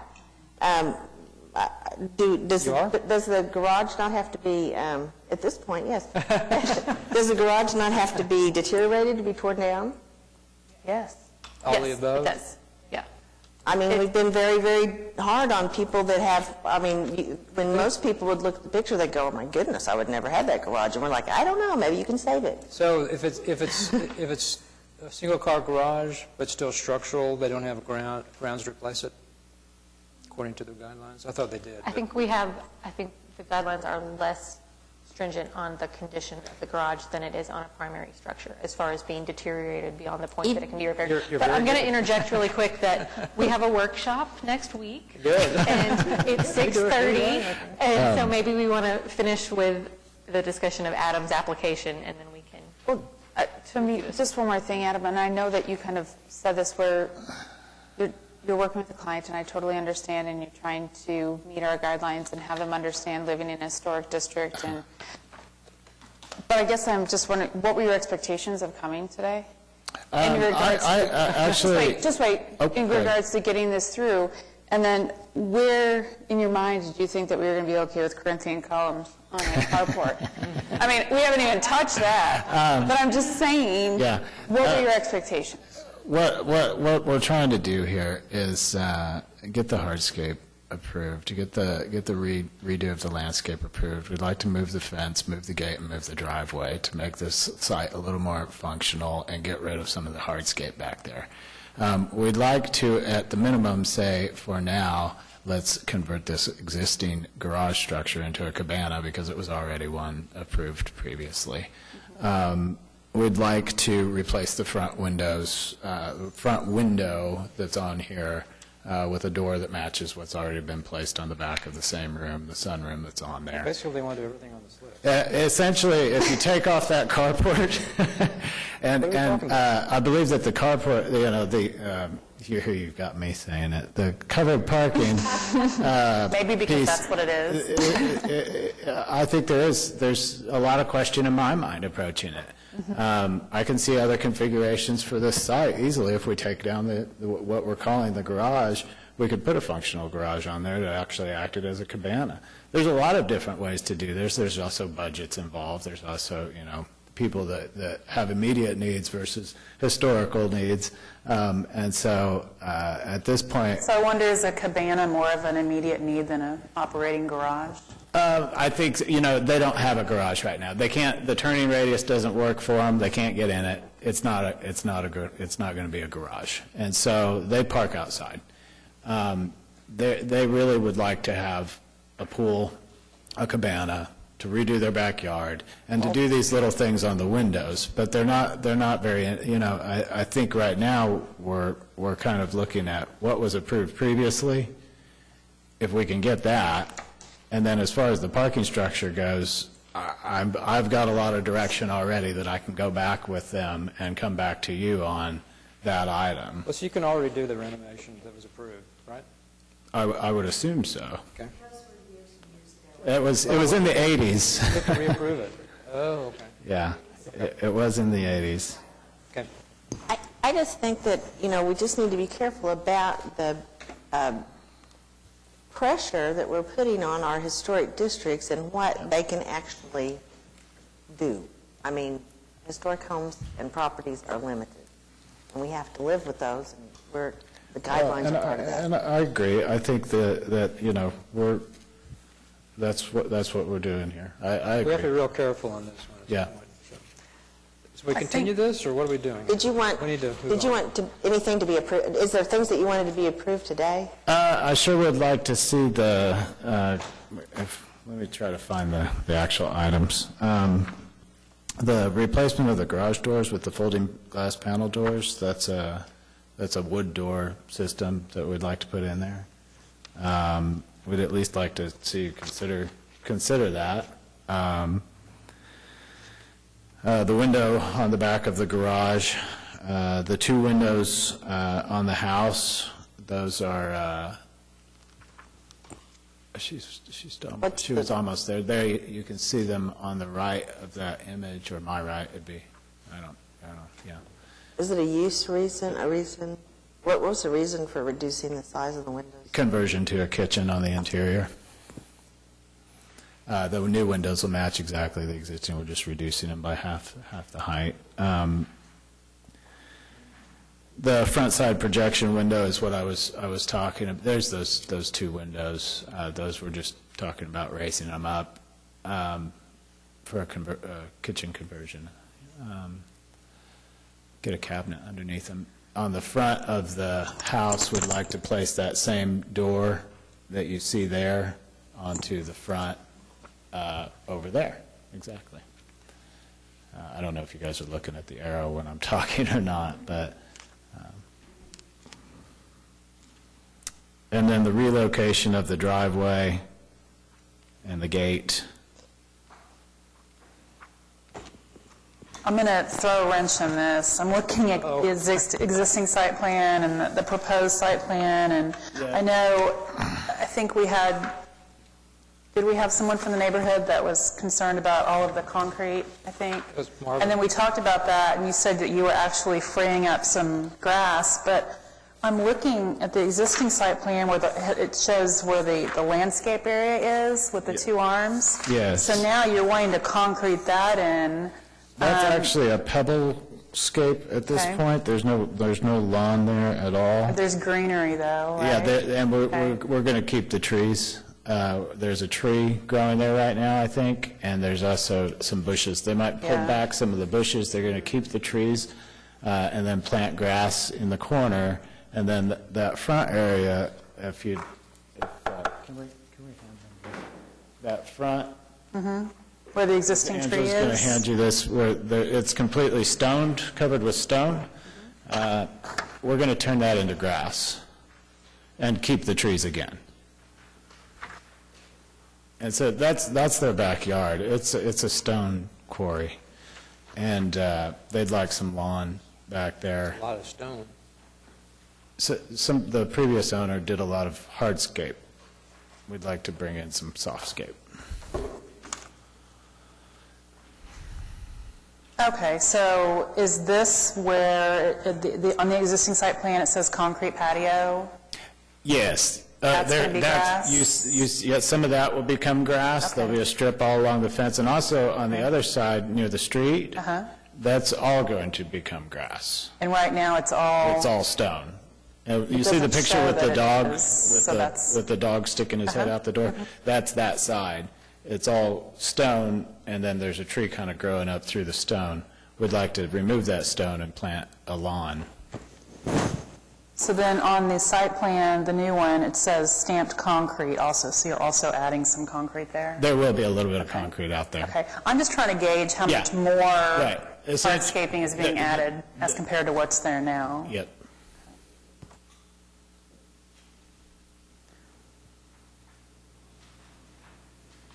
So, just continue this, or piecemeal a few things? If we continue it, do you have direction on what you need to do in order to see it again? Not entirely, no.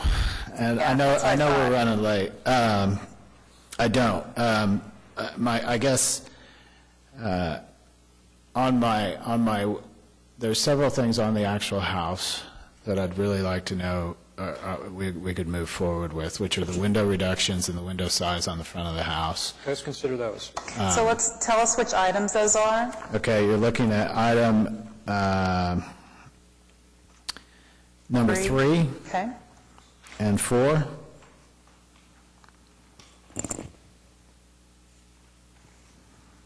And that is the 2 windows on the back of the house that we're proposing to reduce by half the... So items 3 and item 4, Yes. just referencing the staff report, their recommendations, they recommend both of those be continued, and they have specific findings. Yes. Can you address those findings? I can. Now? Okay. So on item 3, they're saying documentation of proposed windows is required, and Yes. comparison of existing and proposed window components, including muntins, is required. Yes.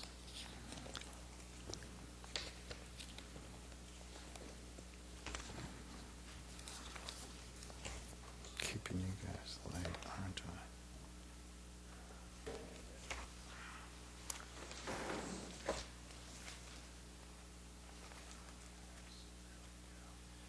This is just showing the different sizes, a size comparison for you. And the windows that we're using there are they're going to be Pella wood architectural windows. And I haven't gone out and field measured exactly the mutton size on those yet, but it's either going to be a 7/8 or an 1 1/4 inch. I think we need to know that, and I think too, staff, typically takes all of the documentation. Yes. And kind of weighs it against the guidelines, and they've not had an opportunity to do this with this new documentation you're submitting. Okay. So I don't know. Actually, there's a number of items on this, I realize, that are going to be exactly the same. I'm coming to your side of the, okay.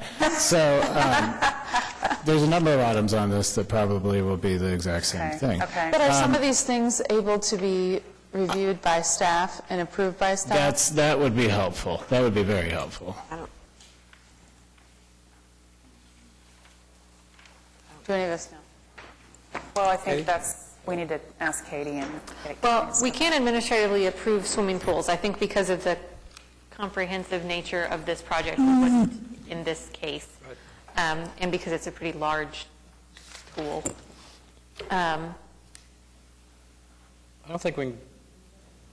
I honestly don't think this one has a whole, I think, hardscape, landscape stuff we can generally administratively approve, but I think so much of it is all tied in with other parts of the project that you're wanting to see again. I don't know that there would be much reason to administratively approve anything. But we can certainly, as you make revisions, look and see if there are things that we can pull out separately that you could get started on.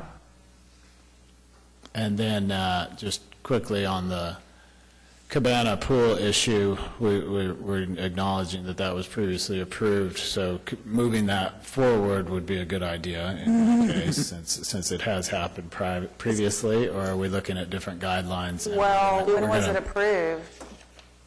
If it's more than It was what, a year? it was 80-something. Yeah, I don't think we... There was an application for a pool in the 1980s that was approved under a previous set of guidelines. So now we have to weigh the application is there not a... based on these Talk new about that. guidelines. We have to reapprove it, re-review it. Okay. Yeah, and I think the pool is in a different location. I mean, I think The pool a is pool actually was approved, but it, where the proposed carport now is. Yes. yeah, it was back behind in the back corner of the yard, yeah. So we're just, you want to just talk about the building itself, the renovation of the existing garage? That'd be great. Sure. Okay, I'm trying to narrow this down.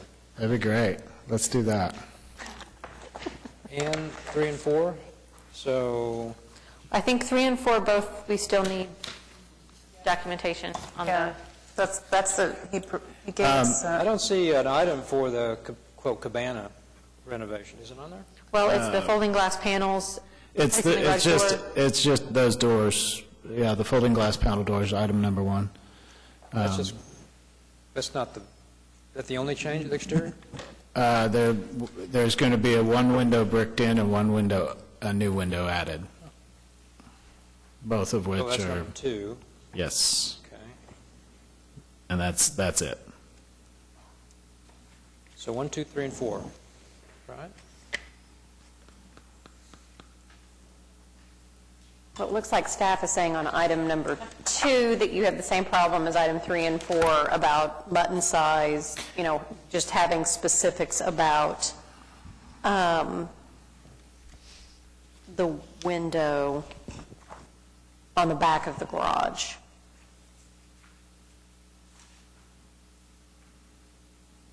Now, when I submit these, I typically, Katie, I typically submit with a mutton-sized chose. Does that not cover that in the way this is reviewed, or? There's no comparison to the existing historic Muntins. Okay, so you need a measurement of what's there. Proposing, yes. Okay. Is not necessarily something that puts us in a position to say, yes, it is compatible.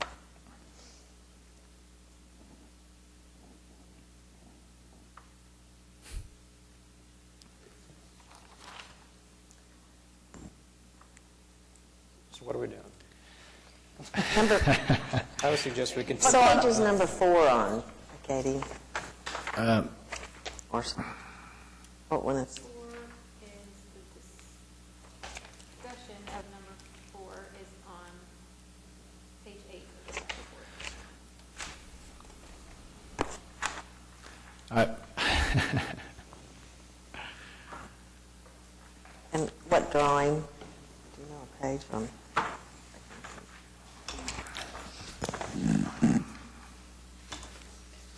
It's page 5 of 43 and 4 of 43.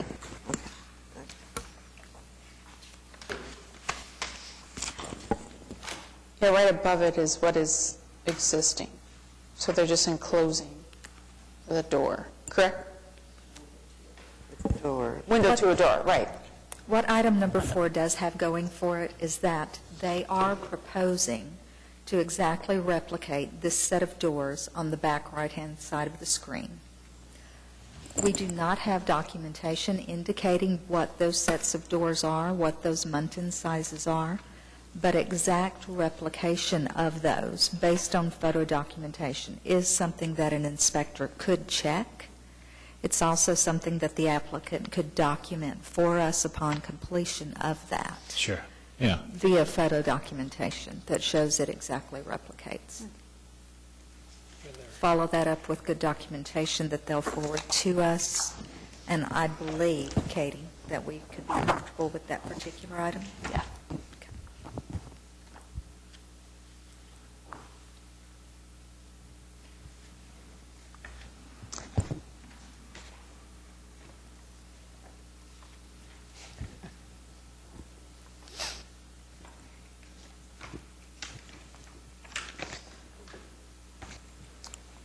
Could you order some pizza? I've got,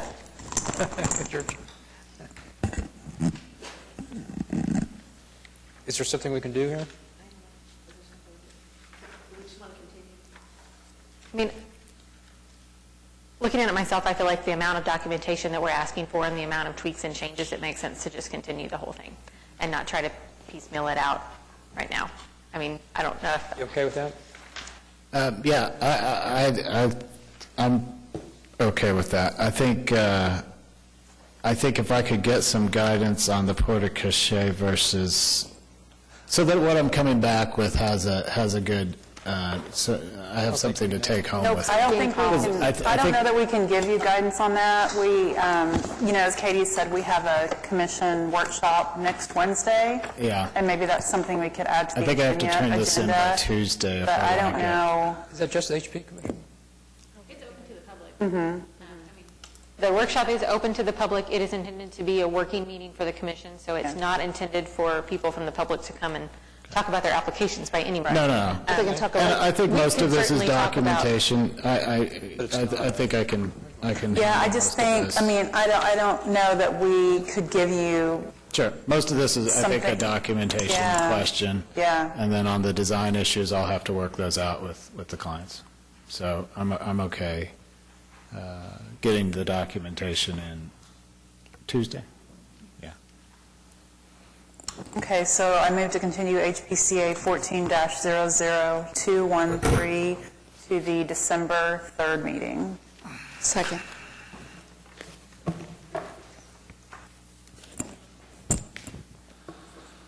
Second. Neela, first. Second it? Yes. Okay, it's moved by Neela Clemens, seconded by Jennifer Bourne. All in favor? Aye. Opposed? Okay, you're continued. Okay. Any more? Thanks. And that last application was continued already, so that was the last one. Oh. Very short list of administrative approvals, which is really odd that the rest of our docket was so long. Every single thing that came in the door was a big project this month. Okay. Nothing else too exciting to report. Happy to answer questions about any of those other things. Nothing from City Council. As we saw today, our appeal for the Stovers was remanded back to us, and you've already denied it, and so they'll probably appeal again. So I'll just leave that on the agenda for the end of time. And the appeal of HPCA 13-165, the Hopper residence, was, our decision was overturned by the Board of Adjustment. That appeal was upheld on that one. So that one they'll move forward and install their windows and be done. Nothing from Planning Commission? I don't mean to prolong our session, but the window folks that came back in after being, came back to us, and they're probably going to go to Board of Adjustment again. Yeah. What is the mission of that? I mean, I guess I just don't understand why they feel, this is just kind of a broad discussion, but why they feel like they would be able to be approved of a front elevation. I mean, so many times back and forth. I mean, what do they think the Board of Adjustment's going to do? I think because there's been comments made in staff reports and in meetings about that the house is outside the period of significance, that the house is newer construction, because those same windows have been approved elsewhere on the house. I mean, we work with our guidelines all the time, and we know the ins and outs of those little details and differences of looking at different parts of the house and looking at an addition versus the historic house in the back versus the front, looking at recently constructed as in a new house versus recently constructed 60 years old, not 85 years old. But I think when you go before the Board of Adjustment, they're not just reviewing HP, they're reviewing all sorts of other appeals and variances and things like that. And so sometimes that minutia of the guidelines that we work with all the time, to them they'll see that, well, the windows you put in are not having an adverse effect on the character of the district, and they don't look inappropriate, and the house is non-historic and such. So I think they see several ways that they could get their appeal upheld. Where were the windows on the second case in which we denied and were overturned? They are also on the front, but they're in a previously enclosed porch that had very odd, non-historic windows. Yes. Enclosing it. Okay. Yeah. Thank you. Sure. Anything else? That's all I got. No citizens, we're adjourned.